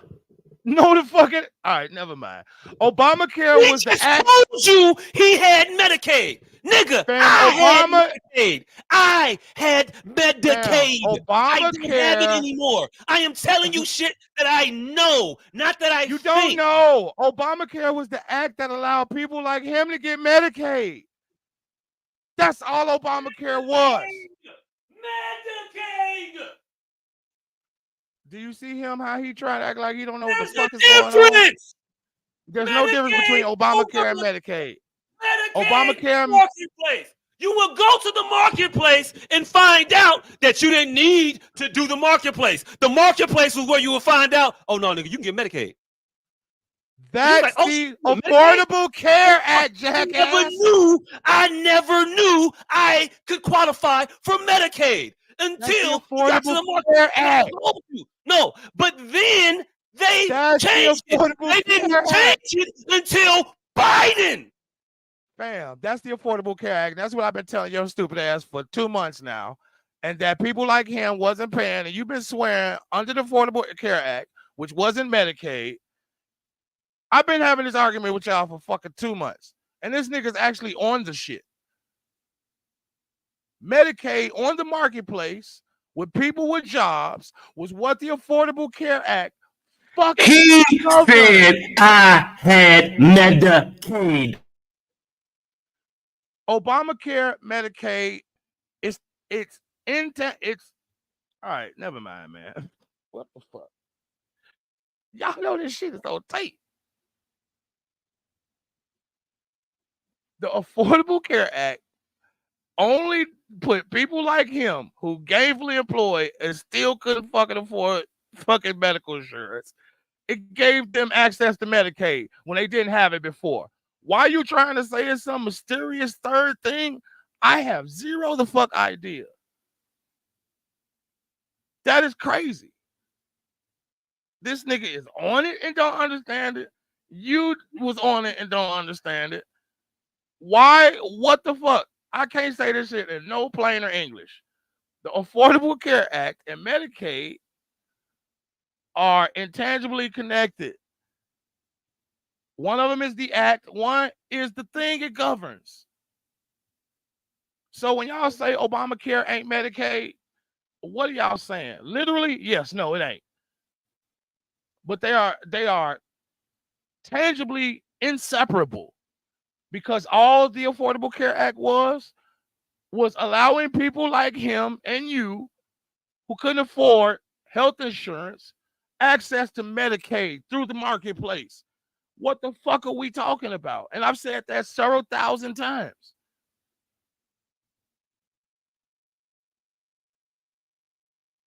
And how y'all instituting that is anything but that is crazy. Yeah, Obamacare is the law. Right. It's the law that governs you to get on Medicaid. Mm-hmm. It's the law that allow people like you who are gainfully employed in this shitty ass country still doesn't afford you medical coverage to allow you to get on Medicaid. That's what Obamacare was. Yeah. That's what I've been saying for 2 months. And that's what I've been arguing about for 2 months. And this nigga still don't understand that right now. Right now, he still don't understand that. Hey, look, I ain't hear shit you said. I ain't need to hear it. Whatever you said was probably You're some not bullshit. going to understand it. We know you don't need to hear it. But I need this nigga to translate sometimes. He tried to. He said he told you he had Medicaid. You don't want to hear that shit. Right. I understand. I told you I had Medicaid. You don't want to hear that shit. But you don't understand that the Affordable Care Act governs Medicaid, and that's all it does. It's still Medicaid, and it just facilitated the path for motherfuckers who had jobs and some money to actually qualify. You say who's muted? You're muted. You're not muted. You were muted. It wasn't. Oh, If all he right, you're heard not me, muted. Maybe my motherfucking. if he heard me, I if can't. he heard me, I then that can't. means that you couldn't just hear me. I don't know. All right, so my headphones died. All right, now yes, my headphones died. But again, Affordable Care Act just governs Medicaid. Fail. I've been telling you that shit for 2 months, and I don't know what you still arguing about. And both of you motherfuckers been on it and don't understand it. You got it. What have I been saying other than that for 2 months? I don't know. But motherfuckers want to rock with this middle of the road shit. Go ahead and do it. You're gonna feel the same fate as Jamal Bowman. Raphael Warnock, I'm talking to you. Alan Presley, I'm talking to you. Again, I don't have nobody else in that motherfucking caucus right now. I found my mic and X. Can't find my airheads. I'm upset about that shit. And Mike and Ike's not that good.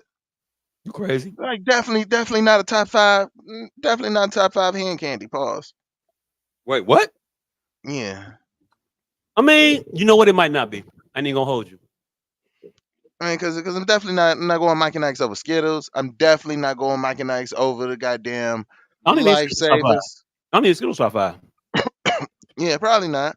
Now, But ladies, now laters, lifesavers, Jolly, especially lifesavers, Jolly Ranchers of Jolly Ranchers of lifesavers. not the gummies. I mean like the wine candy Jolly Ranchers. Yeah, I know. Just don't. First of all, pause for you saying Jolly Ranchers, nigga. That wine candy. Hey, look. It was, I want everybody to know what I was talking about. But Wine candy. let's see. All right, I got lifesaver gummies, definitely number one. Smarties. Smarties, Sour Patch Kids, now laters, yeah. Yeah, I'm not saying Mike Knight's top five. I'm gonna Yeah, argue. I had Airheads above them. yeah, and not to mention Lemonheads. Ooh, shit. Ooh, shit. Lemonheads. The Marvin Martian joints. The little blue balls. Pause. Yeah. That You was get my shit. non-existent candy, nigga. Well, I got What? cherry clams then. You said what? You name a non-existent candy, nigga. Well, I got cherry clams then. The cherry joints was fire too, though. I ain't gonna hold you. You mean the top 5 hand candies of all time, or you talk about just now? We talking about all time, fam. No, I'm talking about now. Oh, Yeah, now I don't know. I don't know what candies is out now. I know old shit. I don't know no new candies. Nah, nigga. Nigga, I freak with the candy aisle, nigga. Jolly Ranchers, nigga. The Jolly Rancher gummies, nigga. They got the collision joints. Them shits is banging. I ain't never That had is a my Jolly. definitely I ain't had a Jolly Rancher gummy. that is my go-to road trip candy. I got to Hey, drive more than 2 hours. Bag hey, of lifesavers. I just like to point out right now how y'all be having conversations and y'all don't be knowing what each other talking about. And without me coming in to clarify most of this shit, like just now, y'all would have been talking about 2 different things. How? Because y'all were just talking about 2 different things. Y'all having a complete conversation talking about 2 different things and didn't know it. What is he talking about? Just now, and you were talking of all time. Okay. But y'all didn't know that though. Cool. I saw that. Cool. That's fine. Okay, so all time candies, man, because I don't know just now candies. All right, all time, definitely now laters. I'm still going with my lifesaver gummies, Sour Patch. Yeah, Mike and Ike's don't cross the top 5. Maybe not even Did top anything 10. change, by the way? Anything You said, change? not really. Okay, cool. I didn't think it would. Where does powders come in at? What is what? Powders come in at. I mean, you can put them wherever you want, so I don't think none of them make the top 10. I'm saying, do we count powders as a hand candy? We can count them. Yeah. Fun Dip definitely making top 5. I don't know about Fun Dip making top 5. The straws, yeah, top Fun Dip, don't know. Straws, Fun Dip, one of them is Straws is top. better than straws is different than Fun Dip though. What I'm saying is we can argue about straws and Fun Dip later, but one of the motherfuckers is making top 5 is all I'm saying. I'll give you straws. I'll give you straws top 5 arguable. I'll put it in the room. I'm fine with that. I'm fine with that. I'll put my sword down tonight. I'm fine with straws arguable. But of top 5, yes, a powdered candy is definitely got to be up there. It's so many powdered candies. Yeah. I don't know. I just don't think any of them peak at above like top 5. Eh. I can hold you. Anderson, the straws at Anderson was a motherfucking hit. Them and Fruities, fam. Definitely Fruities. Yeah. All right. Now here's where the curveball come in. You know, I'm the motherfucker that don't like to stay color between the lines. Kool-Aid with sugar. Does that make? That's why I was asking about powdered candy. All right, no. All right, hold on. First You of got all, to be you regular candy. It can't be some shit you created. First of all, you are a motherfucking Neanderthal if you're walking around eating the Kool-Aid packet and you're adding sugar. Where to do you think Pixie Sticks got that shit from? Nigga, I've eaten the Kool-Aid straight out the packet. I've never added sugar. Fam, where do you Never. think Pixie Sticks got Oh, that yeah, shit the from? pack is Don't let disgusting. these white people steal your shit, nigga. Munchies stole a 3-bag mix from us. They stole did. the They fucking did. They Pixie did. They Stick did. from us. Motherfucking McDonald's stole us, putting the big breakfast and turned it into the McGriddle. Nigga, don't let these motherfuckers steal your shit. Hey, Kool-Aid nigga, and It sugar definitely was take ours. me watching what motherfuckers is doing. They're like, ooh. Kool-Aid and sugar was ours. And then here come Pixie Sticks and Fun Dip. Yeah, plain Kool-Aid is wild. I ain't gonna hold you. hey, nigga, you fucking uncouth ass Neanderthals are fucking adding Oh, I'm saying the sugar exact to it. opposite shit again. He's Yeah, saying I plain know. Kool-Aid We are wild. arguing. You say Kool-Aid with the sugar is wild. Nigga, you had to put Yeah, the sugar in it. no, we didn't. We just straight ripped the packet. No, nigga. Nigga, Sugar packet in the Well, sandwich first of bag. all, sugar packets, nigga. Why you got this many goddamn accessories for your random ass pack of Kool-Aid? sugar packets is also crazy. It's just sugar. Ain't no packets in the crib. 1, 2. Your mama let you just drink regular ass sugar out the fucking packet and use okay. That was okay in your crib. I'd have got throttled. This I'd was have a got sneak throttled mission. if the Kool-Aid drawer was light before grocery shopping time came around. This was a sneak mission. This was never something you did at the open. This is most times you did it at your grandmother's house. This wasn't Okay, some it had shit. to be a sneak. It had to be a sneak. Okay, all right. This some shit you made the day before or right before you walked out the door for school. This wasn't no. The kids who could do that in front of their mama were unloved. Those were two type of kids: the bad kids and the kids that got Jordans. Those are the only two type of kids that could do that shit right in front of their mama. The bell curve kids would got our asses whooped. We the kids that couldn't open 2 boxes of cereal at the same time. And look, the Kicks is over there. And first of all, you ain't gonna get 2 boxes of cereal at the same time. No, she ain't going back to the store, so she'll get Oh all yeah, the groceries. you get But all the you're not groceries for the opening month. another one till one I'm done. I don't give a fuck if you and your brother don't like the same cereal. Oh, hey, look, nah, you gonna get these Kicks. What you want? Kicks? There you go. Hey, I have spoiled my kids in the fact that I do have multiple boxes of cereal open currently. Hey, I'm gonna shoot you some bail. Boxes of cereal are like 3 bowls now these days, so it ain't the same box of cereal that would have went stale or got eaten by roaches after a week. Eating bowl after bowl after bowl of cereal, and that motherfucker's still up there. And now you want to get crowded plates. You are a wild individual for buying regular sized boxes of cereal nowadays. And family size boxes are 3 bowls of cereal now. No, it ain't. Family sizes give you decent. Family size is equivalent to what the boxes used to be. That family size box back in the day would sit on top of the refrigerator and you eat it every the regular boxes. Fam, you know why your mama wouldn't let you open 2?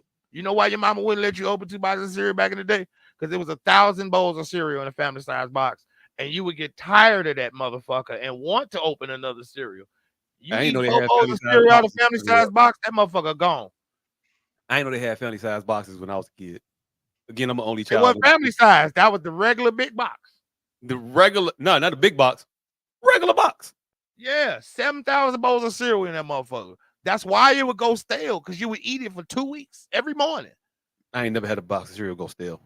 Hey, nigga, my kids are living it up. I allow these motherfuckers to have suicide cereal. Wait, suicide Never cereal? had suicide cereal in my life. No, actually, I did it one time when I was grown, and it felt horrible to my soul. And that was only because I had, hold on, it was the merging of two experiments. I had two boxes of cereal open at the same time, two corners at the same time, and I made me a suicide bowl. And I felt like my mama was gonna bust through the door and beat my ass at any moment. And Hey, I look. wasn't even in her house. First of all, a combination of two does not a suicide make. That's a Oh. that's a self harm bowl. Nigga, It's a suicide bowl. it was a lackadaisical suicide, but it was every bowl of cereal I had in the house, nigga. You had a cut myself bowl. Yeah, my kid, I It was used to let him do overdose. apple loops. Apple loops seems like We a only waste. talking about Man. 2 bowls, nigga. Apple loops Huh? seem like a waste. You can't do apple loops, You can't do 2 cereals that damn near are exactly the same already. right? Mix Honey Nut Cheerios and regular Cheerios, nigga. I made Captain Crunch and honeycombs, nigga. Nigga, that sounds like a disaster. Nigga, the fuck? That combination does sound horrible, by the way. The But fuck it was this nigga is eating a cereal version of Rib Tips milkshakes. Nigga, no. And that's amazing. Rib tips and milkshakes are amazing, nigga. No, but not a Rib Tip it's not, hey, milkshake. look, that sound like mud butt 3000. Hey. Until you Barbecue and lactose for niggas? Hey, until you Yeah. dip a rib tip in your ice cream, fam, save your judgment. Nah, I'm cool on that one. Nope. Nah. No rib tips in my ice cream. Pause. I just felt like it probably needs to be a pause there. Because of reasons. Again, to button up that last segment though, fuck Joe Biden. He's also debating tomorrow against Donald Trump. They got a whole there's a debate tomorrow? Debate tomorrow on CNN. It should be a doozy because it shouldn't be a doozy. They're gonna cut the mics if you're not talking.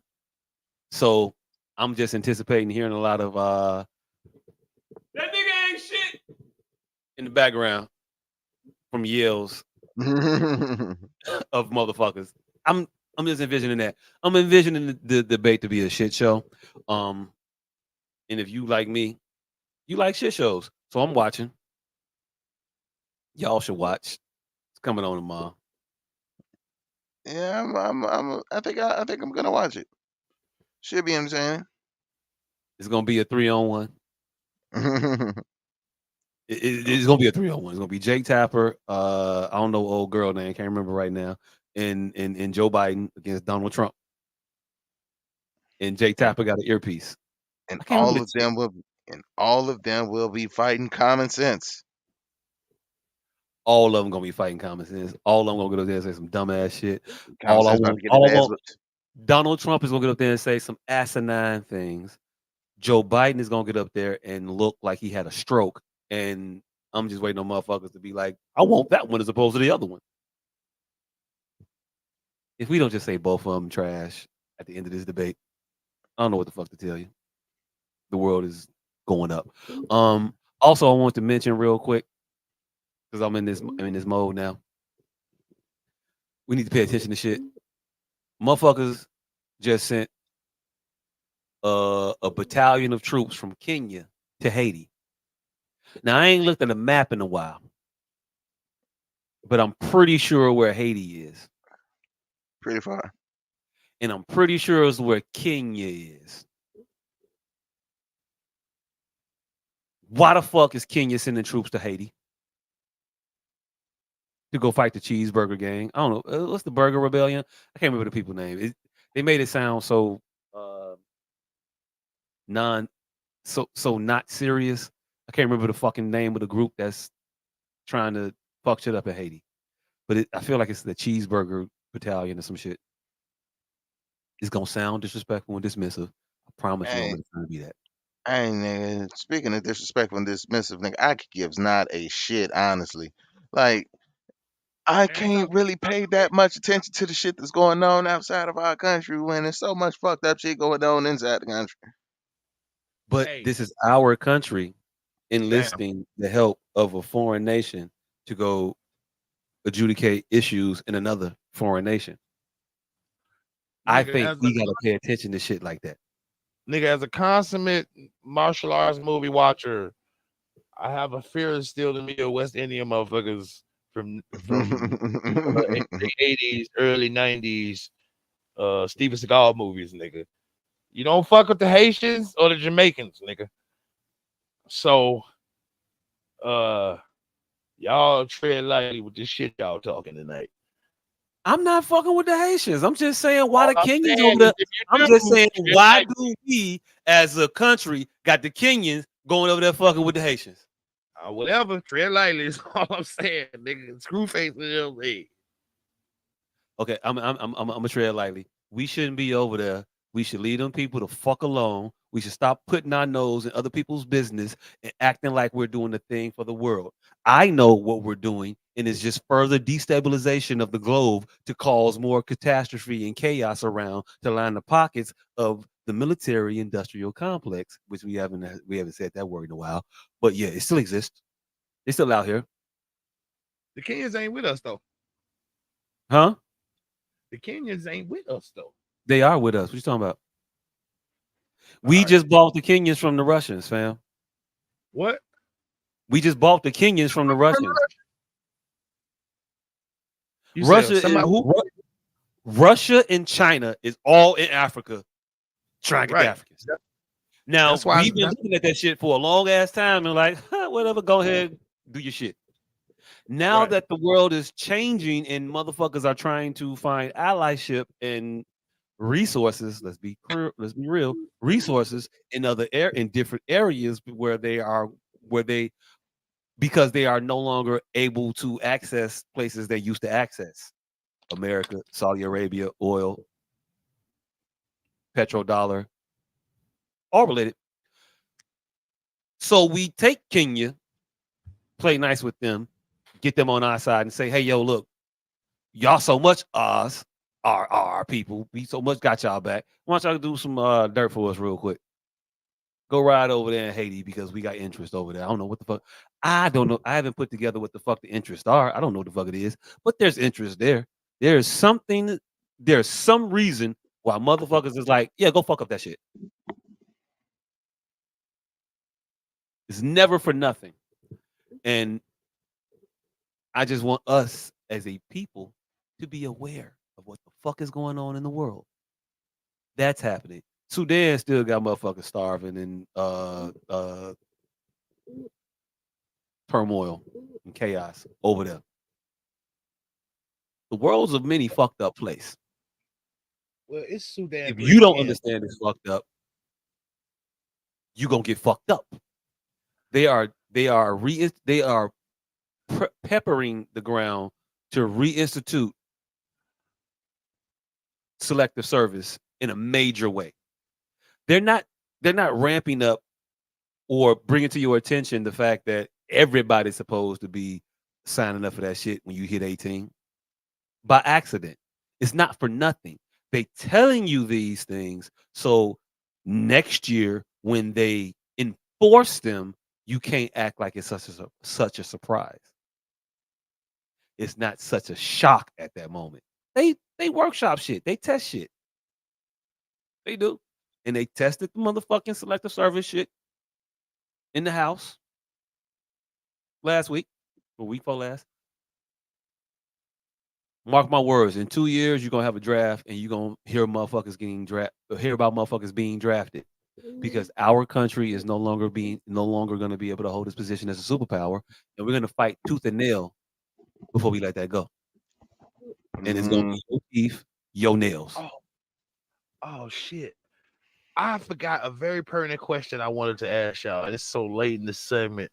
I really wanted to flesh this out. Okay, so say one partner has a problem with one partner's physical appearance, right? And they say it earnestly, and the other partner mirrors their sentiment, but uh offended that they had the gall. Is who is wrong in that situation? All Fed right, wants it. so If one I say motherfucker feels. we dating and I say you ugly, I come to you one day and say, babe, I'm trying to love you, but you ugly. And I say, bitch, you a fucking 4. Who the fuck is wrong? And I love you anyway. Like who the fuck are you to even say that? Who wrong in that situation? Mm, that's a good question. I don't, I don't think wrong is mutually exclusive, but the motherfucker who can't love the ugly motherfucker is wronger, especially when they are already in need of the service that they can't provide. Like I feel like I believe in matching energy, and if you can't match the energy of your partner, then you should not be with your partner. And matching energy is not always a negative thing; it is a positive thing as well. Like your partner is loving your ugly ass, you should love your ugly ass partner. Right. That But part. how do you think you got more carte blanche to say the shit because you telling the motherfucker sincerely and earnestly that you're struggling loving them and they're having the exact same struggle loving you, but they're just working through it. And you look at yourself in the mirror every day.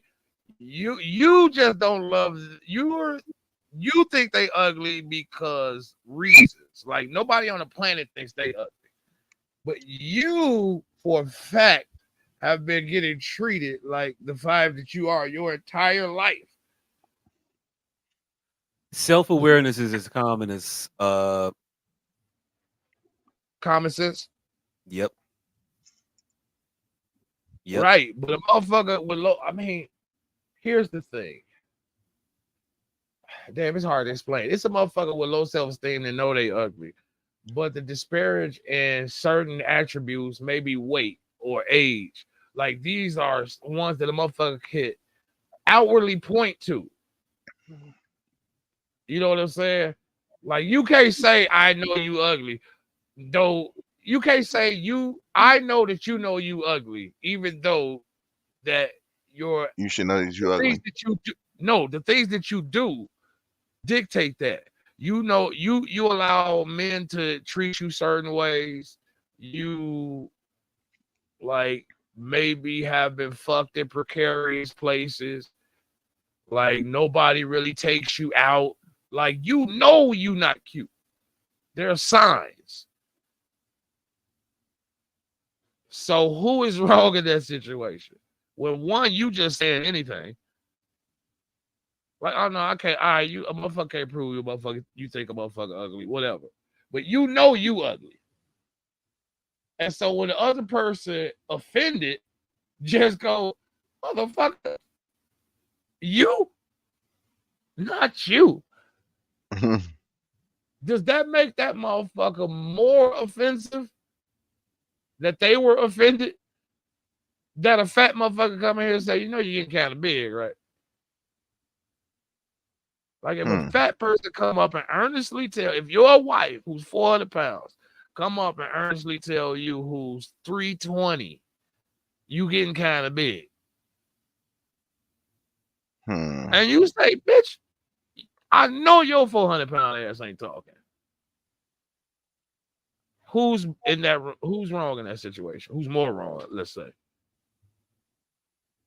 like, because one is coming to you earnestly, or they feel earnestly, but it's on hollow ground. The other person feels. Are their feelings? Whose feelings are valid? Hmm. I feel like both of them are valid. Even the one is preaching from hollow ground. One is literally preaching from hollow ground. The other one probably didn't even want to call the motherfucker fat because they thought everybody was aware what was going on. They were both working through their uneasiness. Mm. All right, so one of them said it out of spite, even though they are living their truth. Even though even though they completely mean it, they just said it just to be Out of petty. spite. Yes. Yes. All right. I mean, not even just to be petty. It may have been a shock, a jarred reaction. Mm. Like what? Oh, in that case, I feel like the person who said it second is wrong, because if you only saying this to bring them down after they said some shit that they said to you, you in the wrong. God damn It's it! I just a gotta apologize. revenge shaming. I gotta apologize for revenge shaming the motherfucker, Yeah. even though I was genuinely shocked that a motherfucker Mm, called me ugly. yes, your genuine shock does not give you the cause to insult when you were not willing to insult in the first place. I think this nigga done fell I asleep. mean, that's I'm up. horrible. I'm up. I'm up. That's horrible. So what happened was a motherfucker say, I'm working through my attraction. And I said, bitch, you look like Shannon Sharp.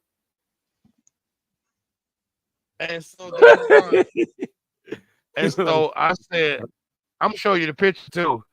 I'm gonna show you the picture that I sent her. And so I said, hey, bitch, fix this shit. She say, because I just don't want to be with you anymore. After your continuous, God damn, I can't see. It say after your continuous honest honesty honesty tantrums, I can't do it anymore. She called them honesty tantrums. Bam, because this bitch keep going on me and I have to go on her. But the thing is, she keeps saying the same shit over and over. And I tell her some new shit every time. I'm like, bitch, that's because I'm perfect. I only have these two flaws. And you gonna keep bringing them up with all the shit. You don't have a single worth to me outside of intrinsics. So, like, stop trying to count my worth to you, bitch. I'm working through some shit too. That's all I be saying. And she make me say what every time because she brings this shit up every time. She be like, man, your hanging skin is fucking with me. I'm like, okay, but you got a beard. That fucks with me. But she had that beard before. I had the hanging skin before. Oh well. Hey, look, she can't say shit then. Exactly. No, I'm she working my can, because all right, you didn't have a problem with the beard until she mentioned that she has a problem with the skin. So I've yeah, always had a problem with the beard, but I dealt with it because that's what a relationship is. it I is. love you over your flaws. Mm, yeah, but it's still revenge shaming. I'm with you. I'm taking my lashing if that's what I get. But like I said, how often can a motherfucker constantly tell you about you before you tell them about them? Like, why are you telling me these things with all these things you have to work on? Yes, I know we both have things to work on. Like it feels antagonistic after a point. Like it feels like your life is going shitty. And so when a motherfucker be like, hey, what's wrong? Motherfucker like, well, hey, your balls is too long and you like to fuck me too much. I be like, well, bitch, you got a beard and your teeth is crooked.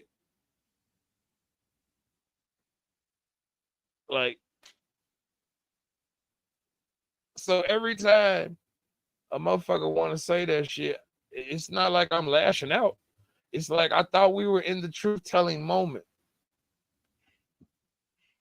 But mine always seem to get taken as insults, why hers is always taken as constructive criticism. Bitch told me my balls stink one day. I'm like, stink? She like, yeah, they just always smell like water. I'm like, bitch, because I take 30 showers a day. Wait, You, hold on. She you thought gotta get yours off first.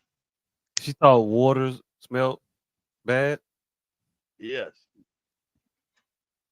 Hey, look, man. I don't know what to tell you. You got a particular mentality of woman that you mess with. Man, crazy. Yeah. Yeah. Yeah. But like Well, I always tell you, crazy. that's like Shannon Sharp in this goddamn fucking photo. How you like Shannon Sharp? Why the fuck are you constantly denigrating my look? Cause she immature. And She's people in immature. glass Very, houses don't recognize the stones they be throwing until they start breaking glass. very. And then not to institute it like it was, I put her in a comfortable headspace to where she was spending all her money. So now she dead stone cold broke. And like, so I'm at a impasse. Do I just give her fucking $1,000 partying fee because I don't want to see her out No, here? no. At a I mean, point, I ain't say alone, nigga. I no, said just so she be all right. Like I ain't no, talking about long nigga, that I got. no. It's not your job to make sure she's all right. You ain't her daddy. You ain't her man. You a nigga that was fucking her that she don't want to fuck no more. Stop thinking you supposed to be everybody's savior. You're not. That's not your job. You are a human being, a regular motherfucker. You ain't got to save nobody. You ain't got to rescue nobody. You also don't have to put nobody in peril or turmoil. You just be regular you. And a lot of your shit come from you trying to do other shit to save motherfuckers when you don't need to be. You get mad at motherfuckers when they leave you with dogs and shit. You get mad at motherfuckers when they don't give you back shit they supposed to give you back. Nigga, you That's put what I yourself said. in these situations over and And over again. And then you come hey, talk to us about it and then act like we're not supposed to tell you the actual thing. And then when we tell you the thing, you say we dumb. I'm telling you I the ain't say shit. you was dumb. Hey, I ain't say you was dumb. I said I tried to change it up. I wasn't gonna give a fucking loan. See, usually I be loaning motherfucking shit because I'm not their man and I ain't supposed to just be handing you over shit. But the loans is what be getting me fucked over. These See, ain't loans, nigga. that's what I You're just said, giving nigga. that shit away. That's what I just said. So would it be behooving, like, to just consider it not even a loan? Here, bitch, this is a party fee, so you don't be No, it fucked would be up. behooving for you to stop it all together. Don't do the thing you're doing and then complain about it after the fact. It's nothing for me to complain here. I told you You're the complaint is complaining used. now. I'm complaining about this bitch calling me fat and ugly, goddamn it, when she look like They Shannon gonna Sharp. call you fat and ugly. The only reason you bad about her calling you fat and ugly is because all the shit you done for her. Nigga, you fat and ugly. That's not why I don't give a fuck about You what I are. did She for was being descriptive, nigga. That's you. You were mad at the accuracy of the description because of the extent in which you extended yourself for her. You felt that I did all this shit for you, so you ain't supposed to call me fat and ugly. And she was like, no, nigga, I don't give a fuck about it. I'm an ungrateful motherfucker. You don't understand. I'm ungrateful. But all I've ever done was show you an ungrateful disposition. And you ignored it, trying to be some motherfucking savior and try to No, get the savior credit. And no, you're never gonna get the hold on, credit. hold on, They're gonna hold on, dog you every time you break your back for. hold on. See, now I gotta give you some pushback because it don't be a savior credit. That's what Go I'm ahead. saying. You looking at this all wrong. It's when you straight, your team's supposed to be straight. That's the case and end of the point. So what it be is when people try to do that friendship shit, I try to keep it on the level. All right, so now I don't give my friends money. Like I said, that last loan with that motherfucker, the one thing she said was, I used to didn't have to borrow this. So now that we ain't fucking no more, now I tried to separate that and make it for that doesn't work. What I was asking was just go ahead, OG Bobby Johnson to Loco. She from the set and I'm keeping her one last time. Not even alone, just she from the set and I'm keeping her. It don't be. What part of don't do that shit are you not understanding? I'm agreeing. Look, I'm not trying to But you rehash it trying to to ask explain it the again. mistake as though it's not a mistake, and that's the part that Yes, makes I'm me fall out. clarifying because No, I'm it was a clarifying mistake. because You verifying the mistake? Cool, I'm with that. But it I'm, sounds I'm like you're trying to act clarifying because like it wasn't a I'm mistake. I'm clarifying because I feel like the adjectives you use, nigga, Captain Save a Hole, and it's a bunch of shit because I do it for males too, though. So Hey, it's look, like it ain't. niggas is hoes too. A lot of niggas is out here. A lot of niggas out here is bitches. All right, well, A lot of the niggas you save is hoes also. all right. So what do we miss this week? All right. So the topics Did y'all watch this Terrence Howard as Neil deGrasse Tyson? That shit was fucking hilarious. We talked about that Uh, last week, nigga. We got a No, whole argument about I that. put a cartoon. I put a cartoon. It's new. I put a cartoon. Oh, ain't It's a it? cartoonist who made them conjoined twins. Nigga. Terrence Howard and Neil deGrasse Tyson. Yeah, what time? What, mate? And he was right. And Terrence and Neil deGrasse Tyson shot his ass. Hey, Neil deGrasse. I just found out. I might have knew it already and then forgot it. That motherfucker was an undefeated wrestler in high school and wrestled in college. You don't And want to fuck wrestled in with Neil college. deGrasse. I want to see He now. was I a want to see jock. Neil Nigga. deGrasse and Terrence Howard fight. Neil deGrasse Tyson was a 100% jock. Hey, this bitch from Boy Meets World. We need to rep her. She damn No, near we don't. 60. No, we don't. And she's That still out bitch here is getting knocked up. beautiful. She is Fuck fine. knocked up. She is beautiful at damn near 60, boy. Yeah, because she still looks like her character. She Hey, still look. looks 19 at 60. All Yeah. that is great about her, and I hand claps and salutes to her for all of that shit. Where she missed me is running behind these motherfuckers. She keep trying to call horrible people and racist and all that other shit, but still be trying to be included in all of the reunion specials and shit like that. She need a check, nigga. I don't what the check shouldn't be worth your self-respect, number one. Number two, the check that they're giving you for the Boy Meets World reunion special, bitch, that's rent next month. So what you doing the month after that? She need rent So next that month, worth nigga. selling your Hey, soul to these one less motherfuckers? one less bill you gotta worry about. Yeah, fam. Motherfuckers don't understand that. Confused cop flips the script. The Kendrick Lamar shit. Upslag fra all urban central. Hey, these motherfuckers. Oh, the Casanova takes his first prison photo Oh, shoot. that Movie shit. Pass. Black founders pushed out of own company and replaced. I Yeah, didn't that get to shit was dig. I didn't get to dig into how that happened and what the fuck happened with that shit. me But either. It sounded like they fucked up and then it was like, please give us our company back. Nigga, but it's a cautionary tale from a. What you gonna say? it sounded like a hostile takeover is all. Yeah, that part. It's a hostile takeover. Motherfuckers. It sounded like motherfuckers thought I got 49%, so nobody gonna ever buy 51%. No, they just all 51 other percent just gonna get together and consolidate their vote, nigga. No, that You ain't can what still be the happened. majority owner and lose the shit. No, I that don't ain't know what their happened. particular. I don't know their particulars. All I'm saying is I know how you can own a company, be the majority owner. I own 49% of this motherfucker, and there's Right. three other Now, motherfuckers that own the other 51%.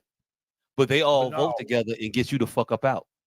what happened was they got to cruising and then couldn't handle they new volume. So they hired some white man to run the company and the white man tanked their shit. And then once they tanked it, they came and bought it themselves. And then and They now it's couldn't like buy supposed to it be unless you sold it to them. right. That's what I'm saying. Yeah. These niggas just did some nigga shit. They didn't see the shit through the I got fruition. 49% of it, so I'm gonna be all right. And the white boys came in, the hostile took over they goof ass. Got the The market 3 shares low as fuck. 1%. They saw the genius in it. Drop these motherfucking shares down to like $2. Purchased the whole company from up underneath their ass and then ousted their ass. That's a hostile takeover. They basically gentrification. Yeah. I'm gonna run the property value down. Then I'm gonna buy all the shit. Then I'm gonna put you motherfuckers out. It's gonna be too expensive for you to live around here now. How Black Americans saved Cadillac. You know, they say a lot of shit about saved. And I say some shit was stupid. That part. Hey, did y'all see that nigga bitch? What? Oh hell no! I'm finna hit reply to this, and man, like I'm one of them niggas like yeah I can still tell, but no, Oh no, you hell can't no. tell, dude. That's been. I like to count myself as the last holdout of the I could tell niggas. Me too. But that one there, no, fam. Oh, I saw this motherfucker. Yeah. Yeah. Yeah. Hey, look. Yeah. Nah. No, fam. Nah. And Fam. I'm not even saying the motherfucker's exceptionally attractive. What It I'm just looks saying like a is female. that's a Right. girl. It's not like, man, Joe, I'm attracted. It just looks, you look mad feminine. It sounds like we copy, please. Hey, look, fam, I'm not gonna be attracted to this motherfucker with this busted ass lace front on it, a lace front on their face. I deride the women who do this shit. So this motherfucking womenish motherfucker, Hey, I'm not, hey, look, nah, nigga. I can I understand got real feeling aesthetic characteristics. issues. I don't like light-skinned women with boxing glove noses. So I thought it was a bitch, and I was still like this ugly motherfucker here. And I'm good. God saved me. Cause when the motherfucker said that was a nigga, I'm like, what? A nigga what?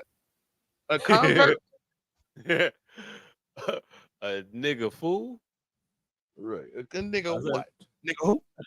I, Aired him that's, out. Rams Matt Stafford's wife. Yo, Don't no, you no, no, say no, no, no, no, no, no, no, no, no, no, no, no, I no, said I no, used no, to no, no, no, because no, I no, read no, it. I'm like, I think no, this no. nigga saving it. Yep. All Yeah. right.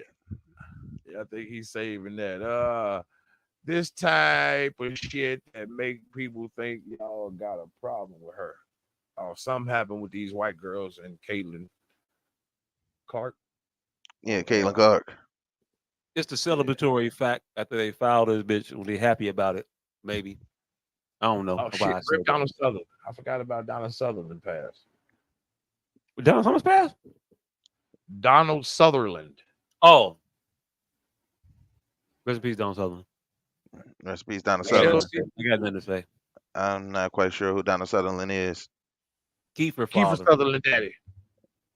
That part. I thought Kiefer Sutherland should have been dead a long ass time ago. What the fuck is father still alive? Hey nigga. Hey fam. I'm trying to tell you, the world don't work like you think it does. Miss Shabazz is only 62 years old. You thought she was How's Kiefer 62. Sutherland? How's Kiefer Sutherland now only 57? Thought that nigga was 57 30 years ago. That nigga I'm not telling you, 57. thought Miss Shabazz was 62 30 years ago. I guarantee you she only like 65 right now. Hey, look, black don't crack. Ain't no way in hell. Put the chip up sometimes. It do chip up. Hey, look. Chelsea, She was definitely cracked all the way up until about 48 and then got stuck there. Hey nigga, you can't tell. All right, so I'm looking at. All right, Kiefer Sutherland was in 24. You can't tell me that Jack Bauer wasn't. I'm too old for this shit. You can't tell me that fucking Jack Bauer was fucking older than fucking well, younger than fucking Morgan Freeman and Lethal Weapon. Yep. Fucking possible. Morgan was what's his name? In Lethal Weapon, he was my age, I think. The motherfuckers was our age in Lethal Weapon. They was, nigga, and Riggs was like 38, nigga. Hey, when I be looking up people's ages and shit, and be like, I don't feel as old as they look now. I'm 43. Eddie Murphy was 20 in a lot of shit, and I don't feel as old as that nigga looked then. Yeah. To find out Eddie Murphy was like 24 in Beverly Hills Cop, nigga, I'm like, hold up, nigga. He felt like a 40-year-old nigga acting immature. That's what Eddie Murphy always felt like to me. He felt like a grown ass, smooth ass Billy D. Williams age ass nigga with a child sense of wonder. But what he was just an old ass looking 20-year-old. I'm with you. So people kind of, it's a lot of shit. I think if I got to analyze, I would dissect it a completely different way. Because first of all, Eddie Murphy didn't really have no stand-up career. Like he's built on the Bruce Lee. Eddie Murphy is built on the Bruce Lee. Who else? Now they trying to say we're not finna have this conversation that Eddie Murphy didn't have a stand-up career. He didn't. First of all, we don't have to have that. He made 2 specials and no one. He had a couple runs in the shows in the comedy. I mean, in New York scene before he was immediately picked up on Saturday Night Live when he was 18 years old. He had 2 specials. That's what I just said. Two. To that point, in life, nigga. Fam. To that point, who had specials?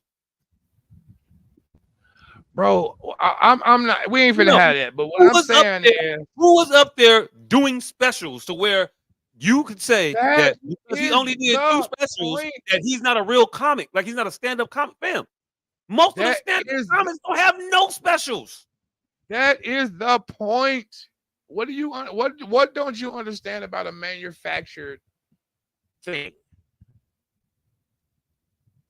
What do you not understand about a manufactured thing? About Jay-Z? That's been a theme for tonight. Kevin Eddie Hart, Murphy's Jay-Z. manufactured. Eddie Murphy's Huh? manufactured is what you're trying to say to I'm me. not saying that. I haven't done any due diligence, but off a cursory cool. thought, Cool. I haven't done any due diligence. It's just a cursory thought. Well, Like I when you said, but off actually a give it cursory thought and I, do the diligence, I, you're gonna I, I, I think I could recall at least one album of shit that wasn't on Delirious or fucking Raw.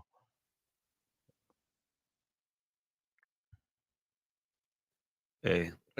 again, no due diligence. Back to what I was saying. Mm. Pooh and Kim scene laughing in Russian made Hold on. ours. Before you get there, I'm gonna pull it up too. Real quick, I want to double back to this right quick because it was the this is why we think they hate her. This is Bishop Talbert Swan. I just want to make a note of him real quick. I just want it to be a short, real quick.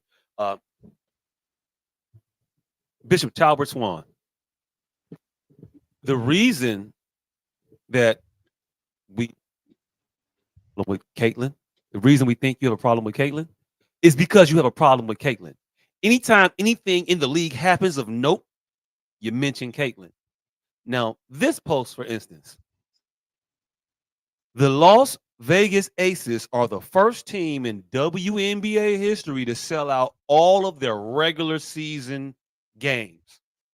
That should have been a salute to them that stood on its own. But you couldn't make that stand on its own. To make it a thing that would get traction in your particular world, you had to add, good thing they drafted Kate. Wait, no. Because you know they didn't draft Caitlin Clark. You full aware of that. But you had to mention this girl's name with them. You're doing a disservice to the thing you think you're trying to do. You're making this girl a victim in the name of fighting white supremacy. You can't fight white supremacy and make this bitch a martyr. You're going to make white supremacy stronger. If you have a problem with white supremacy, attack white supremacy. Attack the racist motherfuckers. But every time you try to take the low road or the opportunity to throw an egg at this bitch, it's telling as to what your actual motivation is. You To see, be a race baiter. You're a they grifter. they're not as good as making it look like an accident as white people are. But white people have had a lot more practice. Yeah, cool. Again, stop mentioning this girl's name. Stop talking about her. If you want to promote Asia Wilson, promote her. If you want to promote the Las Vegas Aces, promote them. If you want to give a salute to Angel Reese, give one to her. I have no problems with that. I'm not even against these women. You are against those thugs. Hey, look, I'm not even against thugs. I actually like I like thugs in basketball. I was a fan of Ron Artest. I like Kennedy Carter being the thug she is. I just want We're the not bitch to against hold it. rap. I just want that bitch to hold it. Don't be a thug and then lie like you're not a thug because it makes me feel that you think I'm stupid. I know Damn, how do we get to 5 hours? what you this is how you. I know what it is the fuck that you are. Again, I'm not against Asia Wilson. I like Asia Wilson. I like Angel Reese. She plays for the team in my city. I don't want to do shit but root for the Chicago Sky. But you make it fucking hard when all y'all do is degrade this girl who ain't did shit to nobody. She ain't said a errant word. She ain't had a bad interview. She ain't clown nobody outside of being on the basketball court and doing her John Cena shit. And I'm with that. I'm with all of the shit talking. Not when it comes from her, when it comes from anybody. Don't throw rocks and hide your hands. Don't act like you're not posterizing this girl everywhere, and she's the reason. Well, you're the reason that everybody mentions her every time they mention anything about the WNBA, because you can't give us congratulatory Instagram posts about WNBA success without mentioning Caitlin Clark's name. You got a problem, fam. That's all I had to say about that. John Cena.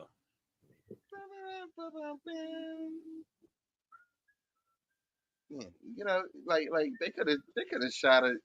They could have shot it out the fucking them selling out all games and sent the shot at Caitlin Clark while acknowledging the fact that they also won a championship last season. Hey, goddamn it. This is crazy You're shit. just surprised. Why you sending shots? How the fuck we argue about this shit for 45 minutes, but we actually get on here and forget to talk about it on the air? Tory Lane, Tupac. that shit happens every week too, by the way. Every week. That was we was hot about that shit. That was a hotbed topic that I almost want to go another 5 hours. Pause. Because again, I'm fervent about that esoteric ass thought. And only because there's absolutely no reason Tory Lane should have been a topic of discussion at the time. It wasn't even, no, it wasn't nothing. It was nothing. It was beyond nothing. And so, yes, Tory Lanez is bigger than Tupac of his fear. No, and he's bigger than the Mike Tyson of his fear at the time that they went to jail. No, still disagree on that. I believe you were at the Putin Kim Jong. Yeah, I said the Putin shit. Bible Belt. I'm not right. I was trying to figure out what I was saying. Repeat. They ain't hear it. Bible Belt, Liberty, Apple. You fam. Kim Jong Un and Vladimir Putin was sitting there joyriding in the limousine, and we not supposed to think that's a thing we supposed to pay attention to. Nigga's been hanging out for the last 10 years. Nigga, Kim Jong Un gave Vladimir Putin the color purple chasing the car as it pulled off to his jet when that nigga left. Fam, Kim Jong Un and Vladimir Putin was just in South Africa talking to a motherfucker on a boat. That was the one you should have been talking about. Hey, yo, look, I am concerned about all of them. Well, I ain't concerned. I'm just aware, cognizant about all the shit. But this was the one from the last week. Cognizant. This is the one in the chat. There's plenty of shit. Hey, look, fam. We can get back into this shit right now if you want to. U.S. weaponry has just hit targets inside of Russia, and Russia is pissed. Russia has said, "You motherfuckers have now entered the war." This is the second biggest nuclear beyond us power in the fucking world. That motherfucker just said, "Oh no, it's up." Oh, y'all on that bullshit too? Now I ain't saying they finna necessarily send no missiles over to the fucking continental United States, but we got bases, we got boats all over the place, we got allies, we got all kinds of shit that they are going to attack. They gonna hit to antagonize us, to plop down in the middle of a fucking war. If you don't think they positioning for World War III, I don't know what you understanding about this rhetoric that they're saying. I don't know what you understanding about the things, the draft. All of this shit that's happening in the world, and then them playing with the draft should make everybody be like, wait a minute.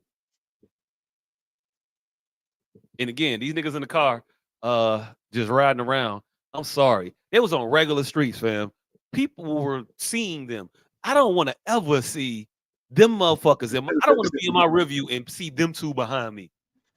Oh, shit, you up right now? Right now, 59. You see Putin and fucking Kim Jong Un pull up on the side of you.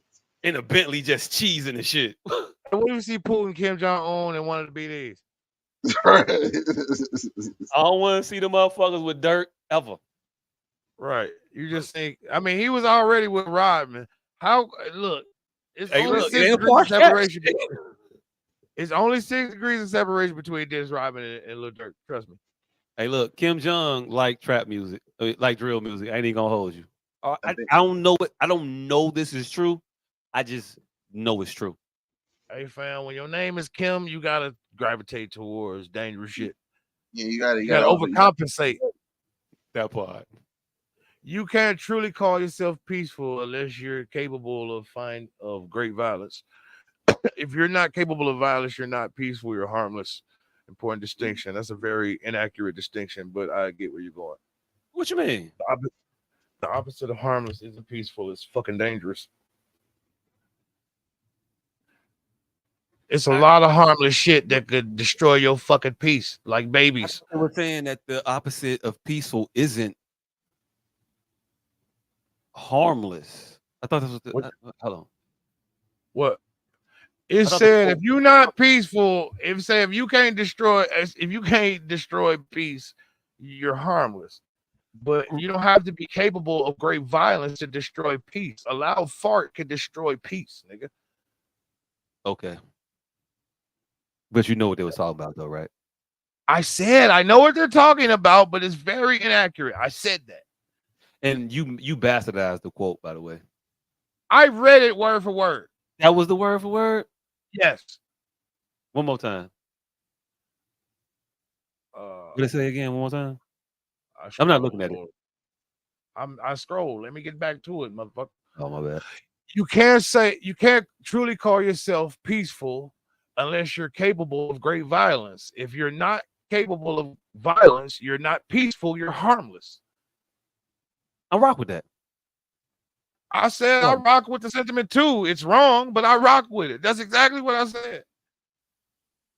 It's fucking wrong, but I fucks with it. If you're not capable of violence, you're not peaceful, you're harmless.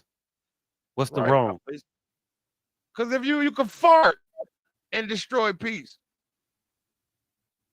That's not what this says, though. It says if you're not, never mind. You got it. It's calling you peaceful. Peaceful. It's trying to institute that harmless, or it's trying to institute that violent is the antithesis to peace. It isn't. I didn't get that. Yeah, because it literally says if you're not peaceful, if you're not capable of causing harm, then you're not peaceful. You're harmless. Meaning those two are peaceful, yeah, opposite. Right. It means that they're opposite. But that's not what peaceful means. You can fart and not be peaceful, nigga. A nigga who's constantly farting will fuck your peace up. Yeah, but you're ignoring the context in which they're speaking. I'm being obtuse because it's grammatically incorrect. I know we all know that. Why are you pointing that out? You don't get any points when you purposely be obtuse. If you purposely try not to understand what the fuck these people are saying, you don't get no points to try to call them ambiguous, fam. They're accurate in what they're saying. You can be a stickler and a shithead. You could be a dick and be like, no. But you understood what he was saying. It made no sense to. It made no sense. But it's wrong, and that's gonna forever be correct. You got that's it. I say I fucks with it, but it's wrong. It's grammatically incorrect, but I fucks with it. And you being fervent about how you like it ain't gonna change that, nigga. That's why your tooth hurt. That cute, but it's wrong. That's why your tooth hurt. It does. Bible Belt, Liberty Temple, Full Gospel Church. Man, we need some fucking descriptions in these goddamn YouTube clips. Mine say Donald Sutherland dead. I don't have to click on them. What's the clip? What's the clip? I don't know what it is. Oh, rejecting your girl at the brunch. Don't read that. That wasn't the thing. I don't even know. I didn't even know I sent that to the chat. I just thought it was Baseball Builders, Bible Belt, Liberty Templeton logos, Pellicro Church in Chicago. What? Exactly. What? Are you in the chat? Chelsea player, middle fielder Conor Gallagher faced criticism from view on Instagram. Why is the square root of a decimal bigger? Because when you multiply any number by a number less than 1, all right, we know what the rule is, motherfucker. And you keep saying it's the rule doesn't negate that we don't understand why it's the rule. Nigga, I explained why it was the rule, nigga. And you 25 just said, times 25. what if numbers didn't mean what numbers meant? Then like, That's nah. not what I said. Okay. Because there was no sense of arguing after I wrote down exactly why that occurs in numbers less than 1. And only in no, numbers you less didn't than 1. understand. It's clear you didn't understand my reply. What I said, if it was a feasible thing, then they wouldn't go, well, here's a ruler, but you can only measure this shit by 1/3 of this ruler. They had to do that to make the math correct. What? And so we just all accept it because Say that's that one the more time. rule. Say that one more time. The thing you just said. What he said was because that's how they had to do it. But that doesn't make logical sense if you walk up to a motherfucker and say, here is a foot ruler, but you can only measure by this 1/3 because that's how you have to come up with this product. Fam, that fam. doesn't make logical sense. But it's the rule and we why all agree with it. Just very simply, is 0.5 bigger than 0.25? Huh? Is 0.5 bigger than 0.25? Yes. Okay, cool. Is 5 bigger than 25? No. Okay, cool. So we've established those normals. Bet. Okay.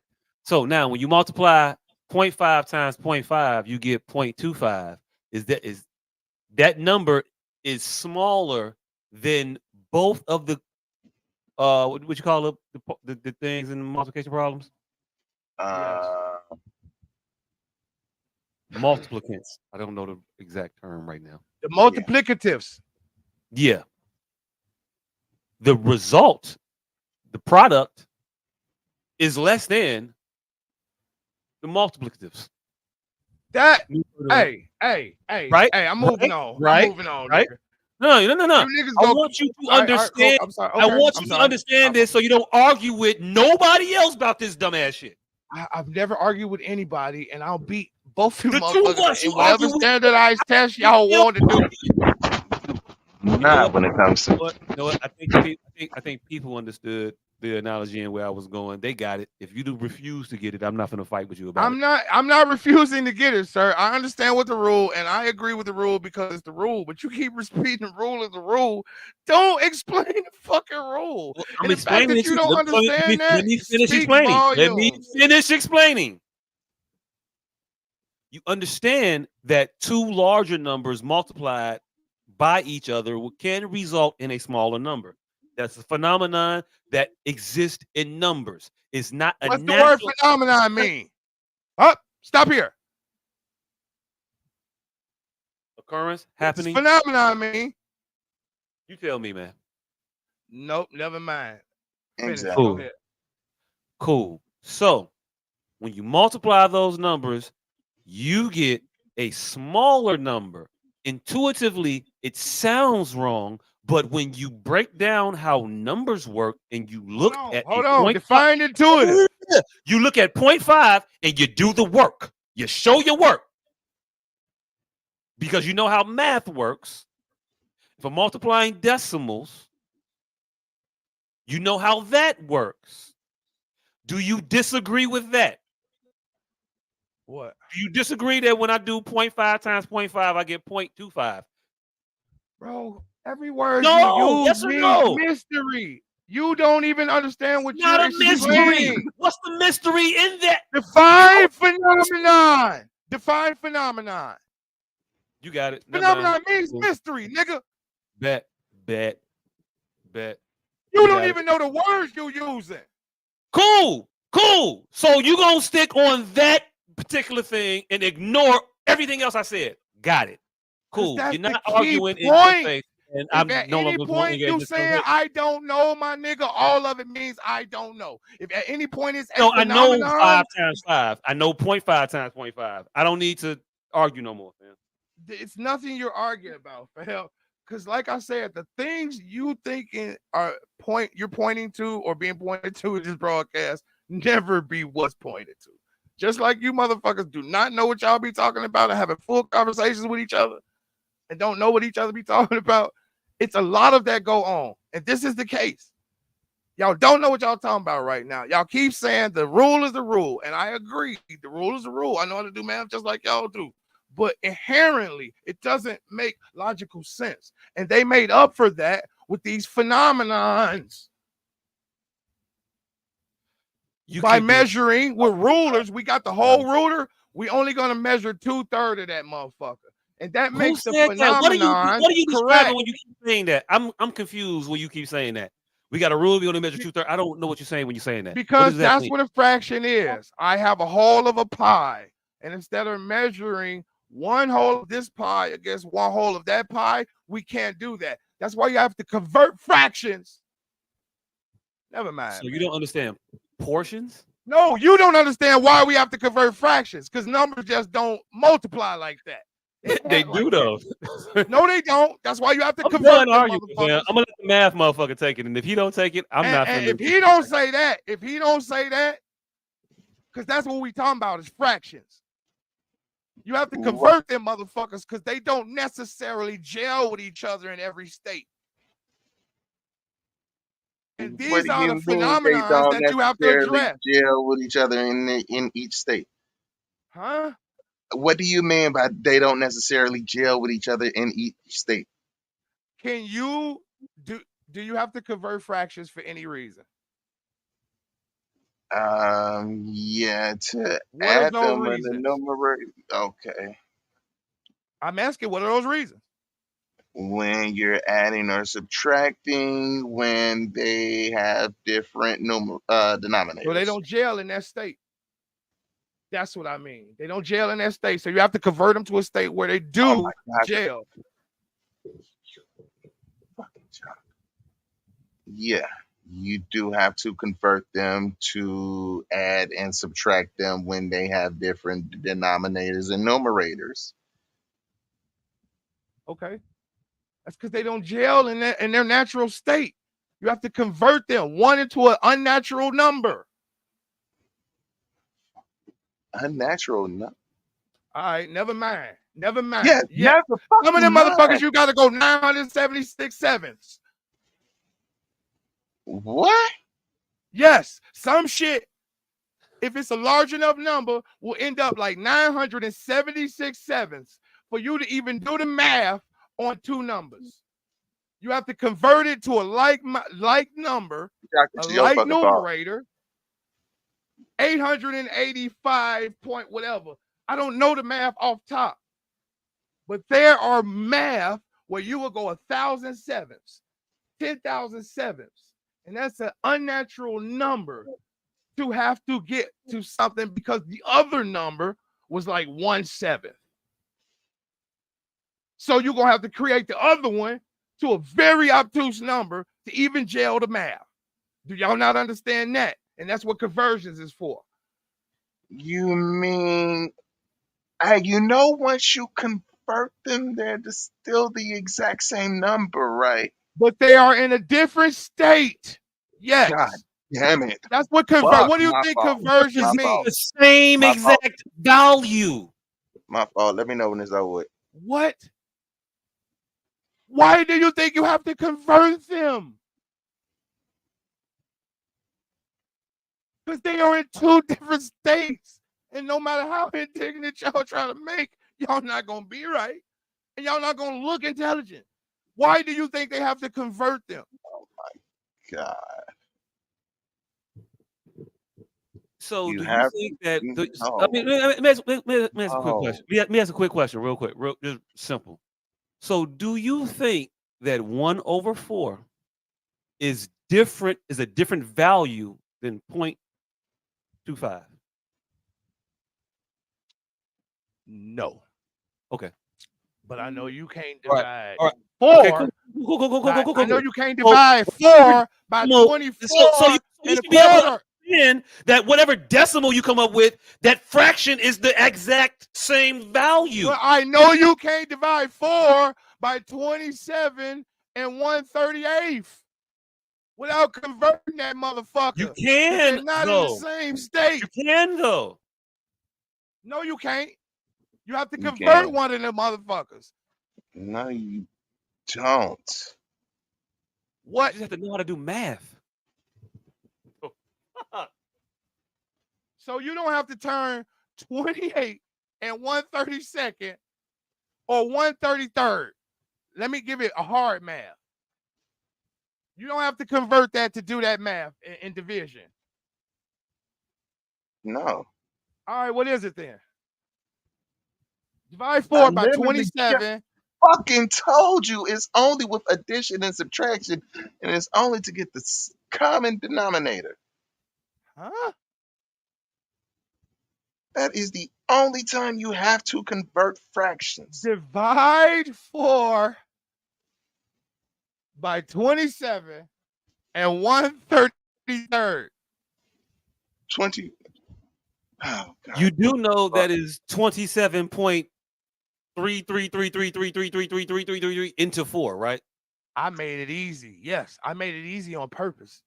All right. You know, I could have said any number. I Yeah, could have yeah. said 12.99. Math problem. He's the math motherfucker. He's gonna solve the math problem. You didn't What do After he anything. converts it to the slight numbers. And after he converted, but he ain't just finna divide 12 Man, and you're not doing the 299. thing you think you're doing. You have to convert it into what numbers am what You either numbers am convert I? one of them motherfuckers to a fraction or one of them to a decimal. That's all I'm saying. Value is the same. Lord. Yeah. All right. What else we almost talk about? God damn, y'all don't even understand why these principles are different. I didn't say the value was different. That's the only thing that matters. That ain't the only thing that matters because that's not what he's talking about. He's saying, how is this little number, how is this bigger number inside of this little number? And for y'all to go, makes this strange. That's it. That's it. You fucking guys. God damn. You How's little inside? How's the two of this bigger number inside of this little number?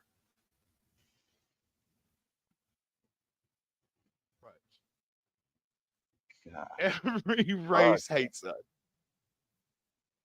Could we all watch? Oh no, y'all did. People in Fulio's comments a week. Let me not laugh. I'm not laughing at them. I'm laughing at these two jackasses.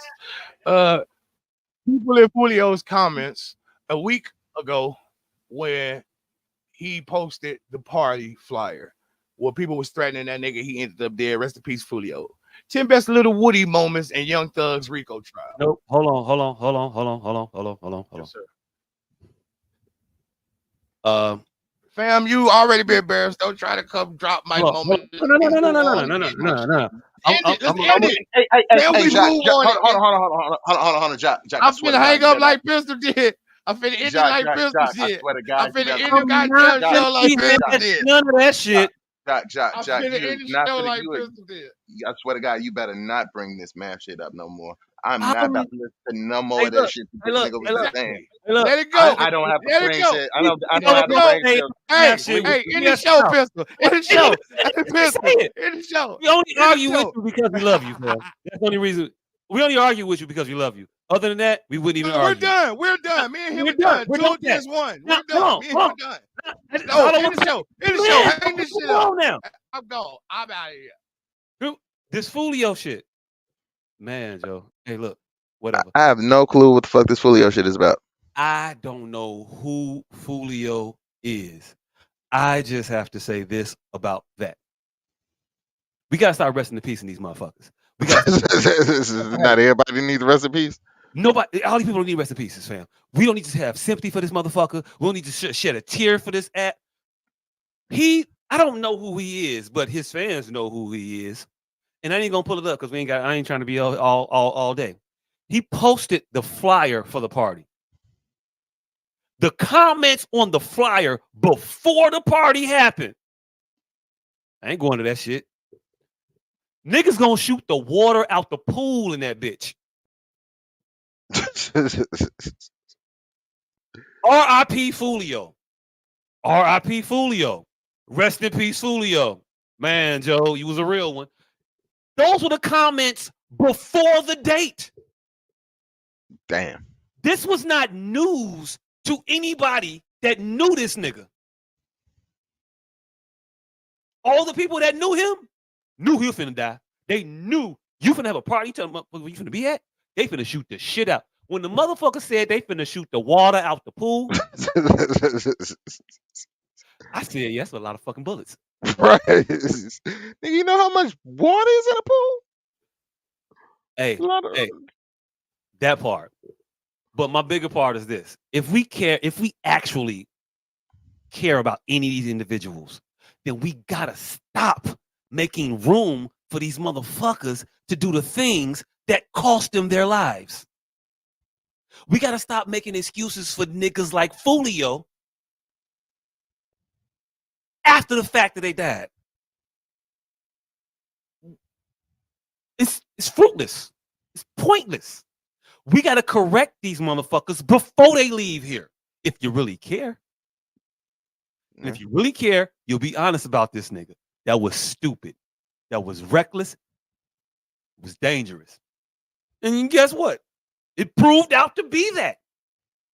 How many results do you have to see before you change the actions?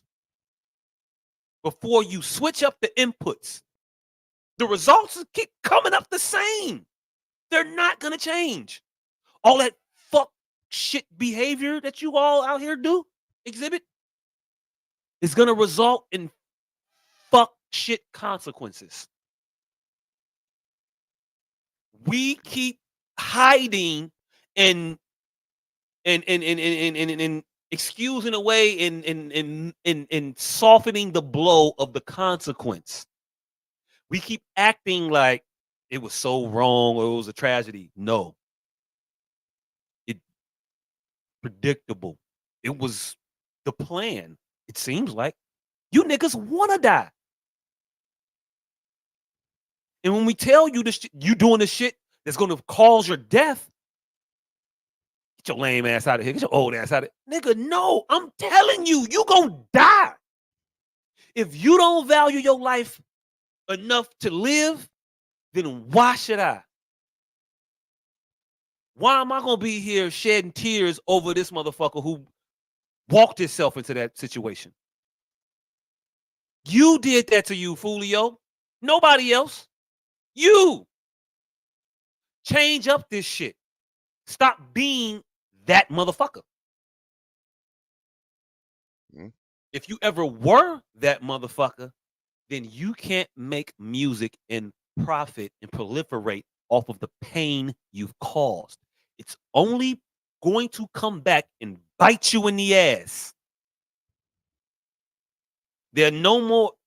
Hey, look, the motherfuckers from my yesteryear, most of them niggas weren't real. Most of the niggas they were lying. And that's the disservice we've done to you all by telling you that all these motherfuckers are real. They were lying. Now y'all lying, but the way that these ramifications come back for y'all is quick, fast, and in a hurry. It was a few motherfuckers that died when we was around. That was playing around in that bullshit. It's a shit ton of y'all. Every time I turn around, it's another one of you motherfuckers that get shot. We gotta stop acting like we protecting these motherfuckers by placating them. We not. You ain't shit. You ain't never shit. You weren't shit. And in your death, you still ain't shit. Take that. You don't get no legendary status when you die. You didn't do no legendary shit when you was here. They clamoring for that. They want to be Pop. Pop was Pop. You not Pop. You not Biggie. You can't be. You want to be Big L. You can't be him. You can't follow in the fucked up footsteps of people that came before you acting like it's a thing to do. They're supposed to be cautionary tales. They only get the kudos because we didn't know better then. We know better now. Y'all should know better now. And if you don't, listen to us. We telling you better. I'm not the lame motherfucker. The nigga that's telling you to sell drugs is the lame motherfucker. The nigga that's proliferating the life of misogyny and whoreness and lasciviousness, that's the lame motherfucker. Me trying to sell you this wholesome ass life with a wife and kids and a regular ass job and an existence where nobody's trying to shoot at you and shit. It's not lame. It's living, my nigga. It should not be you 22, 23 out here dead. That's not the way it's supposed to go. But people who don't give a shit about you tell you that they love you, tell you they care about you. They don't give a fuck about you. They ain't telling you none of the truth that you need to hear. You ain't shit. You ain't shit. And you never gonna be shit because you're dead now. And if you follow behind that motherfucker, you're gonna be just like him. Don't be like him. Learn from that nigga.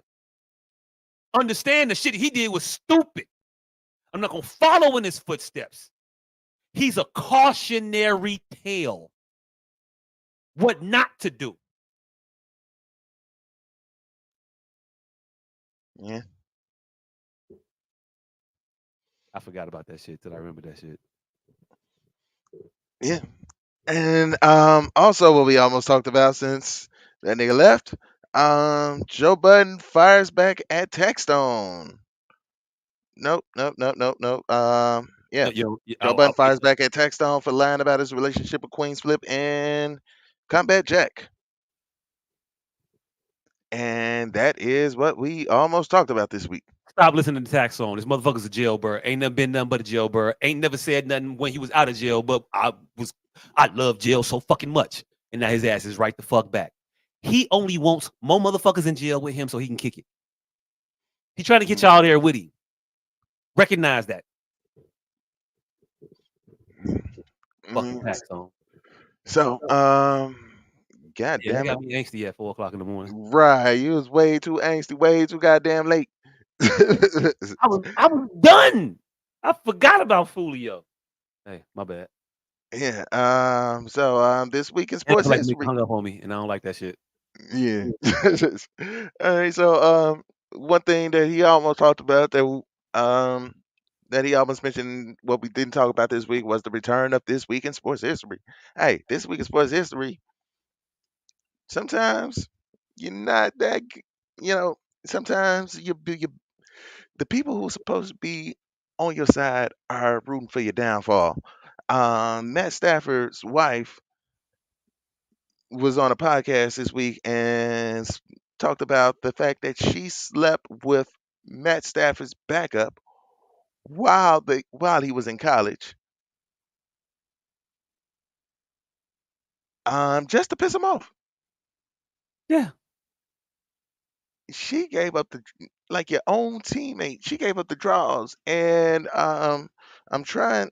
Hold on, let me look at who the backup quarterback was, because I mean, like, if backup quarterback is like was Cam Newton or Jalen Hurts as a freshman, that understandable. Sidney Rabinowitz was his backup. Sidney Robinowitz. Hey, look, I don't know.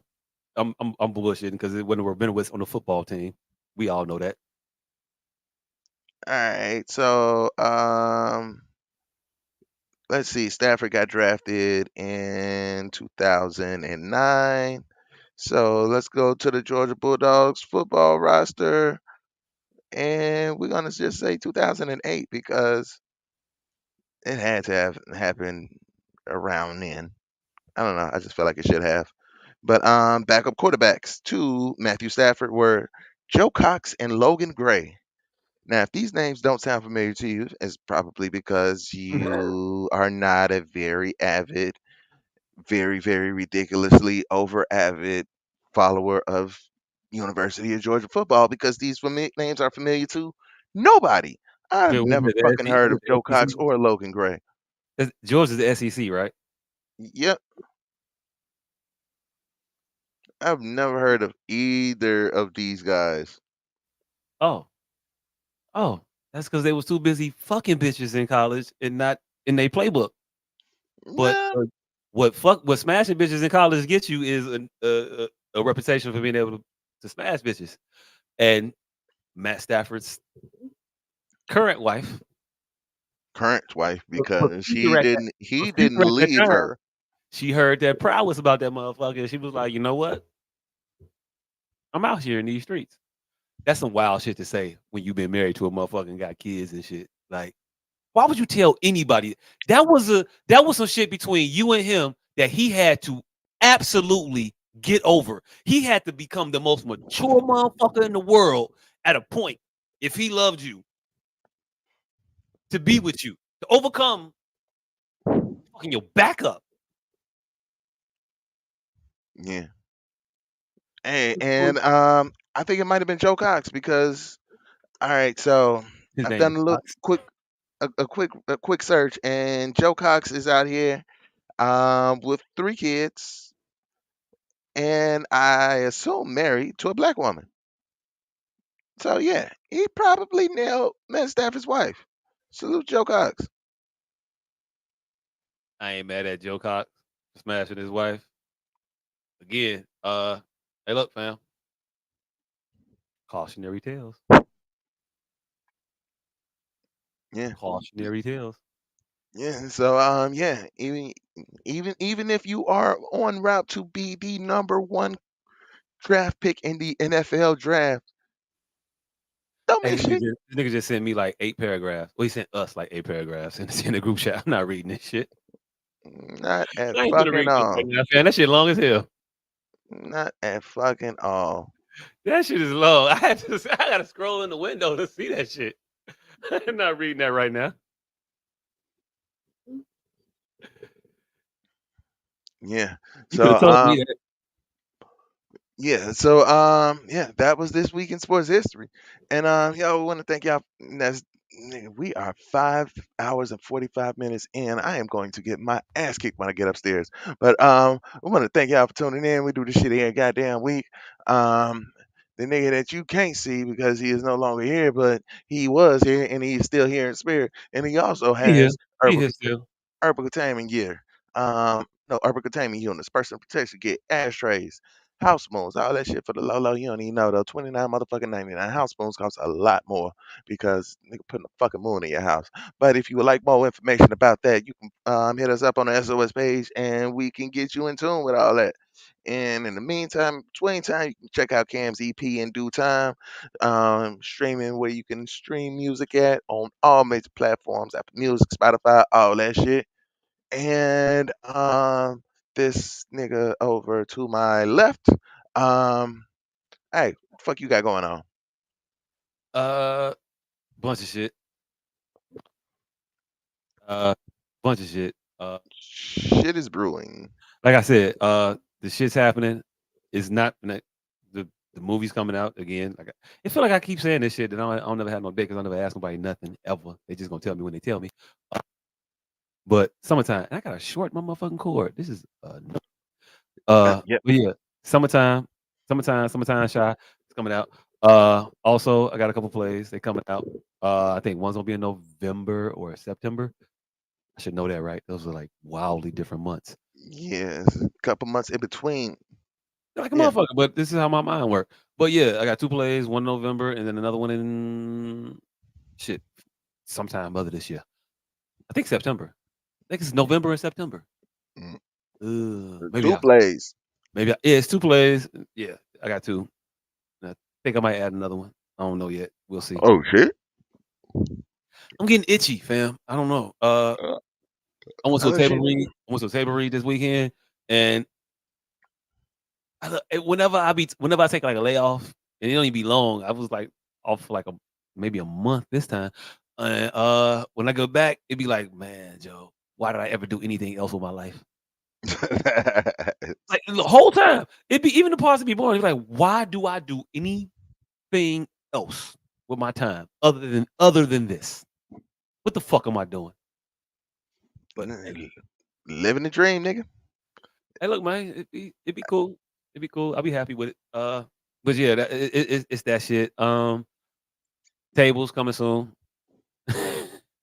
Yep, yep, yep. In the meantime, In the you can get meantime, these. meantime, nah, I do got some shit I'm finna build though. But I'm finna redo. I'm finna refinish some shit, restore, refinish, whatever you want to call it. Finna do that first, and then I'm gonna build some. I'm gonna build a couple things. I Uh, still gotta break the cherry, pop the cherry on my motherfucking table. you So still I got on here. you still ain't use that fucking saw yet, nigga. Man, I can't count the bullshit I cut with it as a cut. So I'm still saying the motherfucking cherry got popped. It just got fingered. I ain't Uh, really like, fuck with it just yet. you just went to third base with the saw. I went to third base. You Went ain't to went third all the base way. with that motherfucker, but I have yet to test out that rack and pinion positioning. Hey, look, my old table saw was like slide, take a hammer, tap, tap, tap, tap, tap. You gotta be really, really good at your shit to make that motherfucker work. Right? Hmm. This one is just, hey, look, the number on the dial is the number that's gonna be when I cut this shit. What the fuck? It's different. So I'm excited. Yay, Yeah. summer. Um, yeah, but nah, summertime is summertime. We've been summering all summer, so I'm gonna do that shit for a little bit. But ain't too many more movies. We went and saw Bad Boys today. Uh, it ain't really shit else that's coming out. I want to see to do shit with. So we out here. Yeah, ain't no movies coming. Well, I did kind of want to see Bad Boys. We were supposed to go see it yesterday, but ended up not doing that. But let's see, Wolverine and Deadpool. Now that's gonna be a whole nother 30-minute conversation. But I'm gonna watch it. Ain't no 30 minutes. I'm gonna watch that shit, but I ain't finna. I don't think I'm going to the movies to watch it though. oh damn, you are out on Marvel, huh? I ain't out, but I ain't got no problem bootlegging that shit. I'm okay with it. Mm, mm. Yeah, I think I'll be at the show for I'll be at the show for Deadpool. I don't think I've seen. Ooh, besides Spider-Man, I don't think I've seen a fucking Marvel movie in theaters since Endgame. Nope. We rented out the theater for Black Panther. No, I haven't seen shit since Black Panther. Hey, well, it's like the coming attractions when we was in this motherfucker. It was like 4 Marvel movies, Oh shit. maybe like 3. It was the Venom, it was the Wolverine, Deadpool, and Mhm. it was one other one. Can't remember right now, but I do hey, look, remember. that's the times we live in. Yeah. But, Or it's 4:25. You can yeah, go it's ahead and do that. 425. Let me drop this pun. So the nigga was talking about measuring shit with yardstick earlier, but unfortunately, I have some bad news. Um, the company that makes yardsticks is going out of business. So unfortunately, they will not be making yardsticks any longer.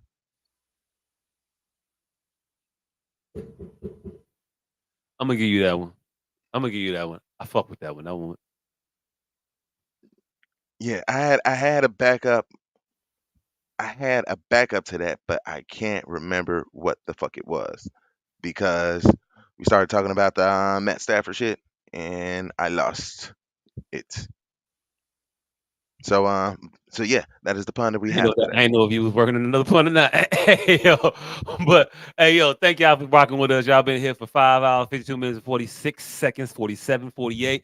Hey, look, you've been here this long. You must have liked it. So don't forget Mhm. to like this shit, subscribe to this shit, and share this shit with your friends. We the SOS podcast, and we out.